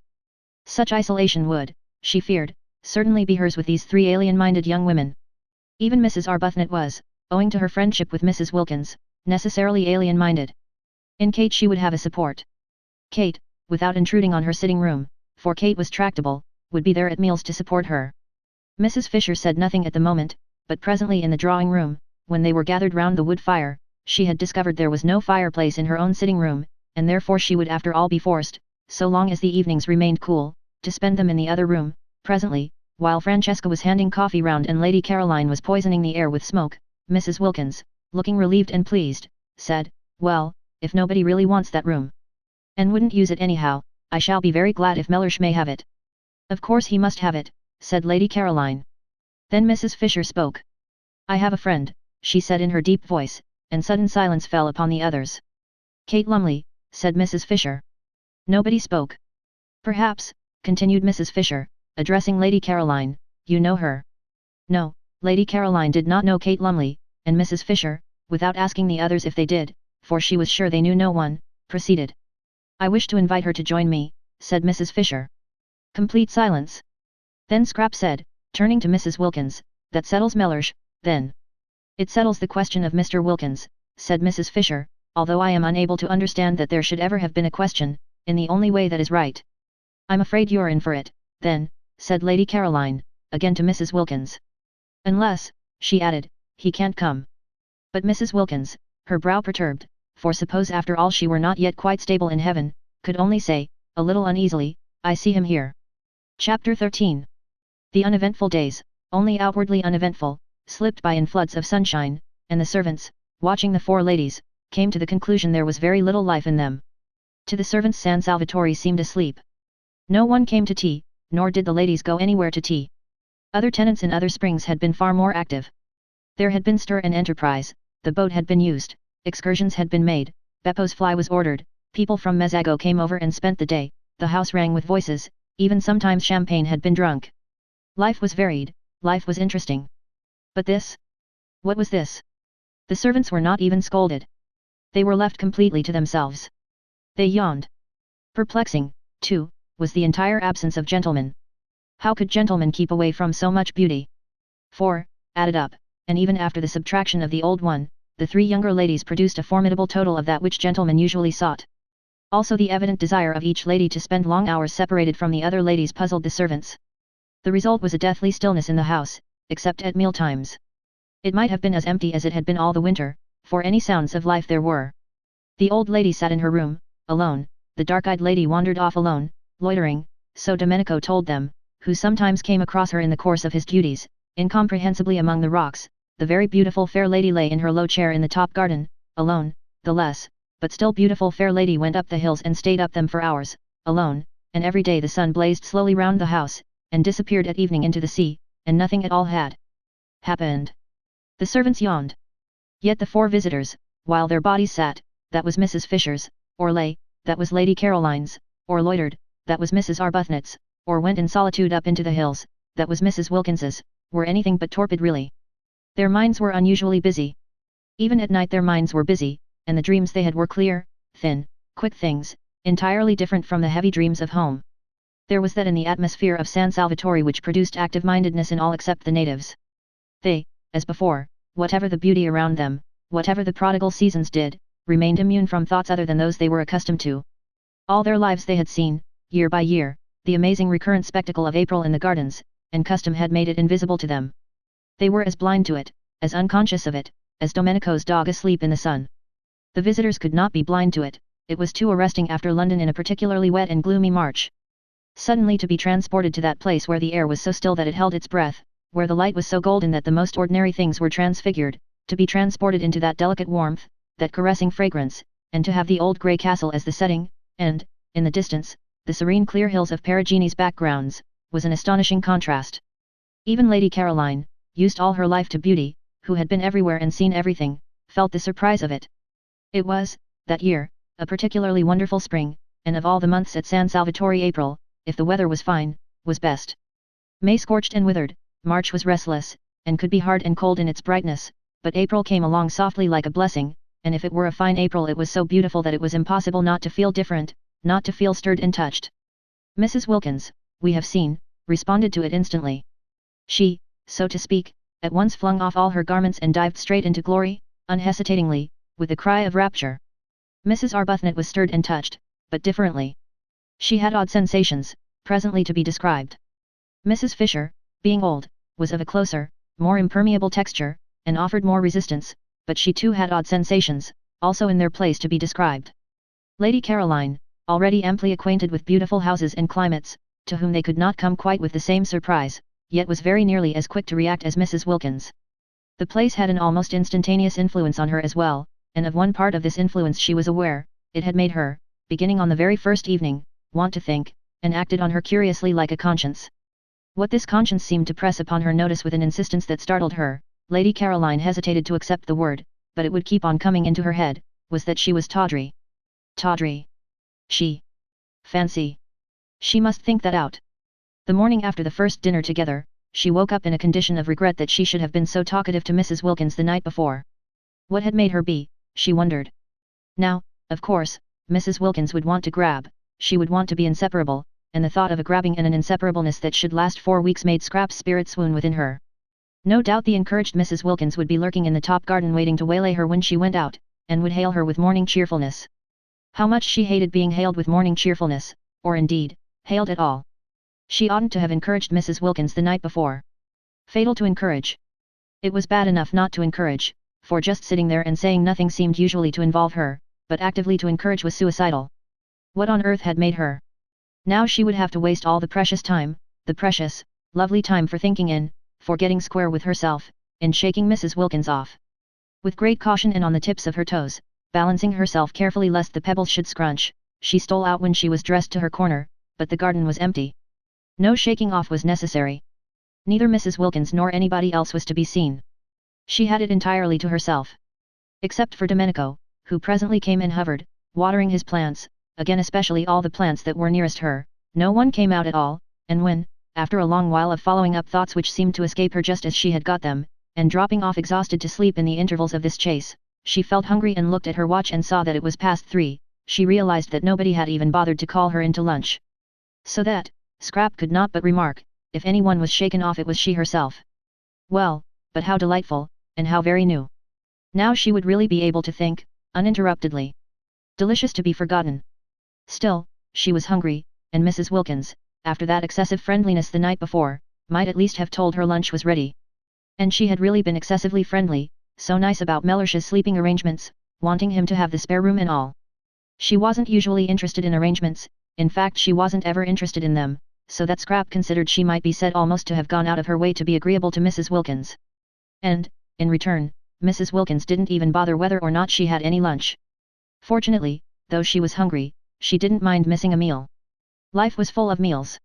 They took up an enormous proportion of one's time, and Mrs. Fisher was, she was afraid, one of those persons who at meals linger. Twice now had she dined with Mrs. Fisher, and each time she had been difficult at the end to dislodge, lingering on slowly cracking innumerable nuts and slowly drinking a glass of wine that seemed as if it would never be finished. Probably it would be a good thing to make a habit of missing lunch, and as it was quite easy to have tea brought out to her, and as she breakfasted in her room, only once a day would she have to sit at the dining room table and endure the nuts. Scrap burrowed her head comfortably in the cushions, and with her feet crossed on the low parapet gave herself up to more thought. She said to herself, as she had said at intervals throughout the morning, now I'm going to think. But, never having thought out anything in her life, it was difficult. Extraordinary how one's attention wouldn't stay fixed, extraordinary how one's mind slipped sideways. Settling herself down to a review of her past as a preliminary to the consideration of her future, and hunting in it to begin with for any justification of that distressing word tawdry, the next thing she knew was that she wasn't thinking about this at all, but had somehow switched on to Mr. Wilkins. Well, Mr. Wilkins was quite easy to think about, though not pleasant. She viewed his approach with misgivings. For not only was it a profound and unexpected bore to have a man added to the party, and a man, too, of the kind she was sure Mr. Wilkins must be, but she was afraid, and her fear was the result of a drearily unvarying experience, that he might wish to hang about her. This possibility had evidently not yet occurred to Mrs. Wilkins, and it was not one to which she could very well draw her attention, not, that is, without being too fatuous to live. She tried to hope that Mr. Wilkins would be a wonderful exception to the dreadful rule. If only he were, she would be so much obliged to him that she believed she might really quite like him. But, she had misgivings. Suppose he hung about her so that she was driven from her lovely top garden, suppose the light in Mrs. Wilkins's funny, flickering face was blown out. Scrap felt she would particularly dislike this to happen to Mrs. Wilkins's face, yet she had never in her life met any wives, not any at all, who had been able to understand that she didn't in the least want their husbands. Often she had met wives who didn't want their husbands either, but that made them none the less indignant if they thought somebody else did, and none the less sure, when they saw them hanging round Scrap, that she was trying to get them. Trying to get them. The bare thought, the bare recollection of these situations, filled her with a boredom so extreme that it instantly sent her to sleep again. When she woke up she went on with Mr. Wilkins. Now if, thought Scrap, Mr. Wilkins were not an exception and behaved in the usual way, would Mrs. Wilkins understand, or would it just simply spoil her holiday? She seemed quick, but would she be quick about just this? She seemed to understand and see inside one, but would she understand and see inside one when it came to Mr. Wilkins? The experienced Scrap was full of doubts. She shifted her feet on the parapet, she jerked a cushion straight. Perhaps she had better try and explain to Mrs. Wilkins, during the days still remaining before the arrival, explain in a general way, rather vague and talking at large, her attitude towards such things. She might also expound to her her peculiar dislike of people's husbands, and her profound craving to be, at least for this 1 month, let alone. But Scrap had her doubts about this too. Such talk meant a certain familiarity, meant embarking on a friendship with Mrs. Wilkins, and if, after having embarked on it and faced the peril it contained of too much Mrs. Wilkins, Mr. Wilkins should turn out to be artful, and people did get very artful when they were set on anything, and manage after all to slip through into the top garden, Mrs. Wilkins might easily believe she had been taken in, and that she, Scrap, was deceitful. Deceitful. And about Mr. Wilkins. Wives were really pathetic. At 4:30 she heard sounds of saucers on the other side of the daphne bushes. Was tea being sent out to her? No, the sounds came no closer, they stopped near the house. Tea was to be in the garden, in her garden. Scrap considered she might at least have been asked if she minded being disturbed. They all knew she sat there. Perhaps someone would bring hers to her in her corner. No, nobody brought anything.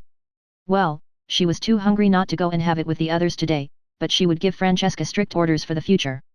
She got up, and walked with that slow grace which was another of her outrageous number of attractions towards the sounds of tea. She was conscious not only of being very hungry but of wanting to talk to Mrs. Wilkins again. Mrs. Wilkins had not grabbed, she had left her quite free all day in spite of the rapprochement the night before. Of course she was an original, and put on a silk jumper for dinner, but she hadn't grabbed. This was a great thing. Scrap went towards the tea table quite looking forward to Mrs. Wilkins, and when she came in sight of it she saw only Mrs. Fisher and Mrs. Arbuthnot. Mrs. Fisher was pouring out the tea, and Mrs. Arbuthnot was offering Mrs. Fisher macaroons. Every time Mrs. Fisher offered Mrs. Arbuthnot anything, her cup, or milk, or sugar, Mrs. Arbuthnot offered her macaroons, pressed them on her with an odd assiduousness, almost with obstinacy. Was it a game? Scrap wondered, sitting down and seizing a macaroon. "Where is Mrs. Wilkins?" asked Scrap. They did not know. At least, Mrs. Arbuthnot, on Scrap's inquiry, did not know. Mrs. Fisher's face, at the name, became elaborately uninterested.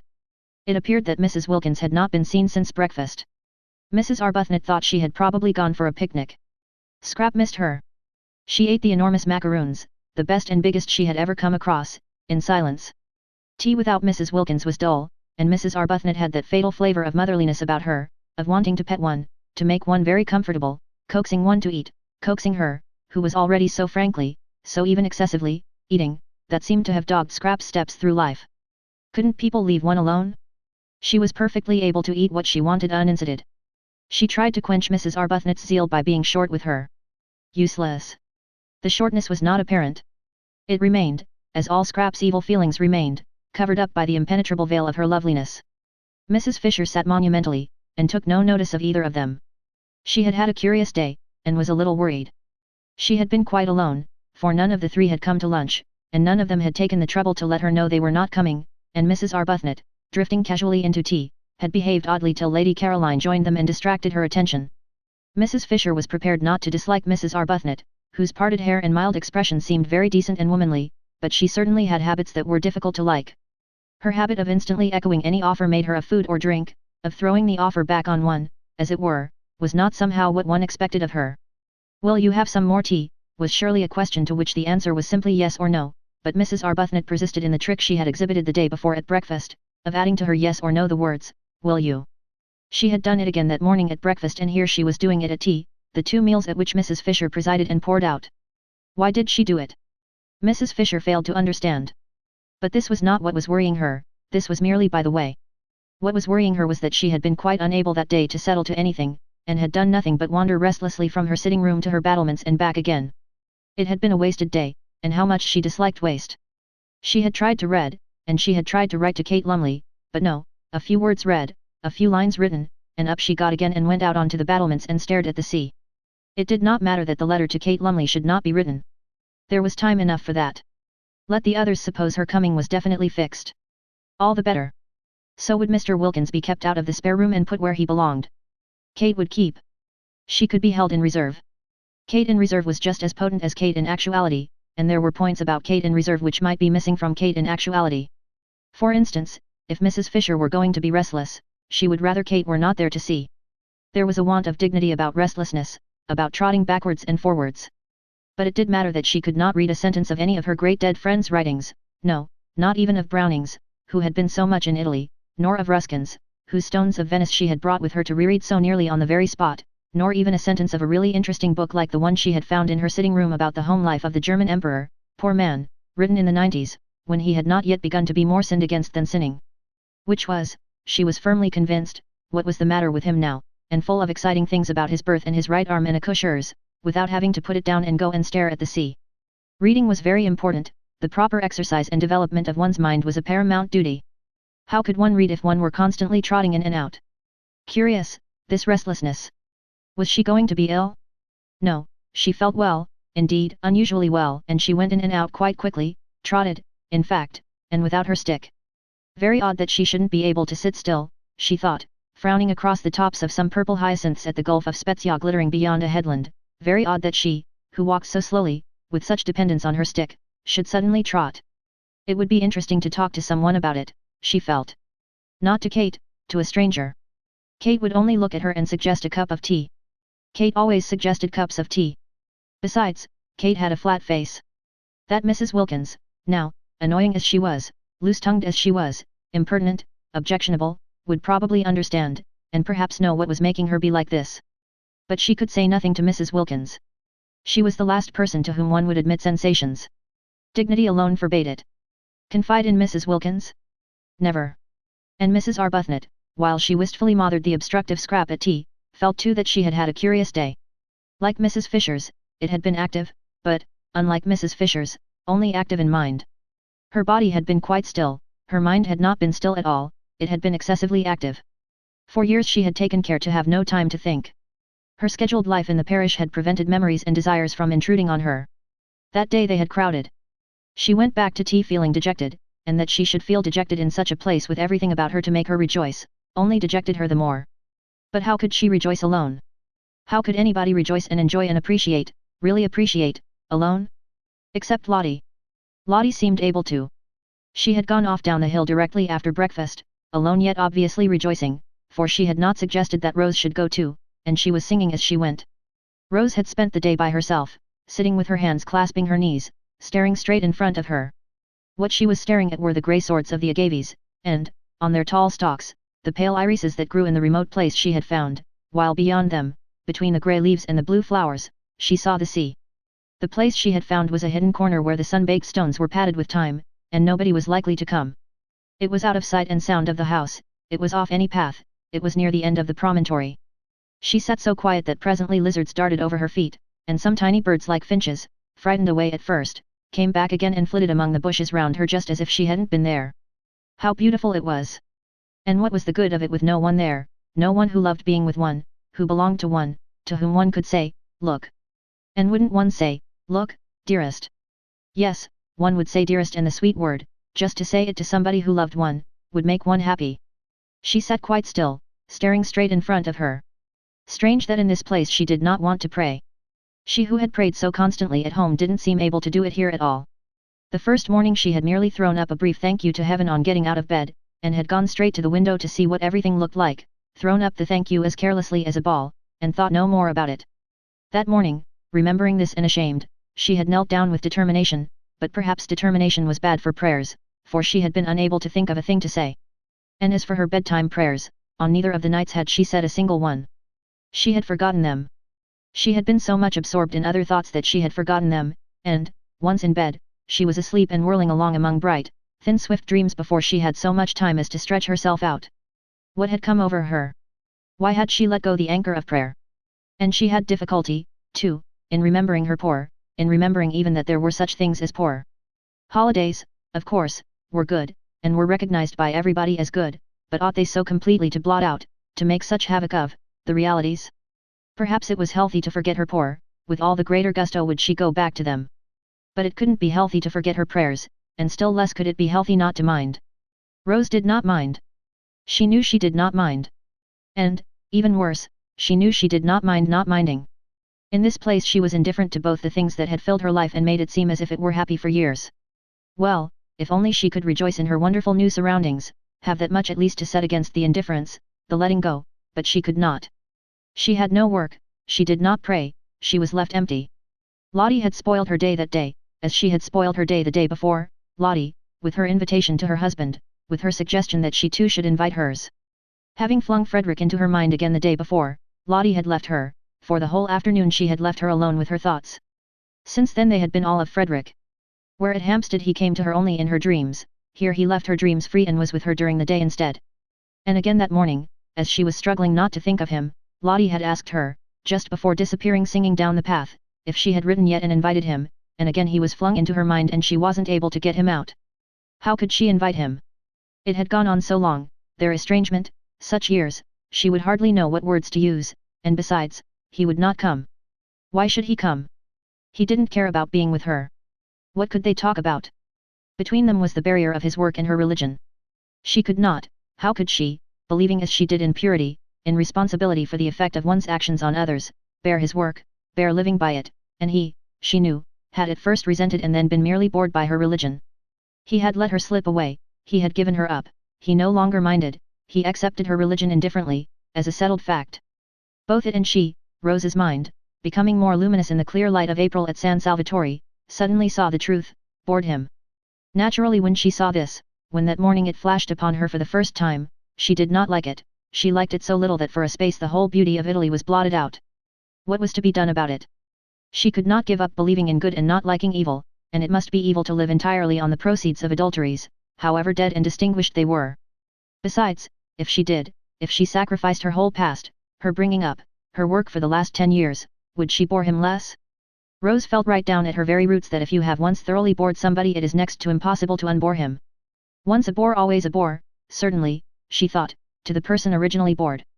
Then, thought she, looking out to sea through eyes grown misty, better cling to her religion. It was better, she hardly noticed the reprehensibleness of her thought, than nothing. But oh, she wanted to cling to something tangible, to love something living, something that one could hold against one's heart, that one could see and touch and do things for. If her poor baby hadn't died. Babies didn't get bored with one, it took them a long while to grow up and find one out. And perhaps one's baby never did find one out, perhaps one would always be to it, however old and bearded it grew, somebody special, somebody different from everyone else, and if for no other reason, precious in that one could never be repeated. Sitting with dim eyes looking out to sea she felt an extraordinary yearning to hold something of her very own tight to her bosom. Rose was slender, and as reserved in figure as in character, yet she felt a queer sensation of, how could she describe it, bosom. There was something about San Salvatore that made her feel all bosom. She wanted to gather to her bosom, to comfort and protect, soothing the dear head that should lie on it with softest strokings and murmurs of love. Frederick's child, come to her, pillowed on her, because they were unhappy, because they had been hurt. They would need her then, if they had been hurt, they would let themselves be loved then, if they were unhappy. Well, the child was gone, would never come now, but perhaps Frederick, some day, when he was old and tired. Such were Mrs. Arbuthnot's reflections and emotions that first day at San Salvatore by herself. She went back to tea dejected as she had not been for years. San Salvatore had taken her carefully built-up semblance of happiness away from her, and given her nothing in exchange. Yes, it had given her yearnings in exchange, this ache and longing, this queer feeling of bosom, but that was worse than nothing. And she who had learned balance, who never at home was irritated but always able to be kind, could not, even in her dejection, that afternoon endure Mrs. Fisher's assumption of the position as hostess at tea. One would have supposed that such a little thing would not have touched her, but it did. Was her nature changing? Was she to be not only thrown back on long-stifled yearnings after Frederick, but also turned into somebody who wanted to fight over little things? After tea, when both Mrs. Fisher and Lady Caroline had disappeared again, it was quite evident that nobody wanted her. She was more dejected than ever, overwhelmed by the discrepancy between the splendor outside her, the warm, teeming beauty and self-sufficiency of nature, and the blank emptiness of her heart. Then came Lottie, back to dinner, incredibly more freckled, exuding the sunshine she had been collecting all day, talking, laughing, being tactless, being unwise, being without reticence, and Lady Caroline, so quiet at tea, woke up to animation, and Mrs. Fisher was not so noticeable, and Rose was beginning to revive a little, for Lottie's spirits were contagious as she described the delights of her day, a day which might easily to anyone else have had nothing in it but a very long and very hot walk and sandwiches, when she suddenly said, catching Rose's eye, "Letter gone." Rose flushed. This tactlessness. "What letter?" asked Scrap, interested. Both her elbows were on the table and her chin was supported in her hands, for the nut stage had been reached, and there was nothing for it but to wait in as comfortable as position as possible till Mrs. Fisher had finished cracking. "Asking her husband here," said Lottie. Mrs. Fisher looked up. Another husband? Was there to be no end to them? Nor was this one, then, a widow either, but her husband was no doubt a decent, respectable man, following a decent, respectable calling. She had little hope of Mr. Wilkins, so little, that she had refrained from inquiring what he did. "Has it?" persisted Lottie, as Rose said nothing. "No," said Rose. "Oh, well, tomorrow then," said Lottie. Rose wanted to say no again to this. Lottie would have in her place, and would, besides, have expounded all her reasons. But she could not turn herself inside out like that and invite any and everybody to come and look. How was it that Lottie, who saw so many things, didn't see stuck on her heart, and seeing keep quiet about it, the sore place that was Frederick? "Who is your husband?" asked Mrs. Fisher, carefully adjusting another nut between the crackers. "Who should he be?" said Rose quickly, roused at once by Mrs. Fisher to irritation, "except Mr. Arbuthnot. I mean, of course, what is Mr. Arbuthnot?" And Rose, gone painfully red at this, said after a tiny pause, "My husband." Naturally, Mrs. Fisher was incensed. She couldn't have believed it of this one, with her decent hair and gentle voice, that she too should be impertinent. Chapter 14. That first week the wisteria began to fade, and the flowers of the Judas tree and peach trees fell off and carpeted the ground with rose color. Then all the freesias disappeared, and the irises grew scarce. And then, while these were clearing themselves away, the double banksia roses came out, and the big summer roses suddenly flaunted gorgeously on the walls and trellises. Fortune's yellow was one of them, a very beautiful rose. Presently the tamarisk and the daphnes were at their best, and the lilies at their tallest. By the end of the week the fig trees were giving shade, the plum blossom was out among the olives, the modest wygelias appeared in their fresh pink clothes, and on the rocks sprawled masses of thick-leaved, star-shaped flowers, some vivid purple and some a clear, pale lemon. By the end of the week, too, Mr. Wilkins arrived, even as his wife had foreseen he would, so he did. And there were signs almost of eagerness about his acceptance of her suggestion, for he had not waited to write a letter in answer to hers, but had telegraphed. That, surely, was eager. It showed, Scrap thought, a definite wish for reunion, and watching his wife's happy face, and aware of her desire that Mellersh should enjoy his holiday, she told herself that he would be a very unusual fool should he waste his time bothering about anybody else. If he isn't nice to her, Scrap thought, he shall be taken to the battlements and tipped over. For, by the end of the week, she and Mrs. Wilkins had become Caroline and Lottie to each other, and were friends. Mrs. Wilkins had always been friends, but Scrap had struggled not to be. She had tried hard to be cautious, but how difficult was caution with Mrs. Wilkins? Free herself from every vestige of it, she was so entirely unreserved, so completely expansive, that soon Scrap, almost before she knew what she was doing, was being unreserved too. And nobody could be more unreserved than Scrap, once she let herself go. The only difficulty about Lottie was that she was nearly always somewhere else. You couldn't catch her, you couldn't pin her down to come and talk. Scrap's fears that she would grab seemed grotesque in retrospect. Why, there was no grab in her. At dinner and after dinner were the only times one really saw her. All day long she was invisible, and would come back in the late afternoon looking a perfect sight, her hair full of bits of moss, and her freckles worse than ever. Perhaps she was making the most of her time before Mellersh arrived to do all the things she wanted to do, and meant to devote herself afterwards to going about with him, tidy and in her best clothes. Scrap watched her, interested in spite of herself, because it seemed so extraordinary to be as happy as all that on so little. San Salvatore was beautiful, and the weather was divine, but scenery and weather had never been enough for Scrap, and how could they be enough for somebody who would have to leave them quite soon and go back to life in Hampstead? Also, there was the imminence of Mellersh, of that Mellersh from whom Lottie had so lately run. It was all very well to feel one ought to share, and to make a beau jest and do it, but the beau's jest Scrap had known hadn't made anybody happy. Nobody really liked being the object of one, and it always meant an effort on the part of the maker. Still, she had to admit there was no effort about Lottie. It was quite plain that everything she did and said was effortless, and that she was just simply, completely happy. And so Mrs. Wilkins was, for her doubts as to whether she had had time to become steady enough in serenity to go on being serene in Mellersh's company when she had it uninterruptedly right round the clock, had gone by the middle of the week, and she felt that nothing now could shake her. She was ready for anything. She was firmly grafted, rooted, built into heaven. Whatever Mellersh said or did, she would not budge an inch out of heaven, would not rouse herself a single instant to come outside it and be cross. On the contrary, she was going to pull him up into it beside her, and they would sit comfortably together, suffused in light, and laugh at how much afraid of him she used to be in Hampstead, and at how deceitful her afraidness had made her. But he wouldn't need much pulling. He would come in quite naturally after a day or two, irresistibly wafted on the scented breezes of that divine air, and there he would sit arrayed in stars, thought Mrs. Wilkins, in whose mind, among much other debris, floated occasional bright shreds of poetry. She laughed to herself a little at the picture of Mellersh, that top-hatted, black-coated, respectable family solicitor, arrayed in stars, but she laughed affectionately, almost with a maternal pride in how splendid he would look in such fine clothes. Poor lamb, she murmured to herself affectionately. And added, what he wants is a thorough airing. This was during the first half of the week.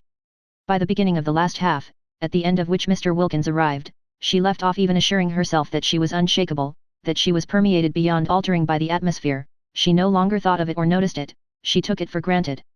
If one may say so, and she certainly said so, not only to herself but also to Lady Caroline, she had found her celestial legs. Contrary to Mrs. Fisher's idea of the seemly, but of course contrary, what else would one expect of Mrs. Wilkins, she did not go to meet her husband at Mezzago, but merely walked down to the point where Beppo's fly would leave him and his luggage in the street of Castagneto. Mrs. Fisher disliked the arrival of Mr. Wilkins, and was sure that anybody who could have married Mrs. Wilkins must be at least of an injudicious disposition, but a husband, whatever his disposition, should be properly met. Mr. Fisher had always been properly met. Never once in his married life had he gone unmet at a station, nor had he ever not been seen off. These observances, these courtesies, strengthened the bonds of marriage, and made the husband feel he could rely on his wife's being always there. Always being there was the essential secret for a wife. What would have become of Mr. Fisher if she had neglected to act on this principle? She preferred not to think. Enough things became of him as it was, for whatever one's care in stopping up, married life yet seemed to contain chinks. But Mrs. Wilkins took no pains. She just walked down the hill singing, Mrs. Fisher could hear her, and picked up her husband in the street as casually as if he were a pin. The three others, still in bed, for it was not nearly time to get up, heard her as she passed beneath their windows down the zigzag path to meet Mr. Wilkins, who was coming by the morning train, and Scrap smiled, and Rose sighed, and Mrs. Fisher rang her bell and desired Francesca to bring her breakfast in her room. All three had breakfast that day in their rooms, moved by a common instinct to take cover. Scrap always breakfasted in bed, but she had the same instinct for cover, and during breakfast she made plans for spending the whole day where she was. Perhaps, though, it wouldn't be as necessary that day as the next. That day, Scrap calculated, Mellersh would be provided for. He would want to have a bath, and having a bath at San Salvatore was an elaborate business, a real adventure if one had a hot one in the bathroom, and it took a lot of time. It involved the attendance of the entire staff, Domenico and the boy Giuseppe coaxing the patent stove to burn, restraining it when it burnt too fiercely, using the bellows to it when it threatened to go out, relighting it when it did go out, Francesca anxiously hovering over the tap regulating its trickle, because if it were turned on too full the water instantly ran cold, and if not full enough the stove blew up inside and mysteriously flooded the house, and Costanza and Angela running up and down bringing pails of hot water from the kitchen to eke out what the tap did. This bath had been put in lately, and was at once the pride and the terror of the servants. It was very patent. Nobody quite understood it. There were long printed instructions as to its right treatment hanging on the wall, in which the word pericoloso recurred. When Mrs. Fisher, proceeding on her arrival to the bathroom, saw this word, she went back to her room again and ordered a sponge bath instead, and when the others found what using the bathroom meant, and how reluctant the servants were to leave them alone with the stove, and how Francesca positively refused to, and stayed with her back turned watching the tap, and how the remaining servants waited anxiously outside the door till the bather came safely out again, they too had sponge baths brought into their rooms instead. Mr. Wilkins, however, was a man, and would be sure to want a big bath. Having it, Scrap calculated, would keep him busy for a long while. Then he would unpack, and then, after his night in the train, he would probably sleep till the evening. So would he be provided for the whole of that day, and not be let loose on them till dinner. Therefore Scrap came to the conclusion she would be quite safe in the garden that day, and got up as usual after breakfast, and dawdled as usual through her dressing, listening with a slightly cocked ear to the sounds of Mr. Wilkins's arrival, of his luggage being carried into Lottie's room on the other side of the landing, of his educated voice as he inquired of Lottie, first, "Do I give this fellow anything?" and immediately afterwards, "Can I have a hot bath?" of Lottie's voice cheerfully assuring him that he needn't give the fellow anything because he was the gardener, and that yes, he could have a hot bath, and soon after this the landing was filled with the familiar noises of wood being brought, of water being brought, of feet running, of tongues vociferating, in fact, with the preparation of the bath. Scrap finished dressing, and then loitered at her window, waiting till she should hear Mr. Wilkins go into the bathroom. When he was safely there she would slip out and settle herself in her garden and resume her inquiries into the probable meaning of her life. She was getting on with her inquiries. She dozed much less frequently, and was beginning to be inclined to agree that tawdry was the word to apply to her past. Also she was afraid that her future looked black. There, she could hear Mr. Wilkins's educated voice again. Lottie's door had opened, and he was coming out of it asking his way to the bathroom. "It's where you see the crowd," Lottie's voice answered, still a cheerful voice, Scrap was glad to notice. His steps went along the landing, and Lottie's steps seemed to go downstairs, and then there seemed to be a brief altercation at the bathroom door, hardly so much an altercation as a chorus of vociferations on one side and a wordless determination, Scrap judged, to have a bath by oneself on the other. Mr. Wilkins knew no Italian, and the expression pericoloso left him precisely as it found him, or would have if he had seen it, but naturally he took no notice of the printed matter on the wall. He firmly closed the door on the servants, resisting Domenico, who tried to the last to press through, and locked himself in as a man should for his bath, judicially considering, as he made his simple preparations for getting in, the singular standard of behavior of these foreigners who, both male and female, apparently wished to stay with him while he bathed. In Finland, he had heard, the female natives not only were present on such occasions but actually washed the bath-taking traveller. He had not heard, however, that this was true too of Italy, which somehow seemed much nearer civilization, perhaps because one went there, and did not go to Finland. Impartially examining this reflection, and carefully balancing the claims to civilization of Italy and Finland, Mr. Wilkins got into the bath and turned off the tap. Naturally he turned off the tap. It was what one did. But on the instructions, printed in red letters, was a paragraph saying that the tap should not be turned off as long as there was still fire in the stove. It should be left on, not much on, but on, until the fire was quite out, otherwise, and here again was the word pericoloso, the stove would blow up. Mr. Wilkins got into the bath, turned off the tap, and the stove blew up, exactly as the printed instructions said it would. It blew up, fortunately, only in its inside, but it blew up with a terrific noise, and Mr. Wilkins leapt out of the bath and rushed to the door, and only the instinct born of years of training made him snatch up a towel as he rushed. Scrap, halfway across the landing on her way out of doors, heard the explosion. Good heavens, she thought, remembering the instructions, there goes Mr. Wilkins. And she ran toward the head of the stairs to call the servants, and as she ran, out ran Mr. Wilkins clutching his towel, and they ran into each other. "That damned bath," cried Mr. Wilkins, perhaps for the only time in his life forgetting himself, but he was upset. Here was an introduction. Mr. Wilkins, imperfectly concealed in his towel, his shoulders exposed at one end and his legs at the other, and Lady Caroline Dester, to meet whom he had swallowed all his anger with his wife and come out to Italy. For Lottie in her letter had told him who was at San Salvatore besides herself and Mrs. Arbuthnot, and Mr. Wilkins at once had perceived that this was an opportunity which might never recur. Lottie had merely said, "There are two other women here, Mrs. Fisher and Lady Caroline Dester," but that was enough. He knew all about the Droit witches, their wealth, their connections, their place in history, and the power they had, should they choose to exert it, of making yet another solicitor happy by adding him to those they already employed. Some people employed one solicitor for one branch of their affairs, and another for another. The affairs of the Droit witches must have many branches. He had also heard, for it was, he considered, part of his business to hear, and having heard to remember, of the beauty of their only daughter. Even if the Droit witches themselves did not need his services, their daughter might. Beauty led one into strange situations, advice could never come amiss.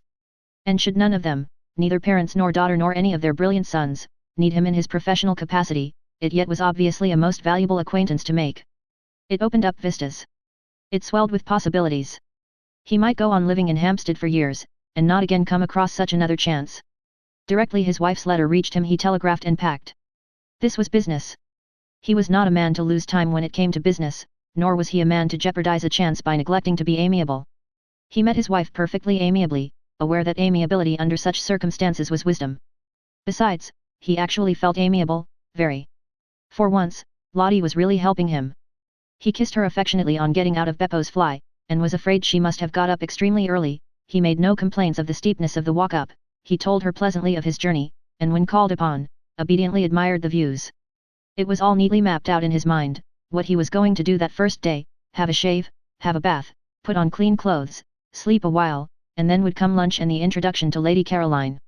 In the train he had selected the words of his greeting, going over them with care, some slight expression of his gratification in meeting one of whom he, in common with the whole world, had heard, but of course put delicately, very delicately, some slight reference to her distinguished parents and the part her family had played in the history of England, made, of course, with proper tact, a sentence or two about her eldest brother Lord Winchcombe, who had won his VC in the late war under circumstances which could only cause, he might or might not add this, every Englishman's heart to beat higher than ever with pride, and the first steps towards what might well be the turning point in his career would have been taken. And here he was. No, it was too terrible. What could be more terrible? Only a towel on, water running off his legs, and that exclamation. He knew at once the lady was Lady Caroline, the minute the exclamation was out he knew it. Rarely did Mr. Wilkins use that word, and never, never in the presence of a lady or a client. While as for the towel, why had he come? Why had he not stayed in Hampstead? It would be impossible to live this down. But Mr. Wilkins was reckoning without Scrap. She, indeed, screwed up her face at the first flash of him on her astonished sight in an enormous effort not to laugh, and having choked the laughter down and got her face serious again, she said as composedly as if he had had all his clothes on, "How do you do?" What perfect tact! Mr. Wilkins could have worshipped her. This exquisite ignoring. Blue blood, of course, coming out. Overwhelmed with gratitude he took her offered hand and said "How do you do," in his turn, and merely to repeat the ordinary words seemed magically to restore the situation to the normal. Indeed, he was so much relieved, and it was so natural to be shaking hands, to be conventionally greeting, that he forgot he had only a towel on and his professional manner came back to him. He forgot what he was looking like, but he did not forget that this was Lady Caroline Dester, the lady he had come all the way to Italy to see, and he did not forget that it was in her face, her lovely and important face, that he had flung his terrible exclamation. He must at once entreat her forgiveness. To say such a word to a lady, to any lady, but of all ladies to just this one. "I'm afraid I used unpardonable language," began Mr. Wilkins very earnestly and ceremoniously as if he had had his clothes on. "I thought it most appropriate," said Scrap, who was used to dams. Mr. Wilkins was incredibly relieved and soothed by this answer. No offence, then, taken. Blue blood again. Only blue blood could afford such a liberal, such an understanding attitude. "It is Lady Caroline Dester, is it not, to whom I am speaking?" he asked, his voice sounding even more carefully cultivated than usual, for he had to restrain too much pleasure, too much relief, too much of the joy of the pardoned and the shriven from getting into it. "Yes," said Scrap, and for the life of her she couldn't help smiling. She couldn't help it. She hadn't meant to smile at Mr. Wilkins, not ever, but really he looked, and then his voice on the top of the rest of him, oblivious of the towel and his legs, and talking just like a church. "Allow me to introduce myself," said Mr. Wilkins, with the ceremony of the drawing room. "My name is Mellor-Schwilkins." And he instinctively held out his hand a second time at the words. "I thought perhaps it was," said Scrap, a second time having hers shaken and a second time unable not to smile. He was about to proceed to the first of the graceful tributes he had prepared in the train, oblivious, as he could not see himself, that he was without his clothes, when the servants came running up the stairs and, simultaneously, Mrs. Fisher appeared in the doorway of her sitting room. For all this had happened very quickly, and the servants away in the kitchen, and Mrs. Fisher pacing her battlements, had not had time on hearing the noise to appear before the second handshake. The servants when they heard the dreaded noise knew at once what had happened, and rushed straight into the bathroom to try and staunch the flood, taking no notice of the figure on the landing in the towel, but Mrs. Fisher did not know what the noise could be, and coming out of her room to inquire stood rooted on the doorsill. It was enough to root anybody. Lady Caroline shaking hands with what evidently, if he had had clothes on, would have been Mrs. Wilkins's husband, and both of them conversing just as if. Then Scrap became aware of Mrs. Fisher. She turned to her at once. "Do let me," she said gracefully, "introduce Mr. Mellor-Schwilkins. He has just come. This," she added, turning to Mr. Wilkins, "is Mrs. Fisher." And Mr. Wilkins, nothing if not courteous, reacted at once to the conventional formula. First he bowed to the elderly lady in the doorway, then he crossed over to her, his wet feet leaving footprints as he went, and having got to her he politely held out his hand. "It is a pleasure," said Mr. Wilkins in his carefully modulated voice, "to meet a friend of my wife's." Scrap melted away down into the garden. Chapter 15. The strange effect of this incident was that when they met that evening at dinner both Mrs. Fisher and Lady Caroline had a singular feeling of secret understanding with Mr. Wilkins. He could not be to them as other men. He could not be to them as he would have been if they had met him in his clothes. There was a sense of broken ice, they felt at once intimate and indulgent, almost they felt to him as nurses do, as those feel who have assisted either patients or young children at their baths. They were acquainted with Mr. Wilkins's legs. What Mrs. Fisher said to him that morning in her first shock will never be known, but what Mr. Wilkins said to her in reply, when reminded by what she was saying of his condition, was so handsome in its apology, so proper in its confusion, that she had ended by being quite sorry for him and completely placated. After all, it was an accident, and nobody could help accidents. And when she saw him next at dinner, dressed, polished, spotless as to linen and sleek as to hair, she felt this singular sensation of a secret understanding with him and, added to it, of a kind of almost personal pride in his appearance, now that he was dressed, which presently extended in some subtle way to an almost personal pride in everything he said. There was no doubt whatever in Mrs. Fisher's mind that a man was infinitely preferable as a companion to a woman. Mr. Wilkins's presence and conversation at once raised the standard of the dinner table from that of a bear garden, yes, a bear garden, to that of a civilized social gathering. He talked as men talk, about interesting subjects, and, though most courteous to Lady Caroline, showed no traces of dissolving into simpers and idiocy whenever he addressed her. He was, indeed, precisely as courteous to Mrs. Fisher herself, and when for the first time at that table politics were introduced, he listened to her with the proper seriousness on her exhibiting a desire to speak, and treated her opinions with the attention they deserved. He appeared to think much as she did about Lloyd George, and in regard to literature he was equally sound. In fact there was real conversation, and he liked nuts. How he could have married Mrs. Wilkins was a mystery. Lottie, for her part, looked on with round eyes. She had expected Mellersh to take at least 2 days before he got to this stage, but the San Salvatore spell had worked instantly.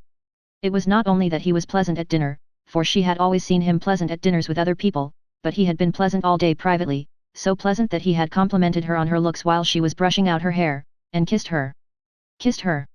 And it was neither good morning nor good night. Well, this being so, she would put off telling him the truth about her nest egg, and about Rose not being his hostess after all, till next day. Pity to spoil things. She had been going to blurt it out as soon as he had had a rest, but it did seem a pity to disturb such a very beautiful frame of mind as that of Mellersh this first day. Let him too get more firmly fixed in heaven. Once fixed he wouldn't mind anything. Her face sparkled with delight at the instantaneous effect of San Salvatore. Even the catastrophe of the bath, of which she had been told when she came in from the garden, had not shaken him. Of course all that he had needed was a holiday. What a brute she had been to him when he wanted to take her himself to Italy. But this arrangement, as it happened, was ever so much better, though not through any merit of hers. She talked and laughed gaily, not a shred of fear of him left in her, and even when she said, struck by his spotlessness, that he looked so clean that one could eat one's dinner off him, and Scrap laughed, Mellersh laughed too. He would have minded that at home, supposing that at home she had had the spirit to say it. It was a successful evening. Scrap, whenever she looked at Mr. Wilkins, saw him in his towel dripping water and felt indulgent. Mrs. Fisher was delighted with him. Rose was a dignified hostess in Mr. Wilkins's eyes, quiet and dignified, and he admired the way she waived her right to preside at the head of the table, as a graceful compliment, of course, to Mrs. Fisher's age. Mrs. Arbuthnot was, opined Mr. Wilkins, naturally retiring. She was the most retiring of the three ladies. He had met her before dinner alone for a moment in the drawing-room, and had expressed in appropriate language his sense of her kindness in wishing him to join her party, and she had been retiring. Was she shy? Probably. She had blushed, and murmured as if in deprecation, and then the others had come in.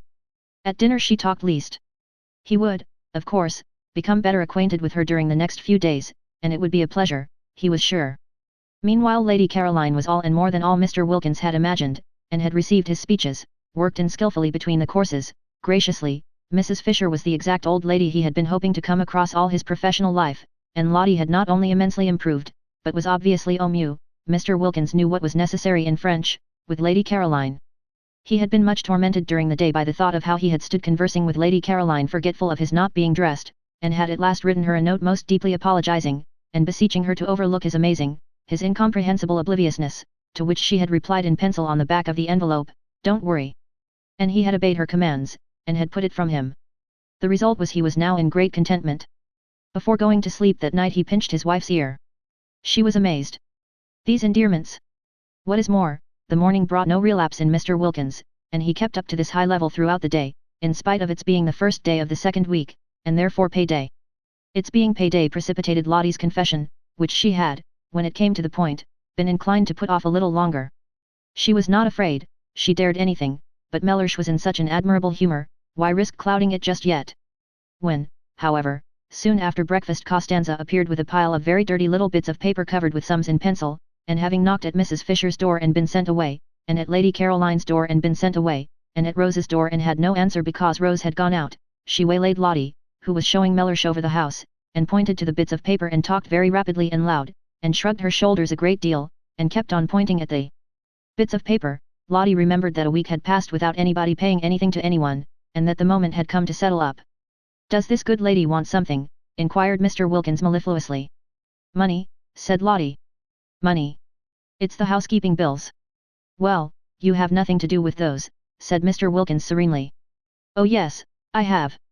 And the confession was precipitated. It was wonderful how Mellersh took it. One would have imagined that his sole idea about the nest egg had always been that it should be lavished on just this. He did not, as he would have done at home, cross-examine her. He accepted everything as it came pouring out, about her fibs and all, and when she had finished and said, "You have every right to be angry, I think, but I hope you won't be and will forgive me instead," he merely asked, "What can be more beneficial than such a holiday?" Whereupon she put her arm through his and held it tight and said, "Oh, Mellersh, you really are too sweet," her face red with pride in him. That he should so quickly assimilate the atmosphere, that he should at once become nothing but kindness, showed surely what a real affinity he had with good and beautiful things. He belonged quite naturally in this place of heavenly calm. He was, extraordinary how she had misjudged him, by nature a child of light. Fancy not minding the dreadful fibs she had gone in for before leaving home, fancy passing even those over without comment. Wonderful. Yet not wonderful, for wasn't he in heaven? In heaven nobody minded any of those done with things, one didn't even trouble to forgive and forget, one was much too happy. She pressed his arm tight in her gratitude and appreciation, and though he did not withdraw his, neither did he respond to her pressure. Mr. Wilkins was of a cool habit, and rarely had any real wish to press. Meanwhile, Costanza, perceiving that she had lost the Wilkinses' ear, had gone back to Mrs. Fisher, who at least understood Italian, besides being clearly in the servant's eyes the one of the party marked down by age and appearance to pay the bills, and to her, while Mrs. Fisher put the final touches to her toilette, for she was preparing, by means of putting on a hat and veil and feather boa and gloves, to go for her first stroll in the lower garden, positively her first since her arrival. She explained that unless she was given money to pay the last week's bills the shops of Castagnito would refuse credit for the current week's food. Not even credit would they give, affirmed Costanza, who had been spending a great deal and was anxious to pay all her relations what was owed them and also to find out how her mistresses took it, for that day's meals. Soon it would be the hour of colazione, and how could there be colazione without meat, without fish, without eggs, without... Mrs. Fisher took the bills out of her hand and looked at the total, and she was so much astonished by its size, so much horrified by the extravagance to which it testified, that she sat down at her writing table to go into the thing thoroughly. Costanza had a very bad half-hour. She had not supposed it was in the English to be so mercenary. And then La Vecchia, as she was called in the kitchen, knew so much Italian, and with a doggedness that filled Costanza with shame on her behalf, for such conduct was the last one expected from the noble English, she went through item after item, requiring and persisting till she got them, explanations. There were no explanations, except that Costanza had had one glorious week of doing exactly as she chose, of splendid unbridled license, and that this was the result. Costanza, having no explanations, wept. It was miserable to think she would have to cook from now on under watchfulness, under suspicion, and what would her relations say when they found the orders they received were whittled down? They would say she had no influence, they would despise her. Costanza wept, but Mrs. Fisher was unmoved. In slow and splendid Italian, with the roll of the cantos of the Inferno, she informed her that she would pay no bills till the following week, and that meanwhile the food was to be precisely as good as ever, and at a quarter the cost. Costanza threw up her hands. Next week, proceeded Mrs. Fisher unmoved, if she found this had been so she would pay the whole. Otherwise, she paused, for what she would do otherwise she did not know herself. But she paused and looked impenetrable, majestic, and menacing, and Costanza was cowed. Then Mrs. Fisher, having dismissed her with a gesture, went in search of Lady Caroline to complain. She had been under the impression that Lady Caroline ordered the meals and therefore was responsible for the prices, but now it appeared that the cook had been left to do exactly as she pleased ever since they got there, which of course was simply disgraceful. Scrap was not in her bedroom, but the room, on Mrs. Fisher's opening the door, for she suspected her of being in it and only pretending not to hear the knock, was still flower-like from her presence. Scent, sniffed Mrs. Fisher, shutting it again, and she wished Carlyle could have had 5 minutes straight talk with this young woman. And yet, perhaps even he. She went downstairs to go into the garden in search of her, and in the hall encountered Mr. Wilkins. He had his hat on, and was lighting a cigar. Indulgent as Mrs. Fisher felt towards Mr. Wilkins, and peculiarly and even mystically related after the previous morning's encounter, she yet could not like a cigar in the house. Out of doors she endured it, but it was not necessary, when out of doors was such a big place, to indulge the habit indoors. Even Mr. Fisher, who had been, she should say, a man originally tenacious of habits, had quite soon after marriage got out of this one. However, Mr. Wilkins, snatching off his hat on seeing her, instantly threw the cigar away. He threw it into the water a great jar of arum lilies presumably contained, and Mrs. Fisher, aware of the value men attached to their newly lit cigars, could not but be impressed by this immediate and magnificent amende honorable. But the cigar did not reach the water. It got caught in the lilies, and smoked on by itself among them, a strange and depraved-looking object. "Where are you going to, my pet?" began Mr. Wilkins, advancing towards Mrs. Fisher, but he broke off just in time. Was it morning spirits impelling him to address Mrs. Fisher in the terms of a nursery rhyme? He wasn't even aware that he knew the thing. Most strange. What could have put it, at such a moment, into his self-possessed head? He felt great respect for Mrs. Fisher, and would not for the world have insulted her by addressing her as a maid, pretty or otherwise. He wished to stand well with her. She was a woman of parts, and also, he suspected, of property. At breakfast they had been most pleasant together, and he had been struck by her apparent intimacy with well-known persons. Victorians, of course, but it was restful to talk about them after the strain of his brother-in-law's Georgian parties on Hampstead Heath. He and she were getting on famously, he felt. She already showed all the symptoms of presently wishing to become a client. Not for the world would he offend her. He turned a little cold at the narrowness of his escape. She had not, however, noticed. "You are going out," he said very politely, all readiness should she confirm his assumption to accompany her. "I want to find Lady Caroline," said Mrs. Fisher, going towards the glass door leading into the top garden. "An agreeable quest," remarked Mr. Wilkins. "May I assist in the search?" "Allow me," he added, opening the door for her.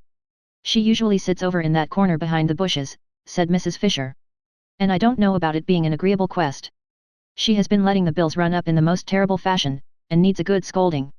"Lady Caroline," said Mr. Wilkins, unable to follow such an attitude. "What has Lady Caroline, if I may inquire, to do with the bills here? The housekeeping was left to her, and as we all share alike it ought to have been a matter of honor with her." "But, Lady Caroline housekeeping for the party here? A party which includes my wife? My dear lady, you render me speechless. Do you not know she is the daughter of the Droit witches?" "Oh, is that who she is?" said Mrs. Fisher, scrunching heavily over the pebbles towards the hidden corner. "Well, that accounts for it. The muddle that man Droitwich made in his department in the war was a national scandal. It amounted to misappropriation of the public funds. But it is impossible, I assure you, to expect the daughter of the Droit witches," began Mr. Wilkins earnestly. "The Droit witches," interrupted Mrs. Fisher, "are neither here nor there. Duties undertaken should be performed. I don't intend my money to be squandered for the sake of any Droit witches." A headstrong old lady. Perhaps not so easy to deal with as he had hoped. But how wealthy? Only the consciousness of great wealth would make her snap her fingers in this manner at the Droit witches. Lottie, on being questioned, had been vague about her circumstances, and had described her house as a mausoleum with goldfish swimming about in it, but now he was sure she was more than very well off. Still, he wished he had not joined her at this moment, for he had no sort of desire to be present at such a spectacle as the scolding of Lady Caroline Dester. Again, however, he was reckoning without Scrap. Whatever she felt when she looked up and beheld Mr. Wilkins discovering her corner on the very first morning, nothing but angelicness appeared on her face. She took her feet off the parapet on Mrs. Fisher sitting down on it, and listening gravely to her opening remarks as to her not having any money to fling about in reckless and uncontrolled household expenditure, interrupted her flow by pulling one of the cushions from behind her head and offering it to her. "Sit on this," said Scrap, holding it out. "You'll be more comfortable." Mr. Wilkins leapt to relieve her of it. "Oh, thanks," said Mrs. Fisher, interrupted. It was difficult to get into the swing again. Mr. Wilkins inserted the cushion solicitously between the slightly raised Mrs. Fisher and the stone of the parapet, and again she had to say thanks. It was interrupted. Besides, Lady Caroline said nothing in her defence, she only looked at her, and listened with the face of an attentive angel. It seemed to Mr. Wilkins that it must be difficult to scold a Dester who looked like that and so exquisitely said nothing. Mrs. Fisher, he was glad to see, gradually found it difficult herself, for her severity slackened, and she ended by saying lamely, "You ought to have told me you were not doing it." "I didn't know you thought I was," said the lovely voice. I would now like to know, said Mrs. Fisher, what you propose to do for the rest of the time here. Nothing, said Scrap, smiling. Nothing? Do you mean to say? If I may be allowed, ladies, interposed Mr. Wilkins in his suavest professional manner, to make a suggestion. They both looked at him, and remembering him as they first saw him felt indulgent. I would advise you not to spoil a delightful holiday with worries over housekeeping. Exactly, said Mrs. Fisher. It is what I intend to avoid. Most sensible, said Mr. Wilkins. Why not, then, he continued, allow the cook, an excellent cook, by the way, so much a head per diem, Mr. Wilkins knew what was necessary in Latin, and tell her that for this sum she must cater for you, and not only cater but cater as well as ever. One could easily reckon it out. The charges of a moderate hotel, for instance, would do as a basis, halved, or perhaps even quartered.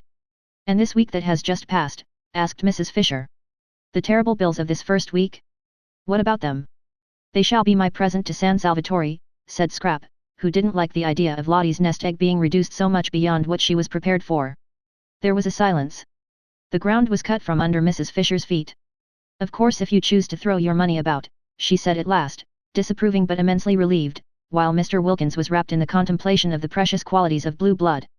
This readiness, for instance, not to trouble about money, this free-handedness, it was not only what one admired in others perhaps more than anything else, but it was extraordinarily useful to the professional classes. When met with it should be encouraged by warmth of reception. Mrs. Fisher was not warm. She accepted, from which he deduced that with her wealth went closeness, but she accepted grudgingly. Presents were presents, and one did not look them in this manner in the mouth, he felt, and if Lady Caroline found her pleasure in presenting his wife and Mrs. Fisher with their entire food for a week, it was their part to accept gracefully. One should not discourage gifts. On behalf of his wife, then, Mr. Wilkins expressed what she would wish to express, and remarking to Lady Caroline, with a touch of lightness, for so should gifts be accepted in order to avoid embarrassing the donor, that she had in that case been his wife's hostess since her arrival, he turned almost gaily to Mrs. Fisher and pointed out that she and his wife must now jointly write Lady Caroline the customary letter of thanks for hospitality. A. Collins, said Mr. Wilkins, who knew what was necessary in literature. I prefer the name Collins for such a letter to either that of board and lodging or bread and butter. Let us call it a Collins. Scrap smiled, and held out her cigarette case. Mrs. Fisher could not help being mollified. A way out of waste was going to be found, thanks to Mr. Wilkins, and she hated waste quite as much as having to pay for it, also a way was found out of housekeeping. For a moment she had thought that if everybody tried to force her into housekeeping on her brief holiday by their own indifference, Lady Caroline, or inability to speak Italian, the other two, she would have to send for Kate Lumley after all. Kate could do it. Kate and she had learned Italian together. Kate would only be allowed to come on condition that she did do it. But this was much better, this way of Mr. Wilkins's. Really a most superior man. There was nothing like an intelligent, not too young man for profitable and pleasurable companionship. And when she got up, the business for which she had come being settled, and said she now intended to take a little stroll before lunch, Mr. Wilkins did not stay with Lady Caroline, as most of the men she had known would, she was afraid, have wanted to. He asked to be permitted to go and stroll with her, so that he definitely preferred conversation to faces. A sensible, companionable man. A clever, well-read man. A man of the world. A man. She was very glad indeed she had not written to Kate the other day. What did she want with Kate? She had found a better companion. But Mr. Wilkins did not go with Mrs. Fisher because of her conversation, but because, when she got up and he got up because she got up, intending merely to bow her out of the recess, Lady Caroline had put her feet up on the parapet again, and arranging her head sideways in the cushions had shut her eyes. The daughter of the Droit witches desired to go to sleep. It was not for him, by remaining, to prevent her. Chapter 16. And so the second week began, and all was harmony. The arrival of Mr. Wilkins, instead of, as three of the party had feared and the fourth had only been protected from fearing by her burning faith in the effect on him of San Salvatore, disturbing such harmony as there was, increased it. He fitted in. He was determined to please, and he did please. He was most amiable to his wife, not only in public, which she was used to, but in private, when he certainly wouldn't have been if he hadn't wanted to. He did want to. He was so much obliged to her, so much pleased with her, for making him acquainted with Lady Caroline, that he felt really fond of her. Also proud, for there must be, he reflected, a good deal more in her than he had supposed, for Lady Caroline to have become so intimate with her and so affectionate. And the more he treated her as though she were really very nice, the more Lottie expanded and became really very nice, and the more he, affected in his turn, became really very nice himself, so that they went round and round, not in a vicious but in a highly virtuous circle. Positively, for him, Mellersh petted her. There was at no time much pet in Mellersh, because he was by nature a cool man, yet such was the influence on him of, as Lottie supposed, San Salvatore, that in this second week he sometimes pinched both her ears, one after the other, instead of only one, and Lottie, marveling at such rapidly developing affectionateness, wondered what he would do, should he continue at this rate, in the third week, when her supply of ears would have come to an end. He was particularly nice about the washstand, and genuinely desirous of not taking up too much of the space in the small bedroom. Quick to respond, Lottie was even more desirous not to be in his way, and the room became the scene of many an affectionate combat de generosite, each of which left them more pleased with each other than ever. He did not again have a bath in the bathroom, though it was mended and ready for him, but got up and went down every morning to the sea, and in spite of the cool nights making the water cold early had his dip as a man should, and came up to breakfast rubbing his hands and feeling, as he told Mrs. Fisher, prepared for anything. Lottie's belief in the irresistible influence of the heavenly atmosphere of San Salvatore being thus obviously justified, and Mr. Wilkins, whom Rose knew as alarming and Scrap had pictured as icily unkind, being so evidently a changed man, both Rose and Scrap began to think there might after all be something in what Lottie insisted on, and that San Salvatore did work purgingly on the character. They were the more inclined to think so in that they too felt a working going on inside themselves. They felt more cleared, both of them, that second week, Scrap in her thoughts, many of which were now quite nice thoughts, real amiable ones about her parents and relations, with a glimmer in them of recognition of the extraordinary benefits she had received at the hands of, what? Fate? Providence, anyhow of something, and of how, having received them, she had misused them by failing to be happy, and Rose in her bosom, which though it still yearned to some purpose, for she was reaching the conclusion that merely inactively to yearn was no use at all, and that she must either by some means stop her yearning or give it at least a chance, remote, but still a chance, of being quieted by writing to Frederick and asking him to come out. If Mr. Wilkins could be changed, thought Rose, why not Frederick? How wonderful it would be, how too wonderful, if the place worked on him too and were able to make them even a little understand each other, even a little be friends. Rose, so far had loosening and disintegration gone on in her character, now was beginning to think her obstinate straight-lacedness about his books and her austere absorption in good works had been foolish and perhaps even wrong. He was her husband, and she had frightened him away. She had frightened love away, precious love, and that couldn't be good. Was not Lottie right when she said the other day that nothing at all except love mattered? Nothing certainly seemed much use unless it was built up on love. But once frightened away, could it ever come back? Yes, it might in that beauty, it might in the atmosphere of happiness Lottie and San Salvatore seemed between them to spread round like some divine infection. She had, however, to get him there first, and he certainly couldn't be got there if she didn't write and tell him where she was. She would write. She must write, for if she did there was at least a chance of his coming, and if she didn't there was manifestly none.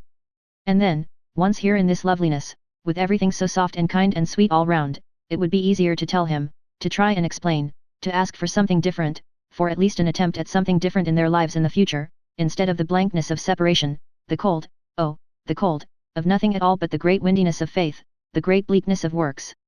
Why, one person in the world, one single person belonging to one, of one's very own, to talk to take care of, to love, to be interested in, was worth more than all the speeches on platforms and the compliments of chairmen in the world. It was also worth more, Rose couldn't help it, the thought would come, than all the prayers. These thoughts were not head thoughts, like Scrap's, who was altogether free from yearnings, but bosom thoughts. They lodged in the bosom, it was in the bosom that Rose ached, and felt so dreadfully lonely. And when her courage failed her, as it did on most days, and it seemed impossible to write to Frederick, she would look at Mr. Wilkins and revive. There he was, a changed man. There he was, going into that small, uncomfortable room every night, that room whose proximities had been Lottie's only misgiving, and coming out of it in the morning, and Lottie coming out of it too, both of them as unclouded and as nice to each other as when they went in. And hadn't he, so critical at home, Lottie had told her, of the least thing going wrong, emerged from the bath catastrophe as untouched in spirit as Shadrach, Meshach and Abednego were untouched in body when they emerged from the fire? Miracles were happening in this place. If they could happen to Mr. Wilkins, why not to Frederick? She got up quickly. Yes, she would write. She would go and write to him at once. But suppose... She paused. Suppose he didn't answer. Suppose he didn't even answer. And she sat down again to think a little longer. In these hesitations did Rose spend most of the second week. Then there was Mrs. Fisher. Her restlessness increased that second week. It increased to such an extent that she might just as well not have had her private sitting room at all, for she could no longer sit. Not for 10 minutes together could Mrs. Fisher sit. And added to the restlessness, as the days of the second week proceeded on their way, she had a curious sensation, which worried her, of rising sap. She knew the feeling, because she had sometimes had it in childhood in specially swift springs, when the lilacs and the syringas seemed to rush out into blossom in a single night, but it was strange to have it again after over 50 years. She would have liked to remark on the sensation to someone, but she was ashamed. It was such an absurd sensation at her age. Yet oftener and every day more and more, did Mrs. Fisher have a ridiculous feeling as if she were presently going to burgeon. Sternly she tried to frown the unseemly sensation down. Burgeon, indeed. She had heard of dried staffs, pieces of mere dead wood, suddenly putting forth fresh leaves, but only in legend. She was not in legend. She knew perfectly what was due to herself. Dignity demanded that she should have nothing to do with fresh leaves at her age, and yet there it was, the feeling that presently, that at any moment now, she might crop out all green. Mrs. Fisher was upset.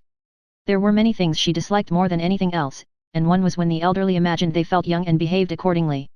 Of course they only imagined it, they were only deceiving themselves, but how deplorable were the results. She herself had grown old as people should grow old, steadily and firmly. No interruptions, no belated afterglows and spasmodic returns. If, after all these years, she were now going to be deluded into some sort of unsuitable breaking out, how humiliating. Indeed she was thankful, that second week, that Kate Lumley was not there.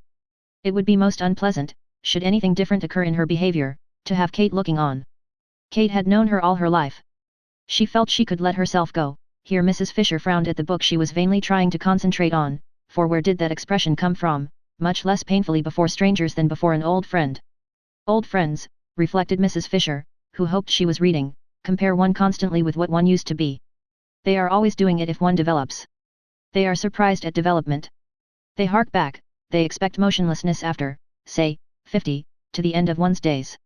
That, thought Mrs. Fisher, her eyes going steadily line by line down the page and not a word of it getting through into her consciousness, is foolish of friends. It is condemning one to a premature death. One should continue, of course with dignity, to develop, however old one may be.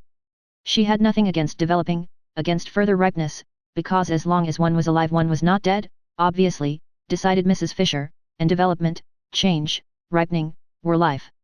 What she would dislike would be unripening, going back to something green. She would dislike it intensely, and this is what she felt she was on the brink of doing. Naturally it made her very uneasy, and only in constant movement could she find distraction. Increasingly restless and no longer able to confine herself to her battlements, she wandered more and more frequently, and also aimlessly, in and out of the top garden, to the growing surprise of Scrap, especially when she found that all Mrs. Fisher did was to stare for a few minutes at the view, pick a few dead leaves off the rose bushes, and go away again. In Mr. Wilkins's conversation she found temporary relief, but though he joined her whenever he could he was not always there, for he spread his attentions judiciously among the three ladies, and when he was somewhere else she had to face and manage her thoughts as best she could by herself. Perhaps it was the excess of light and colour at San Salvatore which made every other place seem dark and black, and Prince of Wales Terrace did seem a very dark black spot to have to go back to, a dark, narrow street, and her house dark and narrow as the street, with nothing really living or young in it. The goldfish could hardly be called living, or at most not more than half living, and were certainly not young, and except for them there were only the maids, and they were dusty old things. Dusty old things. Mrs. Fisher paused in her thoughts, arrested by the strange expression. Where had it come from? How was it possible for it to come at all? It might have been one of Mrs. Wilkins's, in its levity, its almost slang. Perhaps it was one of hers, and she had heard her say it and unconsciously caught it from her. If so, this was both serious and disgusting.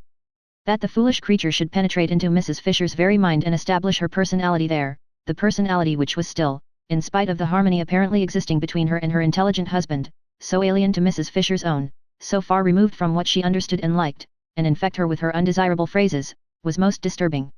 Never in her life before had such a sentence come into Mrs. Fisher's head.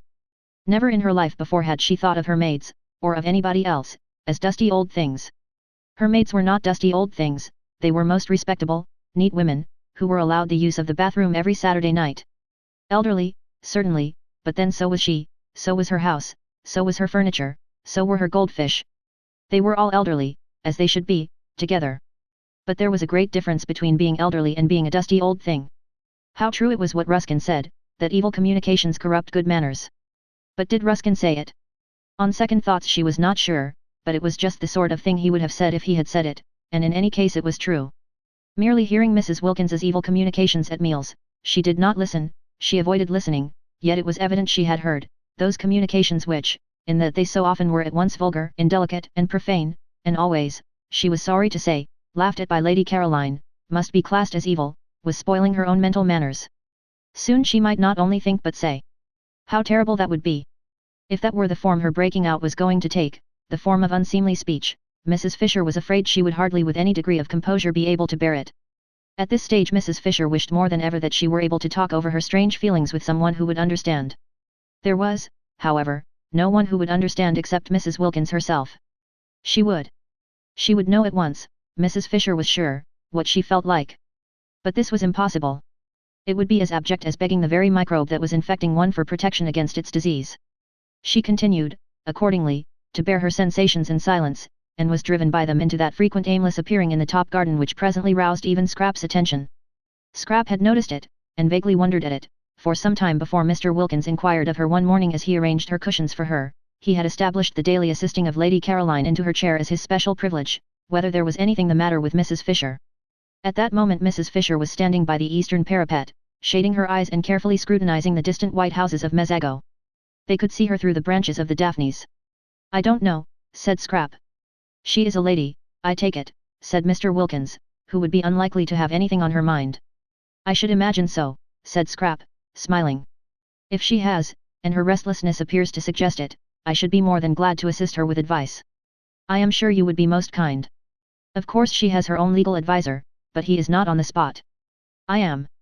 And a lawyer on the spot, said Mr. Wilkins, who endeavoured to make his conversation when he talked to Lady Caroline light, aware that one must be light with young ladies, is worth two in. We won't be ordinary and complete the proverb, but say London. You should ask her. Ask her if she needs assistance? Would you advise it? Would it not be a little delicate to touch on such a question, the question whether or no a lady has something on her mind? Perhaps she will tell you if you go and talk to her. I think it must be lonely to be Mrs. Fisher. You are all thoughtfulness and consideration, declared Mr. Wilkins, wishing, for the first time in his life, that he were a foreigner so that he might respectfully kiss her hand on withdrawing to go obediently and relieve Mrs. Fisher's loneliness. It was wonderful what a variety of exits from her corner Scrap contrived for Mr. Wilkins. Each morning she found a different one, which sent him off pleased after he had arranged her cushions for her. She allowed him to arrange the cushions because she instantly had discovered, the very first 5 minutes of the very first evening, that her fears lest he should cling to her and stare in dreadful admiration were baseless. Mr. Wilkins did not admire like that. It was not only, she instinctively felt, not in him, but if it had been he would not have dared to in her case. He was all respectfulness. She could direct his movements in regard to herself with the raising of an eyelash. His one concern was to obey. She had been prepared to like him if he would only be so obliging as not to admire her, and she did like him. She did not forget his moving defenselessness the first morning in his towel, and he amused her, and he was kind to Lottie. It is true she liked him most when he wasn't there, but then she usually liked everybody most when they weren't there. Certainly he did seem to be one of those men, rare in her experience, who never looked at a woman from the predatory angle. The comfort of this, the simplification it brought into the relations of the party, was immense. From this point of view Mr. Wilkins was simply ideal, he was unique and precious. Whenever she thought of him, and was perhaps inclined to dwell on the aspects of him that were a little boring, she remembered this and murmured, but what a treasure. Indeed it was Mr. Wilkins's one aim during his stay at San Salvatore to be a treasure. At all costs the three ladies who were not his wife must like him and trust him. Then presently when trouble arose in their lives, and in what lives did not trouble sooner or later arise, they would recollect how reliable he was and how sympathetic, and turn to him for advice. Ladies with something on their minds were exactly what he wanted. Lady Caroline, he judged, had nothing on hers at the moment, but so much beauty, for he could not but see what was evident, must have had its difficulties in the past and would have more of them before it had done. In the past he had not been at hand, in the future he hoped to be. And meanwhile the behavior of Mrs. Fisher, the next in importance of the ladies from the professional point of view, showed definite promise. It was almost certain that Mrs. Fisher had something on her mind. He had been observing her attentively, and it was almost certain. With the third, with Mrs. Arbuthnot, he had up to this made least headway, for she was so very retiring and quiet. But might not this very retiringness, this tendency to avoid the others and spend her time alone, indicate that she too was troubled? If so, he was her man. He would cultivate her. He would follow her and sit with her, and encourage her to tell him about herself. Arbuthnot, he understood from Lottie, was a British Museum official, nothing specially important at present, but Mr. Wilkins regarded it as his business to know all sorts and kinds. Besides, there was promotion. Arbuthnot, promoted, might become very much worthwhile. As for Lottie, she was charming. She really had all the qualities he had credited her with during his courtship, and they had been, it appeared, merely in abeyance since. His early impressions of her were now being endorsed by the affection and even admiration Lady Caroline showed for her. Lady Caroline Dester was the last person, he was sure, to be mistaken on such a subject. Her knowledge of the world, her constant association with only the best, must make her quite unerring. Lottie was evidently, then, that which before marriage he had believed her to be. She was valuable. She certainly had been most valuable in introducing him to Lady Caroline and Mrs. Fisher. A man in his profession could be immensely helped by a clever and attractive wife. Why had she not been attractive sooner? Why this sudden flowering? Mr. Wilkins began too to believe there was something peculiar, as Lottie had almost at once informed him, in the atmosphere of San Salvatore. It promoted expansion. It brought out dormant qualities. And feeling more and more pleased, and even charmed, by his wife, and very content with the progress he was making with the two others, and hopeful of progress to be made with the retiring third, Mr. Wilkins could not remember ever having had such an agreeable holiday. The only thing that might perhaps be bettered was the way they would call him Mr. Wilkins. Nobody said Mr. Mellersh-Wilkins. Yet he had introduced himself to Lady Caroline, he flinched a little on remembering the circumstances, as Mellersh-Wilkins. Still, this was a small matter, not enough to worry about. He would be foolish if in such a place and such society he worried about anything. He was not even worrying about what the holiday was costing, and had made up his mind to pay not only his own expenses but his wife's as well, and surprise her at the end by presenting her with her nest egg as intact as when she started, and just the knowledge that he was preparing a happy surprise for her made him feel warmer than ever towards her. In fact, Mr. Wilkins, who had begun by being consciously and according to plan on his best behavior, remained on it unconsciously, and with no effort at all. And meanwhile the beautiful golden days were dropping gently from the second week one by one, equal in beauty with those of the first, and the scent of beanfields in flower on the hillside behind the village came across to San Salvatore whenever the air moved.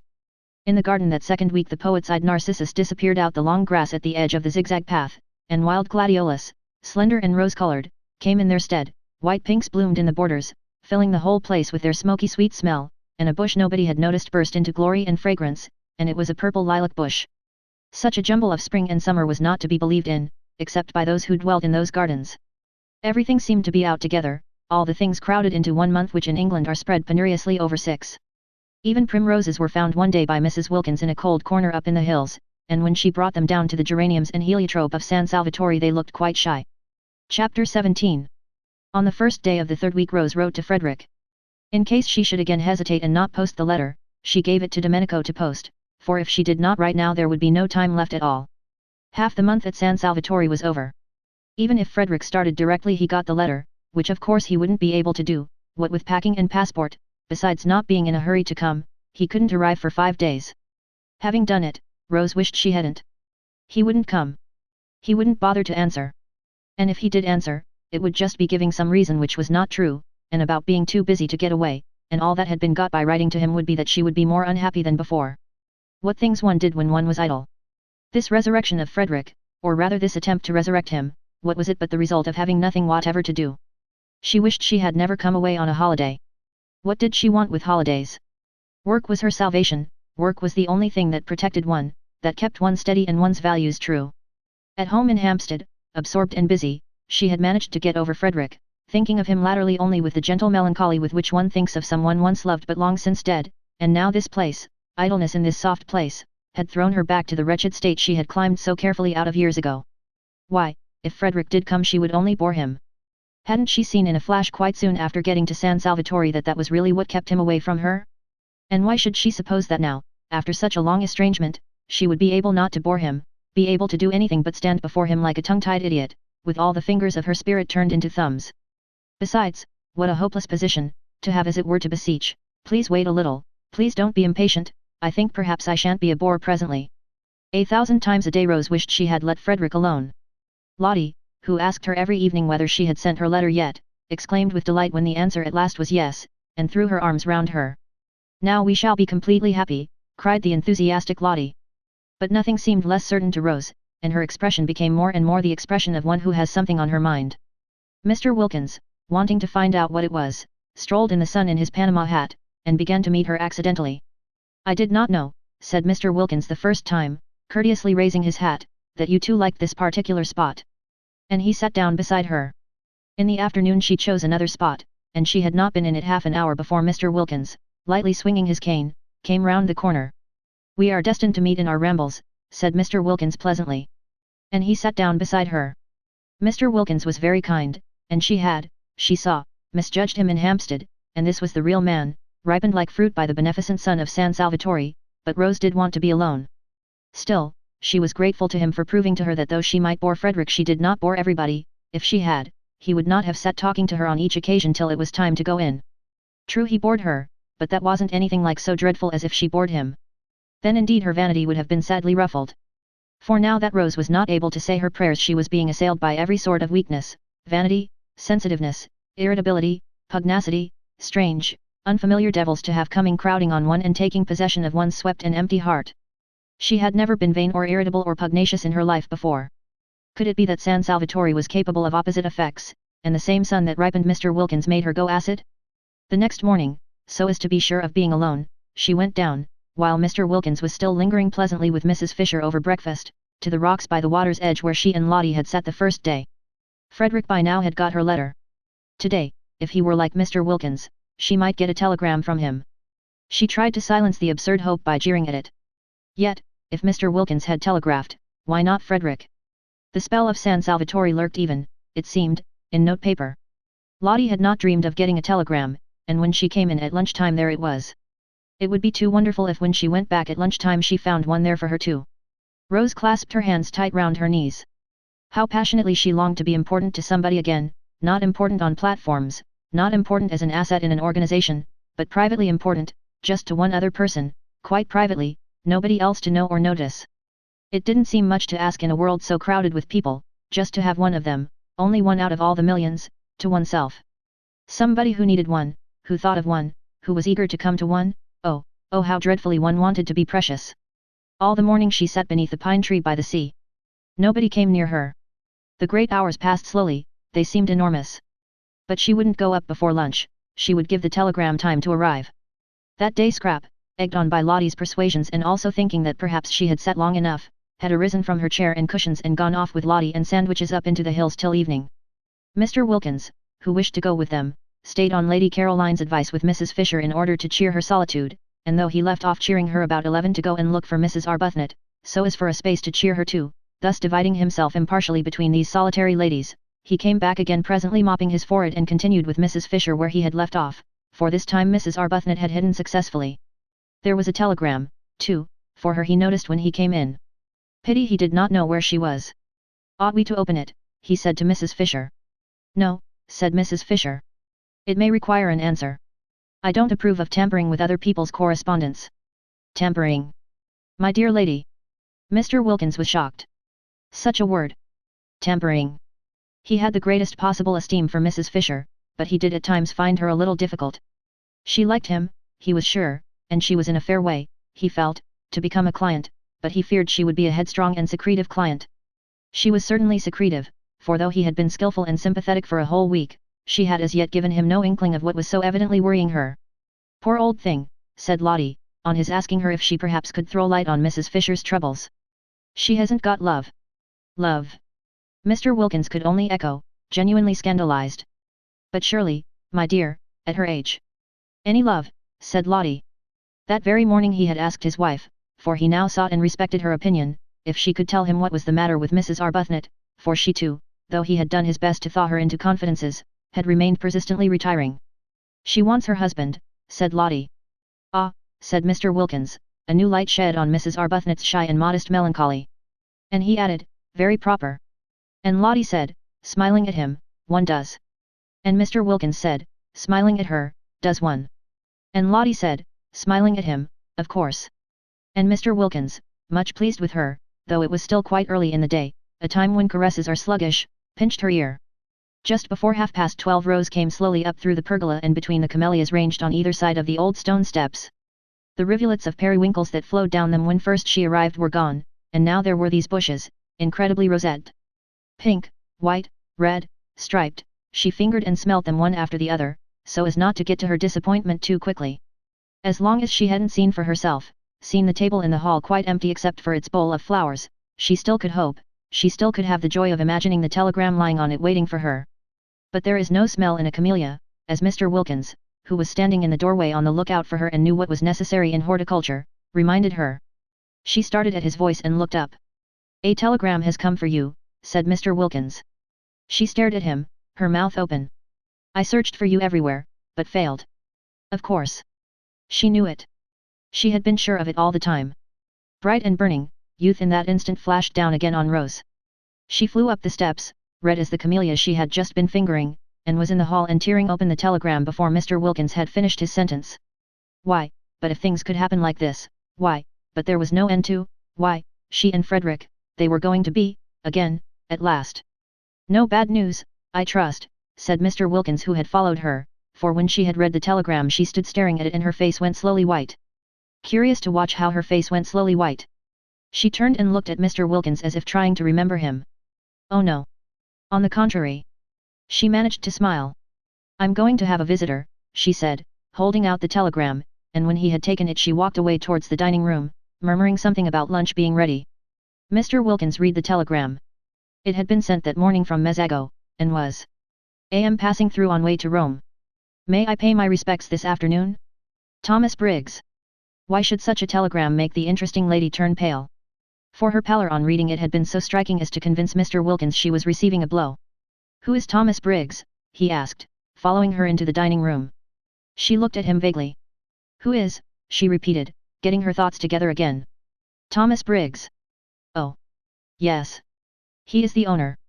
This is his house. He is very nice. He is coming this afternoon. Thomas Briggs was at that very moment coming.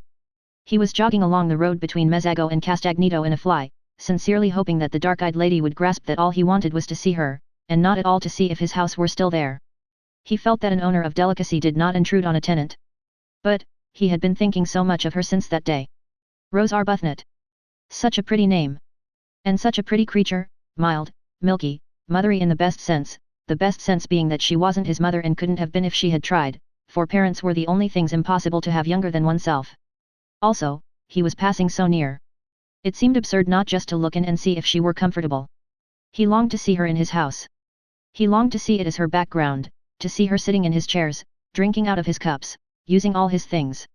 Did she put the big crimson brocade cushion in the drawing room behind her little dark head? Her hair and the whiteness of her skin would look lovely against it. Had she seen the portrait of herself on the stairs? He wondered if she liked it. He would explain it to her. If she didn't paint, and she had said nothing to suggest it, she wouldn't perhaps notice how exactly the molding of the eyebrows and the slight hollow of the cheek. He told the fly to wait in Castagneto, and crossed the piazza, hailed by children and dogs, who all knew him and sprang up suddenly from nowhere, and walking quickly up the zigzag path, for he was an active young man not much more than 30, he pulled the ancient chain that rang the bell, and waited decorously on the proper side of the open door to be allowed to come in. At the sight of him Francesca flung up every bit of her that would fling up, eyebrows, eyelids, and hands, and volubly assured him that all was in perfect order and that she was doing her duty. Of course, said Briggs, cutting her short.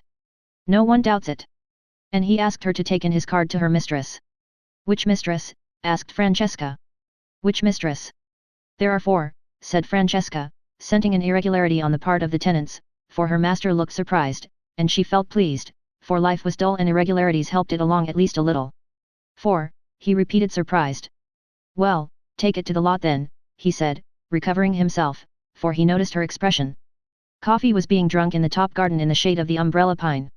Only Mrs. Fisher and Mr. Wilkins were drinking it, for Mrs. Arbuthnot, after eating nothing and being completely silent during lunch, had disappeared immediately afterwards. While Francesca went away into the garden with his card, her master stood examining the picture on the staircase of that Madonna by an early Italian painter, name unknown, picked up by him at Orvieto, who was so much like his tenant. It really was remarkable, the likeness. Of course his tenant that day in London had had her hat on, but he was pretty sure her hair grew just like that off her forehead. The expression of the eyes, grave and sweet, was exactly the same. He rejoiced to think that he would always have her portrait. He looked up at the sound of footsteps, and there she was, coming down the stairs just as he had imagined her in that place, dressed in white. She was astonished to see him so soon. She had supposed he would come about tea time, until then she had meant to sit somewhere out of doors where she could be by herself. He watched her coming down the stairs with the utmost eager interest. In a moment she would be level with her portrait. It really is extraordinary, said Briggs. How do you do, said Rose, intent only on a decent show of welcome. She did not welcome him.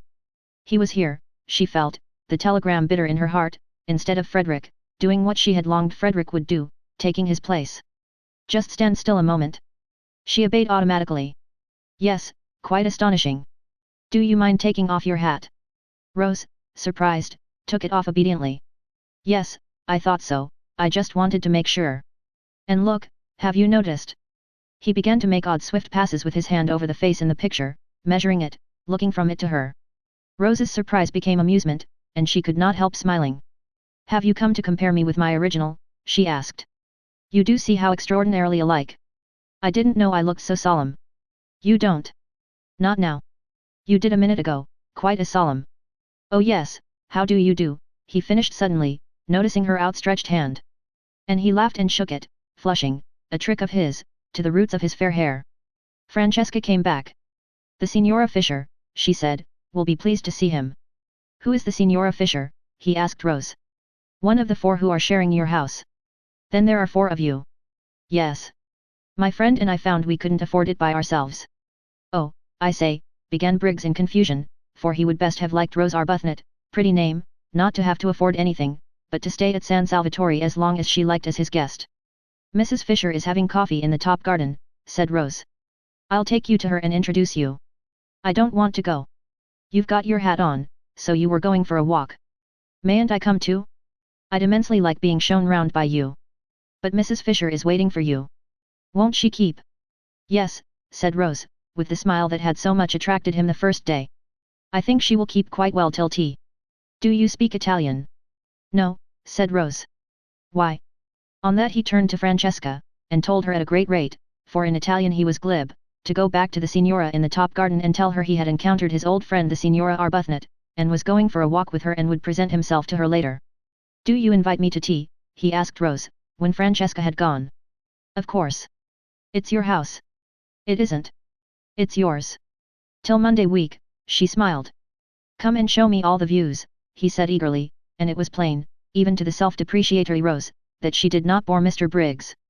Chapter 18.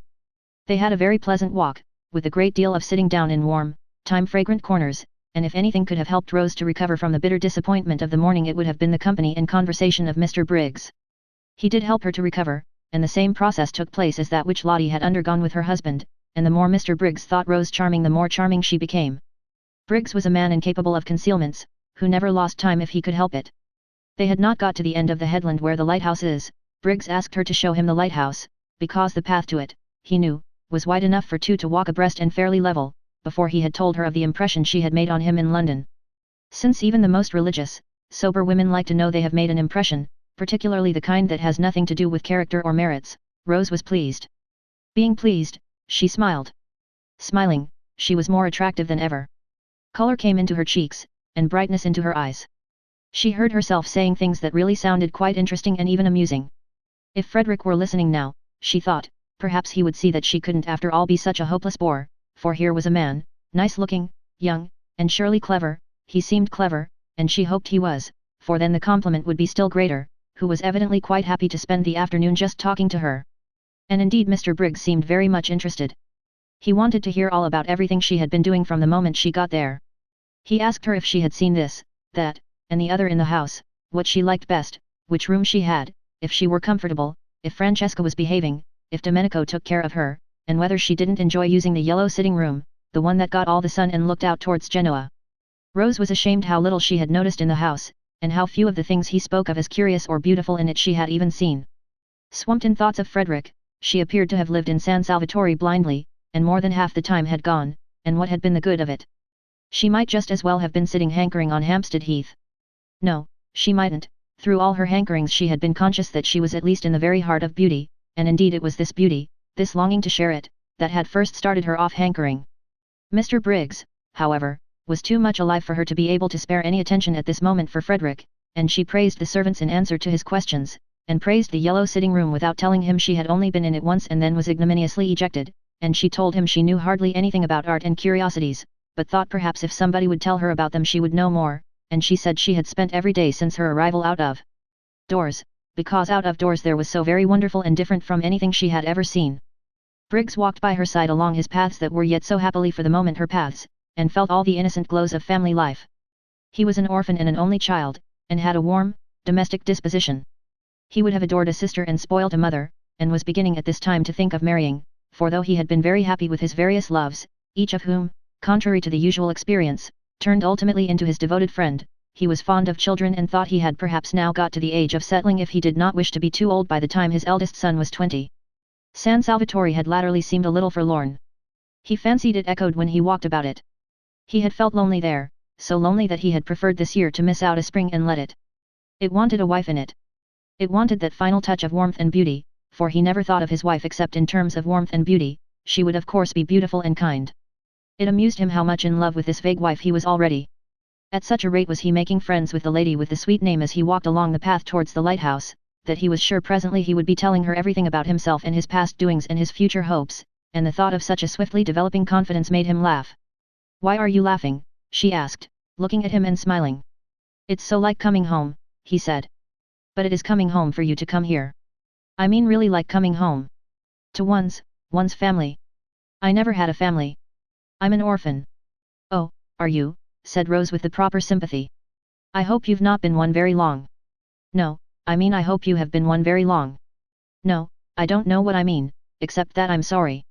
He laughed again. "Oh, I'm used to it. I haven't anybody. No sisters or brothers." "Then you're an only child," she observed intelligently. "Yes. And there's something about you that's exactly my idea of a family." She was amused. "So, cozy," he said, looking at her and searching for a word. "You wouldn't think so if you saw my house in Hampstead," she said, a vision of that austere and hard-seated dwelling presenting itself to her mind, with nothing soft in it except the shunned and neglected Dubarry sofa. No wonder, she thought, for a moment clear-brained, that Frederick avoided it. There was nothing cozy about his family. "I don't believe any place you lived in could be anything but exactly like you," he said. "You're not going to pretend San Salvatore is like me." "Indeed I do pretend it." "Surely you admit that it is beautiful." He said several things like that. She enjoyed her walk. She could not recollect any walk so pleasant since her courting days. She came back to tea, bringing Mr. Briggs, and looking quite different, Mr. Wilkins noticed, from what she had looked till then. Trouble here, thought Mr. Wilkins, mentally rubbing his professional hands. He could see himself being called in presently to advise. On the one hand there was Arbuthnot, on the other hand here was Briggs. Trouble brewing, trouble sooner or later. But why had Briggs's telegram acted on the lady like a blow? If she had turned pale from excess of joy, then trouble was nearer than he had supposed. She was not pale now, she was more like her name than he had yet seen her. Well, he was the man for trouble. He regretted, of course, that people should get into it, but being in he was their man. And Mr. Wilkins, invigorated by these thoughts, his career being very precious to him, proceeded to assist in doing the honours to Mr. Briggs, both in his quality of sharer in the temporary ownership of San Salvatore and of probable helper out of difficulties, with great hospitality, and pointed out the various features of the place to him, and led him to the parapet and showed him Mezzago across the bay. Mrs. Fisher too was gracious. This was this young man's house. He was a man of property. She liked property, and she liked men of property. Also there seemed a peculiar merit in being a man of property so young. Inheritance, of course, and inheritance was more respectable than acquisition. It did indicate fathers, and in an age where most people appeared neither to have them nor to want them she liked this too. Accordingly it was a pleasant meal, with everybody amiable and pleased. Briggs thought Mrs. Fisher a dear old lady, and showed he thought so, and again the magic worked, and she became a dear old lady. She developed benignity with him, and a kind of benignity which was almost playful, actually before tea was over including in some observation she made him the words "my dear boy." Strange words in Mrs. Fisher's mouth. It is doubtful whether in her life she had used them before. Rose was astonished. How nice people really were. When would she leave off making mistakes about them? She hadn't suspected this side of Mrs. Fisher, and she began to wonder whether those other sides of her with which alone she was acquainted had not perhaps after all been the effect of her own militant and irritating behavior. Probably they were. How horrid, then, she must have been. She felt very penitent when she saw Mrs. Fisher beneath her eyes blossoming out into real amiability the moment someone came along who was charming to her, and she could have sunk into the ground with shame when Mrs. Fisher presently laughed, and she realized by the shock it gave her that the sound was entirely new.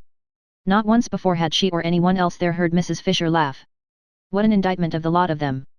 For they had all laughed, the others, some more and some less, at one time or another since their arrival, and only Mrs. Fisher had not. Clearly, since she could enjoy herself as she was now enjoying herself, she had not enjoyed herself before. Nobody had cared whether she did or not, except perhaps Lottie. Yes, Lottie had cared, and had wanted her to be happy, but Lottie seemed to produce a bad effect on Mrs. Fisher, while as for Rose herself she had never been with her for 5 minutes without wanting, really wanting, to provoke and oppose her. How very horrid she had been. She had behaved unpardonably. Her penitence showed itself in a shy and deferential solicitude towards Mrs. Fisher which made the observant Briggs think her still more angelic, and wish for a moment that he were an old lady himself in order to be behaved to by Rose Arbuthnot just like that. There was evidently no end, he thought, to the things she could do sweetly. He would even not mind taking medicine, really nasty medicine, if it were Rose Arbuthnot bending over him with the dose. She felt his bright blue eyes, the brighter because he was so sunburnt, fixed on her with a twinkle in them, and smiling asked him what he was thinking about. But he couldn't very well tell her that, he said, and added, "Some day."